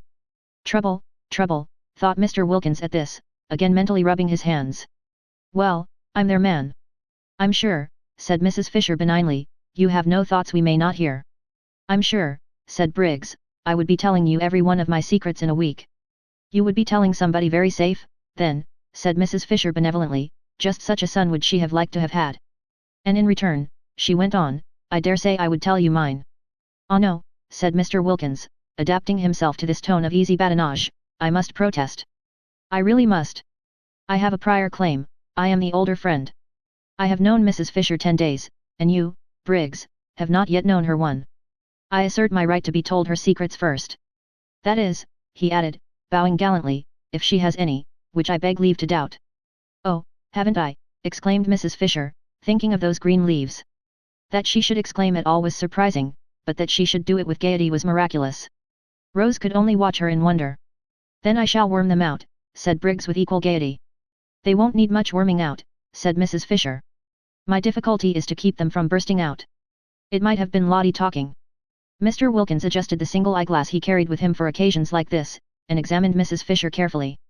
Rose looked on, unable not to smile too since Mrs. Fisher seemed so much amused, though Rose did not quite know why, and her smile was a little uncertain, for Mrs. Fisher amused was a new sight, not without its awe-inspiring aspects, and had to be got accustomed to. What Mrs. Fisher was thinking was how much surprised they would be if she told them of her very odd and exciting sensation of going to come out all over buds. They would think she was an extremely silly old woman, and so would she have thought as lately as 2 days ago, but the bud idea was becoming familiar to her, she was more a privoisée now, as dear Matthew Arnold used to say, and though it would undoubtedly be best if one's appearance and sensations matched, yet supposing they did not, and one couldn't have everything, was it not better to feel young somewhere rather than old everywhere? Time enough to be old everywhere again, inside as well as out, when she got back to her sarcophagus in Prince of Wales Terrace. Yet it is probable that without the arrival of Briggs Mrs. Fisher would have gone on secretly fermenting in her shell. The others only knew her as severe. It would have been more than her dignity could bear suddenly to relax, especially towards the 3 young women. But now came the stranger Briggs, a stranger who at once took to her as no young man had taken to her in her life, and it was the coming of Briggs and his real and manifest appreciation, for just such a grandmother, thought Briggs, hungry for home life and its concomitants, would he have liked to have, that released Mrs. Fisher from her shell, and here she was at last, as Lottie had predicted, pleased, good-humoured and benevolent. Lottie, coming back half an hour later from her picnic, and following the sound of voices into the top garden in the hope of still finding tea, saw at once what had happened, for Mrs. Fisher at that very moment was laughing. "She's burst her cocoon," thought Lottie, and swift as she was in all her movements, and impulsive, and also without any sense of propriety to worry and delay her, she bent over the back of Mrs. Fisher's chair and kissed her. "Good gracious!" cried Mrs. Fisher, starting violently, for such a thing had not happened to her since Mr. Fisher's earlier days, and then only gingerly. This kiss was a real kiss, and rested on Mrs. Fisher's cheek a moment with a strange, soft sweetness. When she saw whose it was, a deep flush spread over her face. Mrs. Wilkins kissing her and the kiss feeling so affectionate. Even if she had wanted to she could not in the presence of the appreciative Mr. Briggs resume her cast-off severity and begin rebuking again, but she did not want to. Was it possible Mrs. Wilkins liked her, had liked her all this time, while she had been so much disliking her herself? A queer little trickle of warmth filtered through the frozen defences of Mrs. Fisher's heart. Somebody young kissing her, somebody young wanting to kiss her. Very much flushed, she watched the strange creature, apparently quite unconscious she had done anything extraordinary, shaking hands with Mr. Briggs, on her husband's introducing him, and immediately embarking on the friendliest conversation with him, exactly as if she had known him all her life. What a strange creature, what a very strange creature. It was natural, she being so strange, that one should have, perhaps, misjudged her. "I'm sure you want some tea," said Briggs with eager hospitality to Lottie. He thought her delightful, freckles, picnic untidiness and all. Just such a sister would he. "This is cold," he said, feeling the teapot. "I'll tell Francesca to make you some fresh." He broke off and blushed. "Aren't I forgetting myself?" he said, laughing and looking round at them. Very natural, Mr. Wilkins reassured him. I'll go and tell Francesca, said Rose, getting up. No, no, said Briggs. Don't go away. And he put his hands to his mouth and shouted. Francesca, shouted Briggs. She came running. No summons in their experience had been answered by her with such celerity. Her master's voice, remarked Mr. Wilkins, aptly, he considered. Make fresh tea, ordered Briggs in Italian. Quick, quick, and then remembering himself he blushed again, and begged everybody's pardon. Very natural, Mr. Wilkins reassured him. Briggs then explained to Lottie what he had explained twice already, once to Rose and once to the other two, that he was on his way to Rome and thought he would get out at Mezzago and just look in to see if they were comfortable and continue his journey the next day, staying the night in an hotel at Mezzago. But how ridiculous, said Lottie. Of course you must stay here. It's your house. There's Kate Lumley's room, she added, turning to Mrs. Fisher. You wouldn't mind Mr. Briggs having it for one night? Kate Lumley isn't in it, you know, she said turning to Briggs again and laughing. And Mrs. Fisher to her immense surprise laughed too. She knew that at any other time this remark would have struck her as excessively unseemly, and yet now she only thought it funny. No indeed, she assured Briggs, Kate Lumley was not in that room. Very fortunately, for she was an excessively wide person and the room was excessively narrow. Kate Lumley might get into it, but that was about all. Once in, she would fit it so tightly that probably she would never be able to get out again. It was entirely at Mr. Briggs's disposal, and she hoped he would do nothing so absurd as go to an hotel, he, the owner of the whole place. Rose listened to this speech wide-eyed with amazement. Mrs. Fisher laughed very much as she made it. Lottie laughed very much too, and at the end of it bent down and kissed her again, kissed her several times. So you see, my dear boy, said Mrs. Fisher, you must stay here and give us all a great deal of pleasure. A great deal indeed, corroborated Mr. Wilkins heartily. A very great deal, repeated Mrs. Fisher, looking exactly like a pleased mother. Do, said Rose, on Briggs's turning inquiringly to her. How kind of you all, he said, his face broad with smiles. I'd love to be a guest here. What a new sensation. And with 3 such. He broke off and looked round. I say, he asked, oughtn't I to have a 4th hostess? Francesca said she had 4 mistresses. Yes. There's Lady Caroline, said Lottie. Then hadn't we better find out first if she invites me too? Oh, but she's sure, began Lottie. The daughter of the Droit witches, Briggs, said Mr. Wilkins, is not likely to be wanting in the proper hospitable impulses. The daughter of the, repeated Briggs, but he stopped dead, for there in the doorway was the daughter of the Droit witches herself, or rather, coming towards him out of the dark doorway into the brightness of the sunset, was that which he had not in his life yet seen but only dreamed of, his ideal of absolute loveliness. Chapter 19. And then when she spoke. What chance was there for poor Briggs? He was undone. All Scrap said was, how do you do, on Mr. Wilkins presenting him, but it was enough, it undid Briggs. From a cheerful, chatty, happy young man, overflowing with life and friendliness, he became silent, solemn and with little beads on his temples. Also he became clumsy, dropping the teaspoon as he handed her her cup, mismanaging the macaroons, so that one rolled on the ground. His eyes could not keep off the enchanting face for a moment, and when Mr. Wilkins, elucidating him, for he failed to elucidate himself, informed Lady Caroline that in Mr. Briggs she beheld the owner of San Salvatore, who was on his way to Rome, but had got out at Mezzago, etc., and that the other 3 ladies had invited him to spend the night in what was to all intents and purposes his own house rather than an hotel, and Mr. Briggs was only waiting for the seal of her approval to this invitation, she being the 4th hostess, when Mr. Wilkins, balancing his sentences and being admirably clear and enjoying the sound of his own cultured voice, explained the position in this manner to Lady Caroline, Briggs sat and said never a word.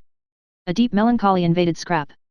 The symptoms of the incipient grabber were all there and only too familiar, and she knew that if Briggs stayed her rest cure might be regarded as over. Then Kate Lumley occurred to her. She caught at Kate as at a straw. It would have been delightful, she said, faintly smiling at Briggs. She could not in decency not smile, at least a little, but even a little betrayed the dimple, and Briggs's eyes became more fixed than ever. I'm only wondering if there is room. Yes, there is, said Lottie. There's Kate Lumley's room. I thought, said Scrap to Mrs. Fisher, and it seemed to Briggs that he had never heard music till now, your friend was expected immediately. Oh, no, said Mrs. Fisher, with an odd placidness, Scrap thought. Miss Lumley, said Mr. Wilkins, or should I, he inquired of Mrs. Fisher, say Mrs. Nobody has ever married Kate, said Mrs. Fisher complacently. Quite so. Miss Lumley does not arrive today in any case, Lady Caroline, and Mr. Briggs has, unfortunately, if I may say so, to continue his journey tomorrow, so that his staying would in no way interfere with Miss Lumley's possible movements. Then of course I join in the invitation, said Scrap, with what was to Briggs the most divine cordiality. He stammered something, flushing scarlet, and Scrap thought, oh, and turned her head away, but that merely made Briggs acquainted with her profile, and if there existed anything more lovely than Scrap's full face it was her profile. Well, it was only for this one afternoon and evening. He would leave, no doubt, the first thing in the morning. It took hours to get to Rome. Awful if he hung on till the night train. She had a feeling that the principal express to Rome passed through at night. Why hadn't that woman Kate Lumley arrived yet? She had forgotten all about her, but now she remembered she was to have been invited a fortnight ago. What had become of her? This man, once let in, would come and see her in London, would haunt the places she was likely to go to.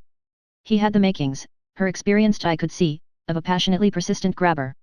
If, thought Mr. Wilkins, observing Briggs's face and sudden silence, any understanding existed between this young fellow and Mrs. Arbuthnot, there is now going to be trouble. Trouble of a different nature from the kind I feared, in which Arbuthnot would have played a leading part, in fact the part of petitioner, but trouble that may need help and advice none the less for its not being publicly scandalous. Briggs, impelled by his passions and her beauty, will aspire to the daughter of the Droit witches.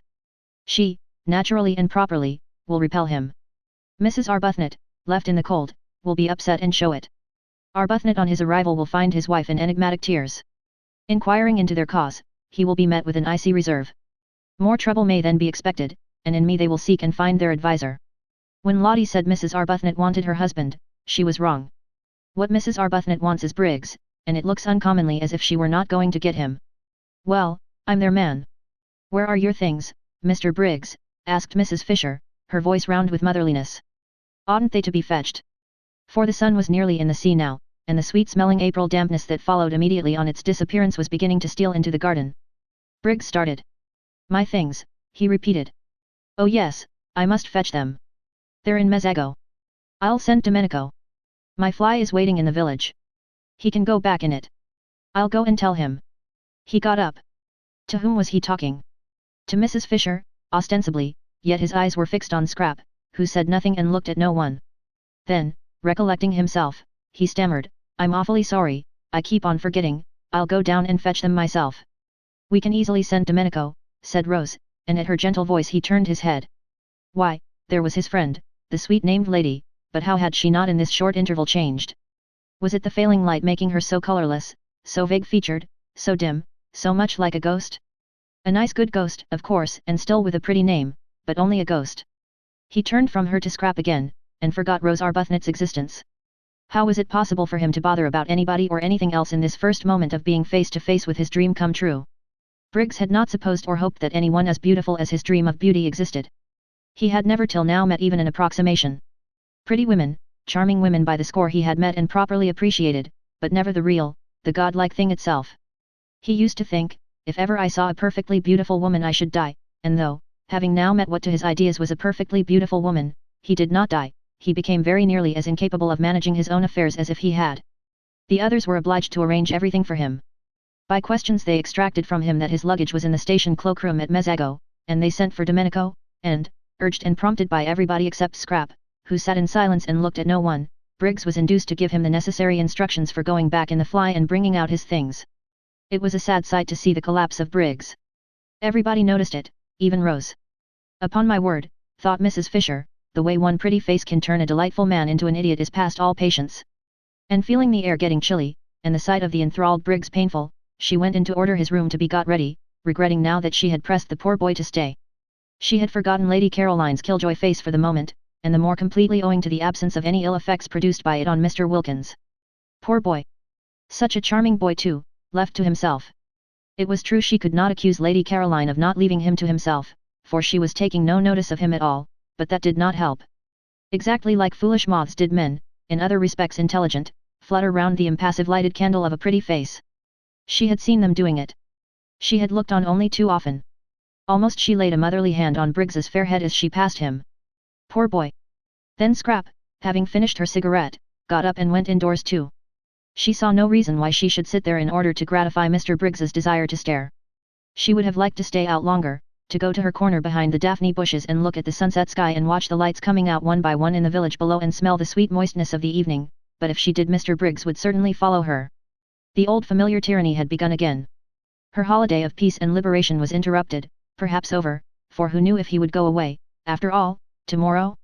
He might leave the house, driven out of it by Kate Lumley, but there was nothing to prevent his taking rooms in the village and coming up every day.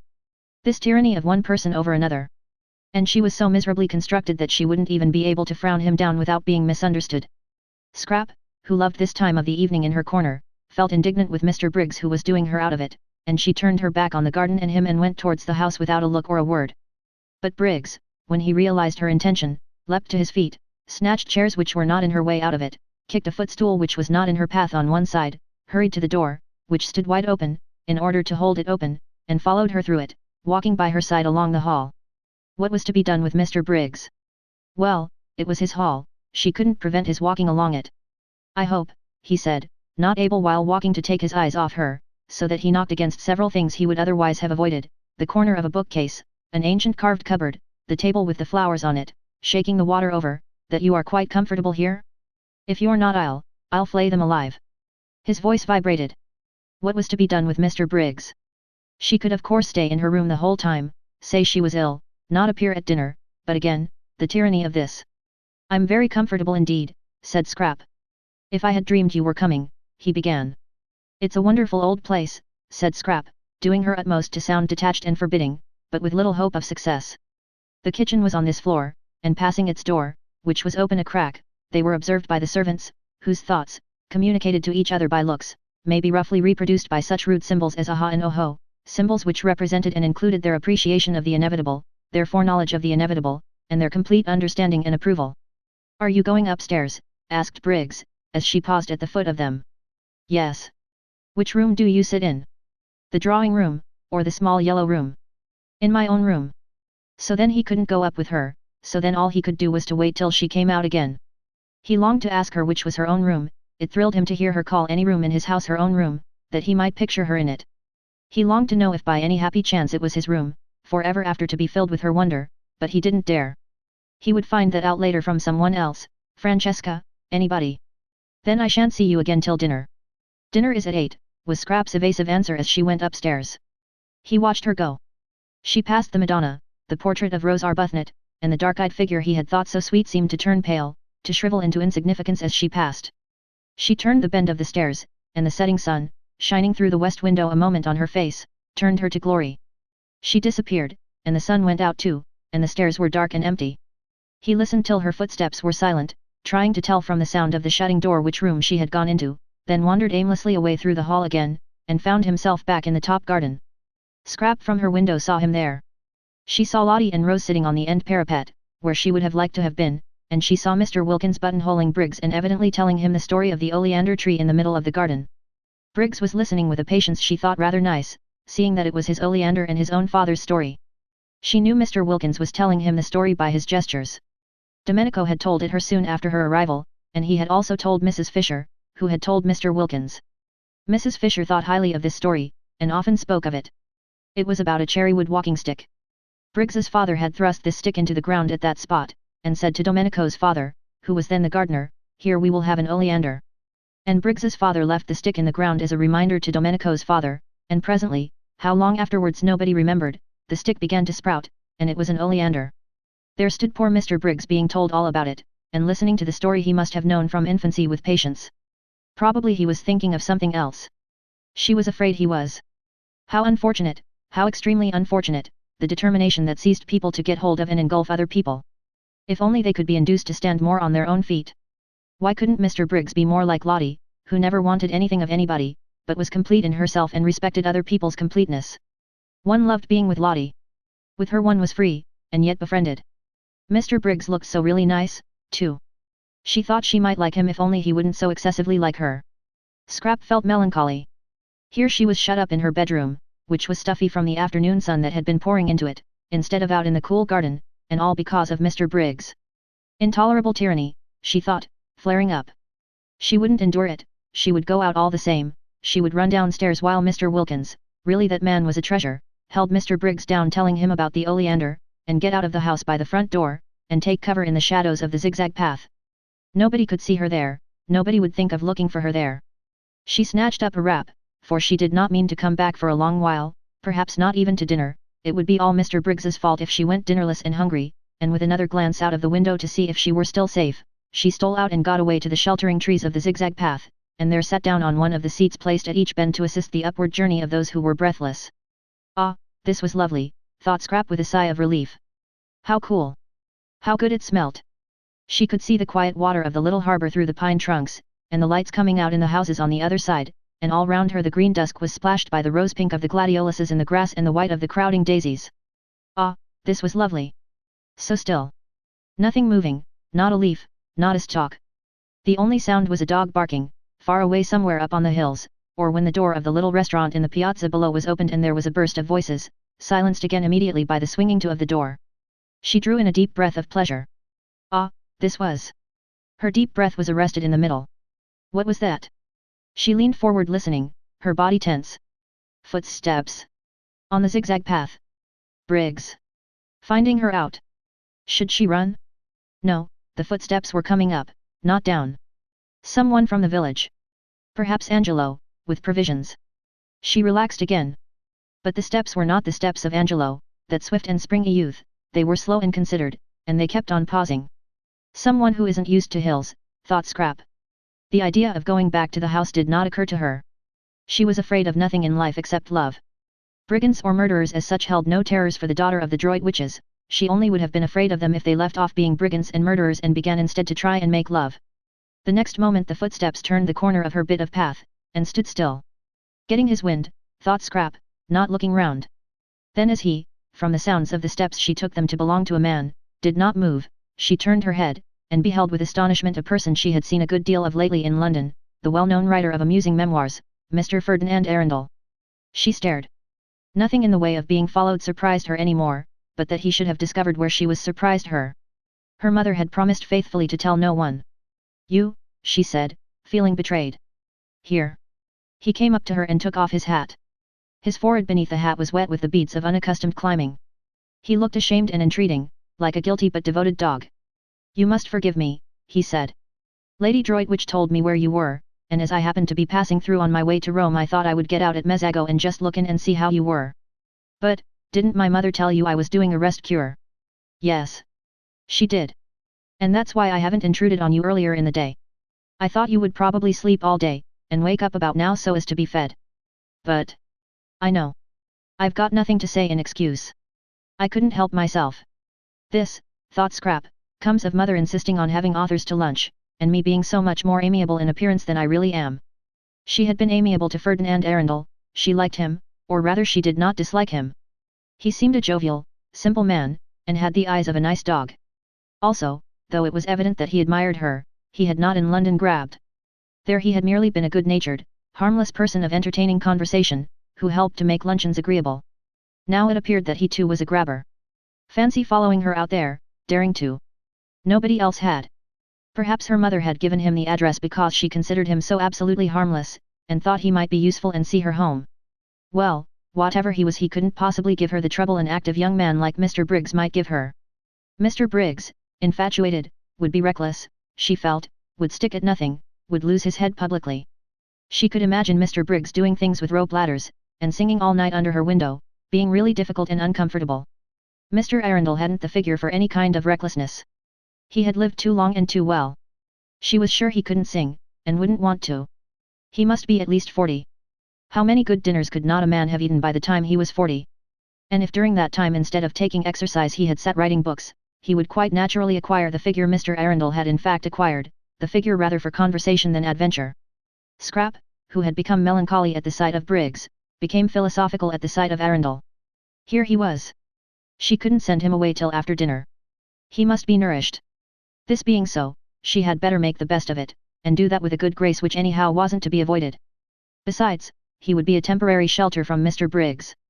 She was at least acquainted with Ferdinand Arundel, and could hear news from him of her mother and her friends, and such talk would put up a defensive barrier at dinner between herself and the approaches of the other one. And it was only for one dinner, and he couldn't eat her. She therefore prepared herself for friendliness. I'm to be fed, she said, ignoring his last remark, at 8, and you must come up and be fed too. Sit down and get cool and tell me how everybody is. May I really dine with you? In these travelling things, he said, wiping his forehead before sitting down beside her. She was too lovely to be true, he thought. Just to look at her for an hour, just to hear her voice, was enough reward for his journey and his fears. Of course. I suppose you've left your fly in the village, and will be going on from Mezago by the night train. Or stay in Mezago in an hotel and go on tomorrow. But tell me, he said, gazing at the adorable profile, about yourself. London has been extraordinarily dull and empty. Lady Droitwich said you were with people here she didn't know. I hope they've been kind to you? You look, well, as if your cure had done everything a cure should. They've been very kind, said Scrap. I got them out of an advertisement. An advertisement? It's a good way, I find, to get friends. I'm fonder of one of these than I've been of anybody in years. Really? Who is it?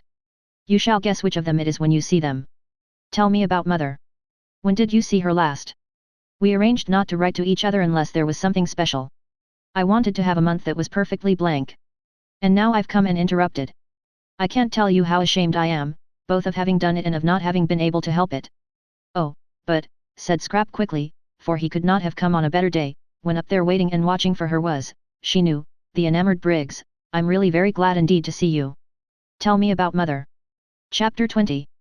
Scrap wanted to know so much about her mother that Arundel had presently to invent. He would talk about anything she wished if only he might be with her for a while and see her and hear her, but he knew very little of the Droitwiches and their friends really, beyond meeting them at those bigger functions where literature is also represented, and amusing them at luncheons and dinners. He knew very little of them really. To them he had always remained Mr. Arundel, no one called him Ferdinand, and he only knew the gossip also available to the evening papers and the frequenters of clubs. But he was, however, good at inventing, and as soon as he had come to an end of first-hand knowledge, in order to answer her inquiries and keep her there to himself he proceeded to invent. It was quite easy to fasten some of the entertaining things he was constantly thinking on to other people and pretend they were theirs. Scrap, who had that affection for her parents which warms in absence, was athirst for news, and became more and more interested by the news he gradually imparted. At first it was ordinary news. He had met her mother here, and seen her there. She looked very well, she said so and so. But presently the things Lady Droitwich had said took on an unusual quality, they became amusing. Mother said that. Scrap interrupted, surprised. And presently Lady Droitwich began to do amusing things as well as say them. Mother did that? Scrap inquired, wide-eyed. Arundel warmed to his work. He fathered some of the most entertaining ideas he had lately had on to Lady Droitwich, and also any charming funny things that had been done, or might have been done, for he could imagine almost anything. Scrap's eyes grew round with wonder and affectionate pride in her mother. Why, but how funny, fancy Mother. What an old darling. Did she really do that? How perfectly adorable of her. And did she really say, but how wonderful of her to think of it. What sort of a face did Lloyd George make? She laughed, and had a great longing to hug her mother, and the time flew, and it grew quite dusk, and it grew nearly dark, and Mr. Arundel still went on amusing her, and it was 7:15 before she suddenly remembered dinner. Oh, good heavens, she exclaimed, jumping up. Yes. It's late, said Arundel. I'll go on quickly and send the maid to you. I must run, or I'll never be ready in time. And she was gone up the path with the swiftness of a young, slender deer. Arundel followed. He did not wish to arrive too hot, so had to go slowly. Fortunately he was near the top, and Francesca came down the pergola to pilot him indoors, and having shown him where he could wash she put him in the empty drawing-room to cool himself by the crackling wood fire. He got as far away from the fire as he could, and stood in one of the deep window recesses looking out at the distant lights of Mezago. The drawing-room door was open, and the house was quiet with the hush that precedes dinner, when the inhabitants are all shut up in their rooms dressing. Briggs in his room was throwing away spoiled tie after spoiled tie. Scrap in hers was hurrying into a black frock with a vague notion that Mr. Briggs wouldn't be able to see her so clearly in black. Mrs. Fisher was fastening the lace shawl, which nightly transformed her day dress into her evening dress, with the brooch Ruskin had given her on her marriage, formed of 2 pearl lilies tied together by a blue enamel ribbon on which was written in gold letters Esto Perpetua. Mr. Wilkins was sitting on the edge of his bed brushing his wife's hair. Thus far in this 3rd week had he progressed in demonstrativeness, while she, for her part, sitting on a chair in front of him, put his studs in a clean shirt, and Rose, ready dressed, sat at her window considering her day. Rose was quite aware of what had happened to Mr. Briggs. If she had had any difficulty about it, Lottie would have removed it by the frank comments she made while she and Rose sat together after tea on the wall. Lottie was delighted at more love being introduced into San Salvatore, even if it were only one-sided, and said that when once Rose's husband was there she didn't suppose, now that Mrs. Fisher too had at last come unglued. Rose protested at the expression, and Lottie retorted that it was in Keats, there would be another place in the world more swarming with happiness than San Salvatore. Your husband, said Lottie, swinging her feet, might be here quite soon, perhaps tomorrow evening if he starts at once, and there'll be a glorious final few days before we all go home refreshed for life. I don't believe any of us will ever be the same again, and I wouldn't be a bit surprised if Caroline doesn't end by getting fond of the young man Briggs. It's in the air. You have to get fond of people here. Rose sat at her window thinking of these things. Lottie's optimism. Yet it had been justified by Mr. Wilkins, and look, too, at Mrs. Fisher. If only it would come true as well about Frederick. For Rose, who between lunch and tea had left off thinking about Frederick, was now, between tea and dinner, thinking of him harder than ever. It had been funny and delightful, that little interlude of admiration, but of course it couldn't go on once Caroline appeared. Rose knew her place. She could see as well as anyone the unusual, the unique loveliness of Lady Caroline. How warm, though, things like admiration and appreciation made one feel, how capable of really deserving them, how different, how glowing. They seemed to quicken unsuspected faculties into life. She was sure she had been a thoroughly amusing woman between lunch and tea, and a pretty one too. She was quite certain she had been pretty, she saw it in Mr. Briggs's eyes as clearly as in a looking glass. For a brief space, she thought, she had been like a torpid fly brought back to gay buzzing by the lighting of a fire in a wintry room. She still buzzed, she still tingled, just at the remembrance. What fun it had been, having an admirer even for that little while. No wonder people liked admirers.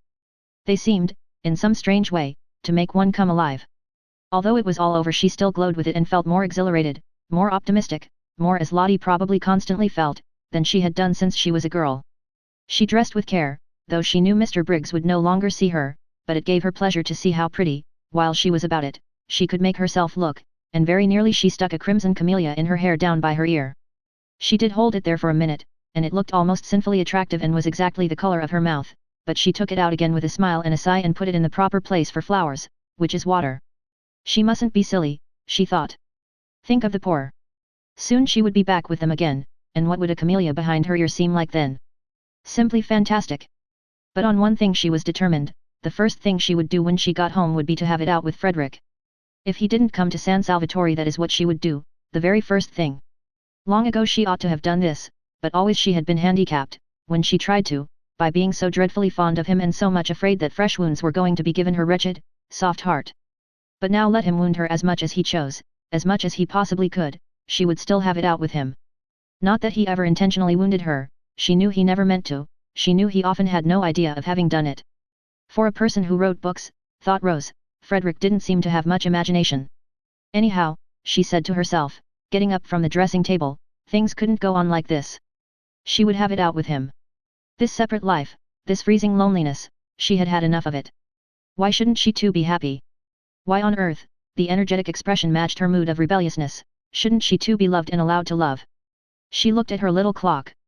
Still 10 minutes before dinner. Tired of staying in her bedroom, she thought she would go on to Mrs. Fisher's battlements, which would be empty at this hour, and watch the moon rise out of the sea. She went into the deserted upper hall with this intention, but was attracted on her way along it by the firelight shining through the open door of the drawing room. How gay it looked! The fire transformed the room. A dark, ugly room in the daytime, it was transformed just as she had been transformed by the warmth of, no, she wouldn't be silly, she would think of the poor, the thought of them always brought her down to sobriety at once. She peeped in. Firelight and flowers, and outside the deep slits of windows hung the blue curtain of the night. How pretty! What a sweet place San Salvatore was! And that gorgeous lilac on the table, she must go and put her face in it. But she never got to the lilac. She went one step towards it, and then stood still, for she had seen the figure looking out of the window in the farthest corner, and it was Frederick. All the blood in Rose's body rushed to her heart and seemed to stop its beating. Frederick! Come! She stood quite still. He had not heard her. He did not turn round. She stood looking at him. The miracle had happened, and he had come. She stood holding her breath. So he needed her, for he had come instantly. So he too must have been thinking, longing. Her heart, which had seemed to stop beating, was suffocating her now, the way it raced along.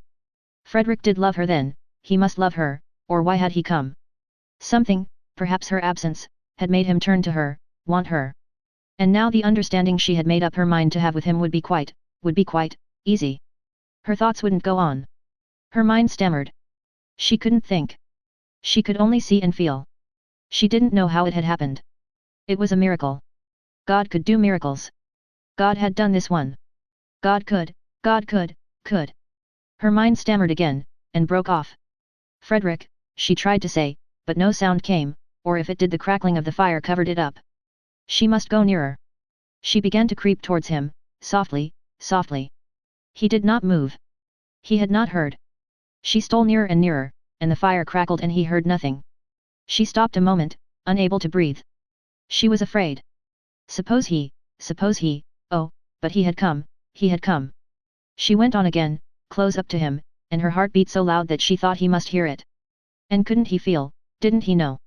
Frederick, she whispered, hardly able even to whisper, choked by the beating of her heart. He spun round on his heels. Rose, he exclaimed, staring blankly. But she did not see his stare, for her arms were round his neck, and her cheek was against his, and she was murmuring, her lips on his ear, I knew you would come, in my very heart I always knew you would come. Chapter 21. Now Frederick was not the man to hurt anything if he could help it, besides, he was completely bewildered. Not only was his wife here, of all places in the world, but she was clinging to him as she had not clung for years, and murmuring love, and welcoming him. If she welcomed him she must have been expecting him. Strange as this was, it was the only thing in the situation which was evident, that, and the softness of her cheek against his, and the long-forgotten sweet smell of her. Frederick was bewildered. But not being the man to hurt anything if he could help it, he too put his arms round her, and having put them round her he also kissed her, and presently he was kissing her almost as tenderly as she was kissing him, and presently he was kissing her quite as tenderly, and again presently he was kissing her more tenderly, and just as if he had never left off. He was bewildered, but he still could kiss. It seemed curiously natural to be doing it. It made him feel as if he were 30 again instead of 40, and Rose were his Rose of 20, the Rose he had so much adored before she began to weigh what he did with her idea of right, and the balance went against him, and she had turned strange and stony and more shocked, and oh, so lamentable. He couldn't get at her in those days at all, she couldn't understand. She kept on referring everything to what she called God's eyes, in God's eyes it couldn't be right, it wasn't right. Her miserable face, whatever her principles did for her they didn't make her happy, her little miserable face, twisted with effort to be patient, had been at last more than he could bear to see, and he had kept away as much as he could. She never ought to have been the daughter of a low church rector, narrow devil, she was quite unfitted to stand up against such an upbringing. What had happened, why she was here, why she was his Rose again, past his comprehension, and meanwhile, and until such time as he understood, he still could kiss. In fact he could not stop kissing, and it was he now who began to murmur, to say love things in her ear under the hair that smelt so sweet and tickled him just as he remembered it used to tickle him. And as he held her close to his heart and her arms were soft round his neck, he felt stealing over him a delicious sense of, at first he didn't know what it was, this delicate, pervading warmth, and then he recognized it as security. Yes, security. No need now to be ashamed of his figure, and to make jokes about it so as to forestall other people's and show he didn't mind it, no need now to be ashamed of getting hot going up hills, or to torment himself with pictures of how he probably appeared to beautiful young women, how middle-aged, how absurd in his inability to keep away from them. Rose cared nothing for such things. With her he was safe. To her he was her lover, as he used to be, and she would never notice or mind any of the ignoble changes that getting older had made in him and would go on making more and more. Frederick continued, therefore, with greater and greater warmth and growing delight to kiss his wife, and the mere holding of her in his arms caused him to forget everything else. How could he, for instance, remember or think of Lady Caroline, to mention only one of the complications with which his situation bristled, when here was his sweet wife, miraculously restored to him, whispering with her cheek against his in the dearest, most romantic words how much she loved him, how terribly she had missed him. He did for one brief instant, for even in moments of love there are brief instants of lucid thought, recognize the immense power of the woman present and being actually held compared to that of the woman, however beautiful, who is somewhere else, but that is as far as he got towards remembering Scrap, no farther. She was like a dream, fleeing before the morning light. When did you start? Murmured Rose, her mouth on his ear. She couldn't let him go, not even to talk she couldn't let him go. Yesterday morning, murmured Frederick, holding her close. He couldn't let her go either. Oh, the very instant then, murmured Rose. This was cryptic, but Frederick said, yes, the very instant, and kissed her neck. How quickly my letter got to you, murmured Rose, whose eyes were shut in the excess of her happiness. Didn't it? Said Frederick, who felt like shutting his eyes himself. So there had been a letter. Soon, no doubt, light would be vouchsafed him, and meanwhile this was so strangely, touchingly sweet, this holding his Rose to his heart again after all the years, that he couldn't bother to try to guess anything.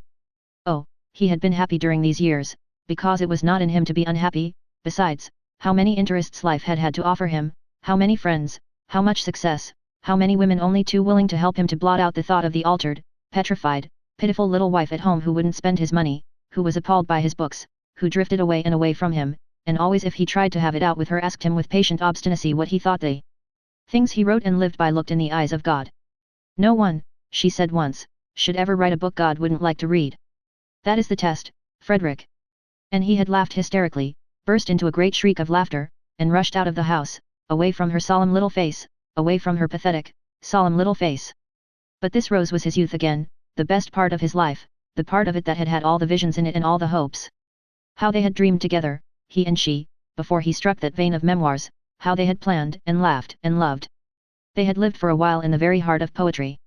After the happy days came the happy nights, the happy, happy nights, with her asleep close against his heart, with her when he woke in the morning still close against his heart, for they hardly moved in their deep, happy sleep. It was wonderful to have it all come back to him at the touch of her, at the feel of her face against his, wonderful that she should be able to give him back his youth. Sweetheart, sweetheart, he murmured, overcome by remembrance, clinging to her now in his turn. Beloved husband, she breathed, the bliss of it, the sheer bliss. Briggs, coming in a few minutes before the gong went on the chance that Lady Caroline might be there, was much astonished. He had supposed Rose Arbuthnot was a widow, and he still supposed it, so that he was much astonished. Well, I'm damned, thought Briggs, quite clearly and distinctly, for the shock of what he saw in the window startled him so much that for a moment he was shaken free of his own confused absorption. Aloud he said, very red, "Oh, I say, I beg your pardon," and then stood hesitating, and wondering whether he oughtn't to go back to his bedroom again. If he had said nothing they would not have noticed he was there, but when he begged their pardon Rose turned and looked at him as one looks who is trying to remember, and Frederick looked at him too without at first quite seeing him. They didn't seem, thought Briggs, to mind or to be at all embarrassed. He couldn't be her brother, no brother ever brought that look into a woman's face. It was very awkward. If they didn't mind, he did. It upset him to come across his Madonna forgetting herself. Is this one of your friends? Frederick was able after an instant to ask Rose, who made no attempt to introduce the young man standing awkwardly in front of them but continued to gaze at him with a kind of abstracted, radiant goodwill. It's Mr. Briggs, said Rose, recognizing him. This is my husband, she added. And Briggs, shaking hands, just had time to think how surprising it was to have a husband when you were a widow before the gong sounded, and Lady Caroline would be there in a minute, and he ceased to be able to think at all, and merely became a thing with its eyes fixed on the door. Through the door immediately entered, in what seemed to him an endless procession, first Mrs. Fisher, very stately in her evening lace shawl and brooch, who when she saw him at once relaxed into smiles and benignity, only to stiffen, however, when she caught sight of the stranger, then Mr. Wilkins, cleaner and neater and more carefully dressed and brushed than any man on earth, and then, tying something hurriedly as she came, Mrs. Wilkins, and then nobody. Lady Caroline was late. Where was she? Had she heard the gong? Oughtn't it to be beaten again? Suppose she didn't come to dinner after all. Briggs went cold. Introduce me, said Frederick on Mrs. Fisher's entrance, touching Rose's elbow. My husband, said Rose, holding him by the hand, her face exquisite. This, thought Mrs. Fisher, must now be the last of the husbands, unless Lady Caroline produces one from up her sleeve. But she received him graciously, for he certainly looked exactly like a husband, not at all like one of those people who go about abroad pretending they are husbands when they are not, and said she supposed he had come to accompany his wife home at the end of the month, and remarked that now the house would be completely full. So that, she added, smiling at Briggs, we shall at last really be getting our money's worth. Briggs grinned automatically, because he was just able to realize that somebody was being playful with him, but he had not heard her and he did not look at her. Not only were his eyes fixed on the door but his whole body was concentrated on it. Introduced in his turn, Mr. Wilkins was most hospitable and called Frederick sir. Well, sir, said Mr. Wilkins heartily, here we are, and having gripped his hand with an understanding that only wasn't mutual because Arbuthnot did not yet know what he was in for in the way of trouble, he looked at him as a man should, squarely in the eyes, and allowed his look to convey as plainly as a look can that in him would be found staunchness, integrity, reliability, in fact a friend in need. Mrs. Arbuthnot was very much flushed, Mr. Wilkins noticed. He had not seen her flushed like that before. Well, I'm their man, he thought. Lottie's greeting was effusive. It was done with both hands. Didn't I tell you? She laughed to Rose over her shoulder while Frederick was shaking her hands in both his. What did you tell her? Asked Frederick, in order to say something. The way they were all welcoming him was confusing. They had evidently all expected him, not only Rose. The sandy but agreeable young woman didn't answer his question, but looked extraordinarily pleased to see him. Why should she be extraordinarily pleased to see him? What a delightful place this is, said Frederick, confused, and making the first remark that occurred to him. "It's a tub of love," said the sandy young woman earnestly, which confused him more than ever. And his confusion became excessive at the next words he heard, spoken, these, by the old lady, who said, "We won't wait." Lady Caroline is always late, for he only then, on hearing her name, really and properly remembered Lady Caroline, and the thought of her confused him to excess. He went into the dining room like a man in a dream. He had come out to this place to see Lady Caroline, and had told her so. He had even told her in his fatuousness, it was true, but how fatuous, that he hadn't been able to help coming. She didn't know he was married. She thought his name was Arundel. Everybody in London thought his name was Arundel. He had used it and written under it so long that he almost thought it was himself. In the short time since she had left him on the seat in the garden, where he told her he had come because he couldn't help it, he had found Rose again, had passionately embraced and been embraced, and had forgotten Lady Caroline. It would be an extraordinary piece of good fortune if Lady Caroline's being late meant she was tired or bored and would not come to dinner at all. Then he could, no, he couldn't. He turned a deeper red even than usual, he being a man of full habit and red anyhow, at the thought of such cowardice. No, he couldn't go away after dinner and catch his train and disappear to Rome, not unless, that is, Rose came with him. But even so, what a running away. No, he couldn't. When they got to the dining room, Mrs. Fisher went to the head of the table. Was this Mrs. Fisher's house? He asked himself. He didn't know anything, and Rose, who in her earlier days of defying Mrs. Fisher had taken the other end as her place, for after all no one could say by looking at a table which was its top and which its bottom, led Frederick to the seat next to her. If only, he thought, he could have been alone with Rose, just 5 minutes more alone with Rose, so that he could have asked her. But probably he wouldn't have asked her anything, and only gone on kissing her. He looked round. The sandy young woman was telling the man they called Briggs to go and sit beside Mrs. Fisher. Was the house, then, the sandy young woman's and not Mrs. Fisher's? He didn't know anything, and she herself sat down on Rose's other side, so that she was opposite him, Frederick, and next to the genial man who had said "Here we are," when it was only too evident that there they were indeed. Next to Frederick, and between him and Briggs, was an empty chair, Lady Caroline's. No more than Lady Caroline knew of the presence in Frederick's life of Rose was Rose aware of the presence in Frederick's life of Lady Caroline. What would each think? He didn't know anything. Yes, he did know something, and that was that his wife had made it up with him, suddenly, miraculously, unaccountably, and divinely. Beyond that he knew nothing. The situation was one with which he felt he could not cope. It must lead him whither it would. He could only drift. In silence Frederick ate his soup, and the eyes, the large expressive eyes of the young woman opposite, were on him, he could feel, with a growing look in them of inquiry. They were, he could see, very intelligent and attractive eyes, and full, apart from the inquiry, of goodwill. Probably she thought he ought to talk, but if she knew everything she wouldn't think so. Briggs didn't talk either. Briggs seemed uneasy. What was the matter with Briggs? And Rose too didn't talk, but then that was natural. She never had been a talker. She had the loveliest expression on her face. How long would it be on it after Lady Caroline's entrance? He didn't know anything. But the genial man on Mrs. Fisher's left was talking enough for everybody. That fellow ought to have been a parson. Pulpits were the place for a voice like his, it would get him a bishopric in 6 months. He was explaining to Briggs, who shuffled about in his seat. Why did Briggs shuffle about in his seat? That he must have come out by the same train as Arbuthnot, and when Briggs, who said nothing, wriggled in apparent dissent, he undertook to prove it to him, and did prove it to him in long clear sentences. "Who's the man with the voice?" Frederick asked Rose in a whisper, and the young woman opposite, whose ears appeared to have the quickness of hearing of wild creatures, answered, "He's my husband." "Then by all the rules," said Frederick pleasantly, pulling himself together, "you oughtn't to be sitting next to him." "But I want to. I like sitting next to him. I didn't before I came here." Frederick could think of nothing to say to this, so he only smiled generally. "It's this place," she said, nodding at him. "It makes one understand. You've no idea what a lot you'll understand before you've done here." "I'm sure I hope so," said Frederick with real fervor. The soup was taken away, and the fish was brought. Briggs, on the other side of the empty chair, seemed more uneasy than ever. What was the matter with Briggs? Didn't he like fish? Frederick wondered what Briggs would do in the way of fidgets if he were in his own situation. Frederick kept on wiping his mustache, and was not able to look up from his plate, but that was as much as he showed of what he was feeling. Though he didn't look up, he felt the eyes of the young woman opposite raking him like searchlights, and Rose's eyes were on him too, he knew, but they rested on him unquestioningly, beautifully, like a benediction. How long would they go on doing that once Lady Caroline was there? He didn't know anything. He wiped his mustache for the 20th unnecessary time, and could not quite keep his hand steady, and the young woman opposite saw his hand not being quite steady, and her eyes raked him persistently. Why did her eyes rake him persistently? He didn't know anything. Then Briggs leapt to his feet.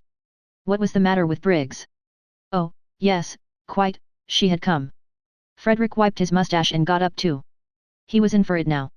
Absurd, fantastic situation.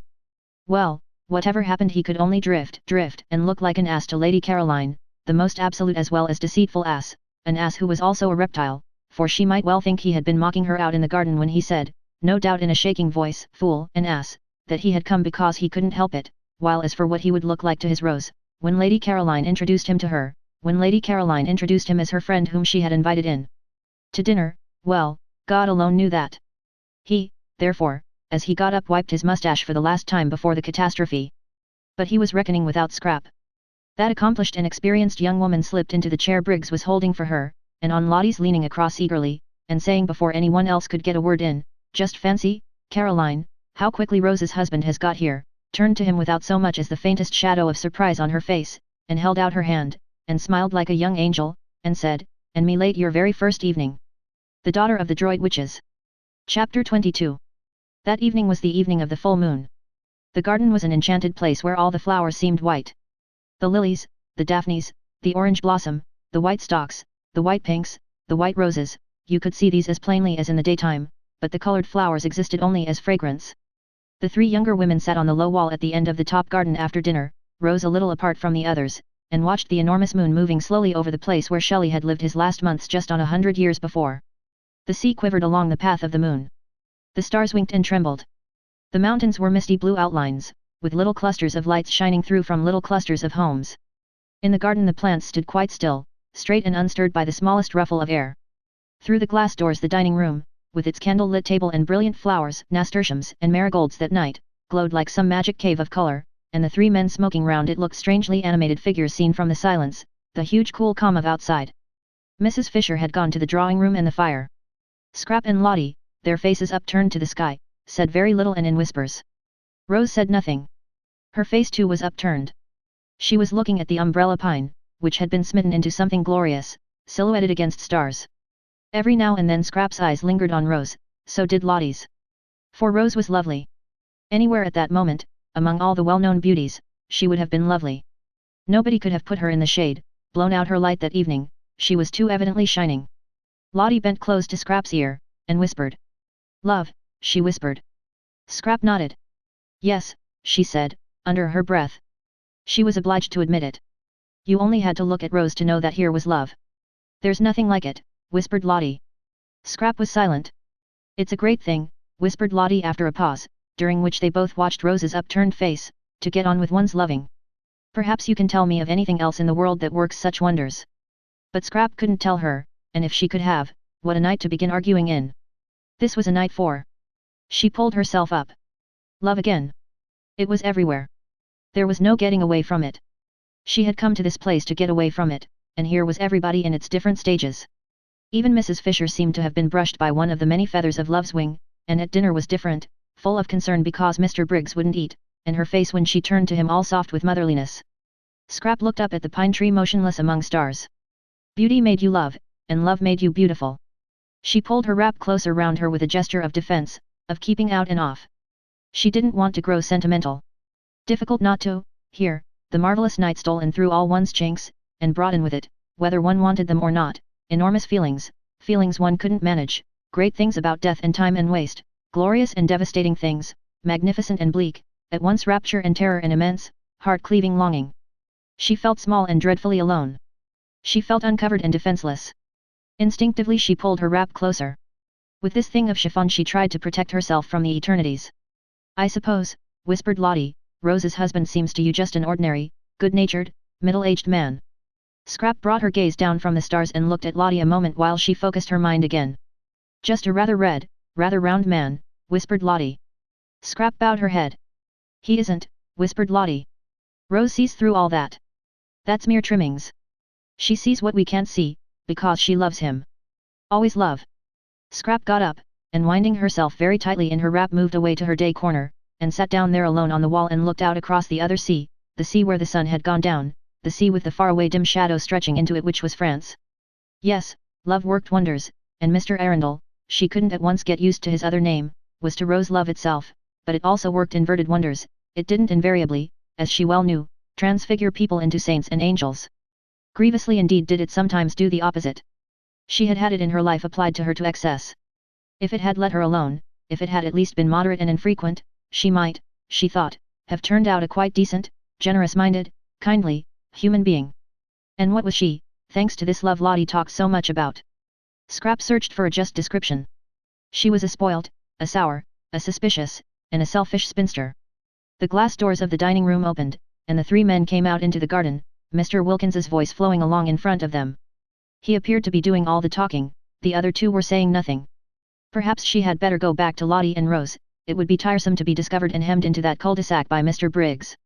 She got up reluctantly, for she considered it unpardonable of Mr. Briggs to force her to move about like this, to force her out of any place she wished to sit in, and she emerged from the daphne bushes feeling like some gaunt, stern figure of just resentment and wishing that she looked as gaunt and stern as she felt, so would she have struck repugnance into the soul of Mr. Briggs, and been free of him. But she knew she didn't look like that, however hard she might try. At dinner his hand shook when he drank, and he couldn't speak to her without flushing scarlet and then going pale, and Mrs. Fisher's eyes had sought hers with the entreaty of one who asks that her only son may not be hurt. How could a human being, thought Scrap, frowning as she issued forth from her corner, how could a man made in God's image behave so, and he fitted for better things she was sure, with his youth, his attractiveness and his brains. He had brains. She had examined him cautiously whenever at dinner Mrs. Fisher forced him to turn away to answer her, and she was sure he had brains. Also he had character, there was something noble about his head, about the shape of his forehead, noble and kind. All the more deplorable that he should allow himself to be infatuated by a mere outside, and waste any of his strength, any of his peace of mind, hanging round just a woman thing. If only he could see right through her, see through all her skin and stuff, he would be cured, and she might go on sitting undisturbed on this wonderful night by herself. Just beyond the daphne bushes she met Frederick, hurrying. "I was determined to find you first," he said, "before I go to Rose." And he added quickly, "I want to kiss your shoes." "Do you?" said Scrap, smiling. "Then I must go and put on my new ones. These aren't nearly good enough." She felt immensely well disposed towards Frederick. He, at least, would grab no more. His grabbing days, so sudden and so brief, were done. Nice man, agreeable man. She now definitely liked him. Clearly he had been getting into some sort of a tangle, and she was grateful to Lottie for stopping her in time at dinner from saying something hopelessly complicating. But whatever he had been getting into he was out of it now, his face and Rose's face had the same light in them. "I shall adore you forever now," said Frederick. Scrap smiled. "Shall you?" she said. "I adored you before because of your beauty. Now I adore you because you're not only as beautiful as a dream but as decent as a man." Scrap laughed. "Am I?" she said, amused. "When the impetuous young woman," Frederick went on, "the blessedly impetuous young woman, blurted out in the nick of time that I am Rose's husband, you behaved exactly as a man would have behaved to his friend." "Did I?" said Scrap, her enchanting dimple very evident. "It's the rarest, most precious of combinations," said Frederick, "to be a woman and have the loyalty of a man." "Is it?" smiled Scrap, a little wistfully. These were indeed handsome compliments. If only she were really like that. "And I want to kiss your shoes. Won't this save trouble?" she asked, holding out her hand. He took it and swiftly kissed it, and was hurrying away again. "Bless you," he said as he went. "Where is your luggage?" Scrap called after him. "Oh, Lord, yes," said Frederick, pausing. "It's at the station. I'll send for it." He disappeared through the bushes. She went indoors to give the order, and this is how it happened that Domenico, for the second time that evening, found himself journeying into Mezzago and wondering as he went.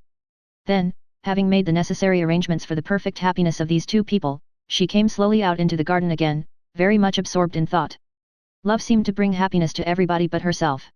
It had certainly got hold of everybody there, in its different varieties, except herself. Poor Mr. Briggs had been got hold of by its least dignified variety. Poor Mr. Briggs! He was a disturbing problem, and his going away next day wouldn't, she was afraid, solve him. When she reached the others, Mr. Arundel, she kept on forgetting that he wasn't Mr. Arundel, was already, his arm through Rose's, going off with her, probably to the greater seclusion of the lower garden. No doubt they had a great deal to say to each other, something had gone wrong between them, and had suddenly been put right. San Salvatore, Lottie would say, San Salvatore working its spell of happiness. She could quite believe in its spell. Even she was happier there than she had been for ages and ages. The only person who would go empty away would be Mr. Briggs. Poor Mr. Briggs. When she came in sight of the group he looked much too nice and boyish not to be happy. It seemed out of the picture that the owner of the place, the person to whom they owed all this, should be the only one to go away from it unblessed. Compunction seized Scrap. What very pleasant days she had spent in his house, lying in his garden, enjoying his flowers, loving his views, using his things, being comfortable, being rested, recovering, in fact. She had had the most leisured, peaceful, and thoughtful time of her life, and all really thanks to him. Oh, she knew she paid him some ridiculous small sum a week, out of all proportion to the benefits she got in exchange, but what was that in the balance? And wasn't it entirely thanks to him that she had come across Lottie? Never else would she and Lottie have met, never else would she have known her. Compunction laid its quick, warm hand on Scrap. Impulsive gratitude flooded her. She went straight up to Briggs. "I owe you so much," she said, overcome by the sudden realization of all she did owe him, and ashamed of her churlishness in the afternoon and at dinner. Of course he hadn't known she was being churlish. Of course her disagreeable inside was camouflaged as usual by the chance arrangement of her outside, but she knew it. She was churlish. She had been churlish to everybody for years. Any penetrating eye, thought Scrap, any really penetrating eye, would see her for what she was, a spoilt, a sour, a suspicious and a selfish spinster. "I owe you so much," therefore said Scrap earnestly, walking straight up to Briggs, humbled by these thoughts. He looked at her in wonder. "You owe me," he said. "But it's I who," he stammered. To see her there in his garden. Nothing in it, no white flower, was whiter, more exquisite. "Please," said Scrap, still more earnestly, "won't you clear your mind of everything except just truth? You don't owe me anything." "How should you?" "I don't owe you anything," echoed Briggs. "Why, I owe you my first sight of. "Oh, for goodness sake," said Scrap entreatingly, "do, please, be ordinary. Don't be humble." "Why should you be humble? It's ridiculous of you to be humble. You're worth 50 of me." Unwise, thought Mr. Wilkins, who was standing there too, while Lottie sat on the wall. He was surprised, he was concerned, he was shocked that Lady Caroline should thus encourage Briggs. Unwise, very, thought Mr. Wilkins, shaking his head. Briggs's condition was so bad already that the only course to take with him was to repel him utterly, Mr. Wilkins considered. No half-measures were the least use with Briggs, and kindliness and familiar talk would only be misunderstood by the unhappy youth. The daughter of the Droit witches could not really, it was impossible to suppose it, desire to encourage him. Briggs was all very well, but Briggs was Briggs, his name alone proved that. Probably Lady Caroline did not quite appreciate the effect of her voice and face, and how between them they made otherwise ordinary words seem, well, encouraging. But these words were not quite ordinary, she had not, he feared, sufficiently pondered them. Indeed she needed an adviser, some sagacious, objective counselor like himself.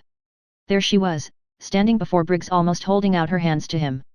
Briggs of course ought to be thanked, for they were having a most delightful holiday in his house, but not thanked to excess and not by Lady Caroline alone.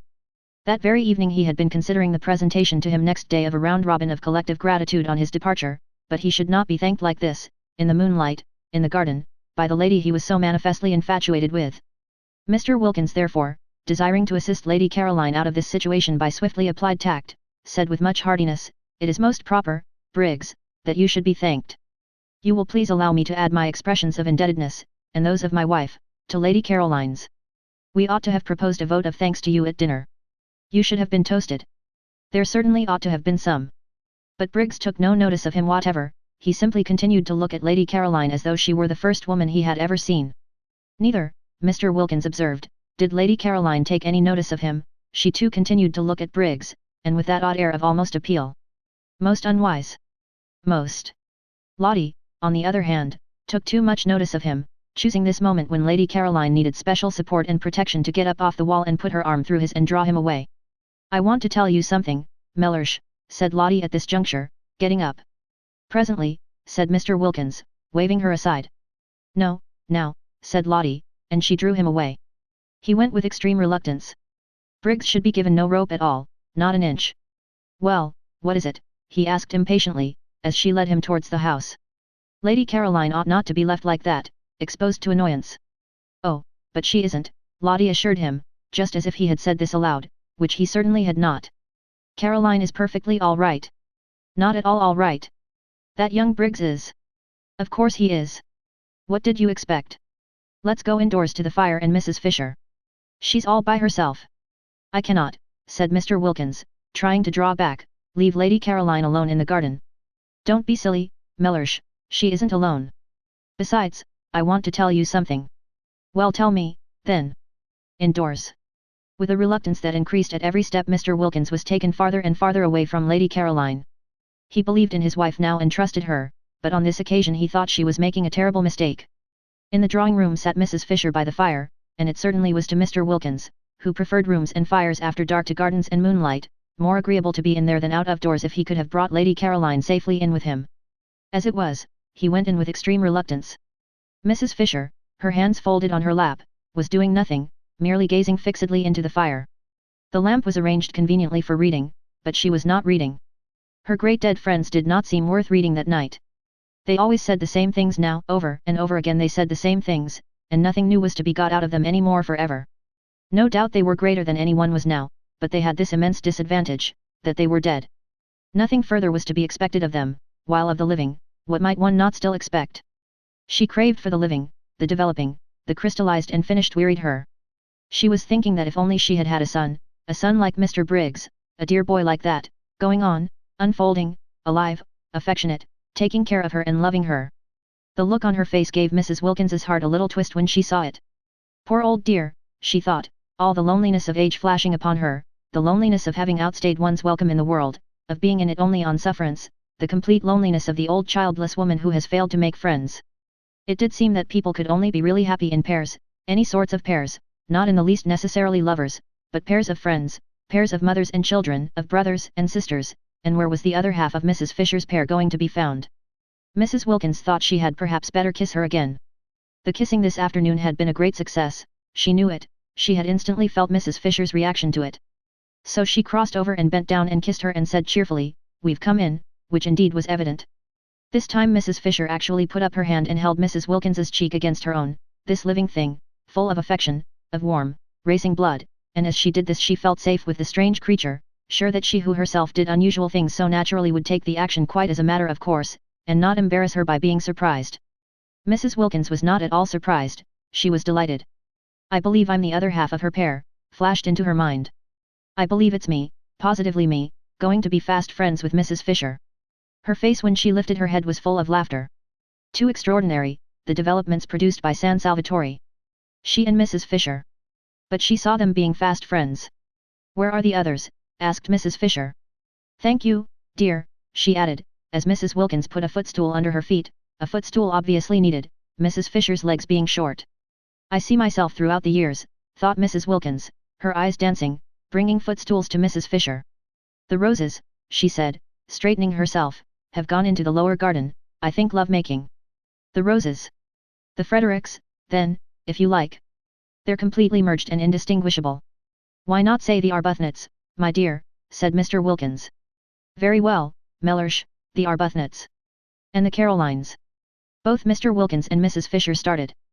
Mr. Wilkins, usually in such complete control of himself, started even more than Mrs. Fisher, and for the first time since his arrival felt angry with his wife.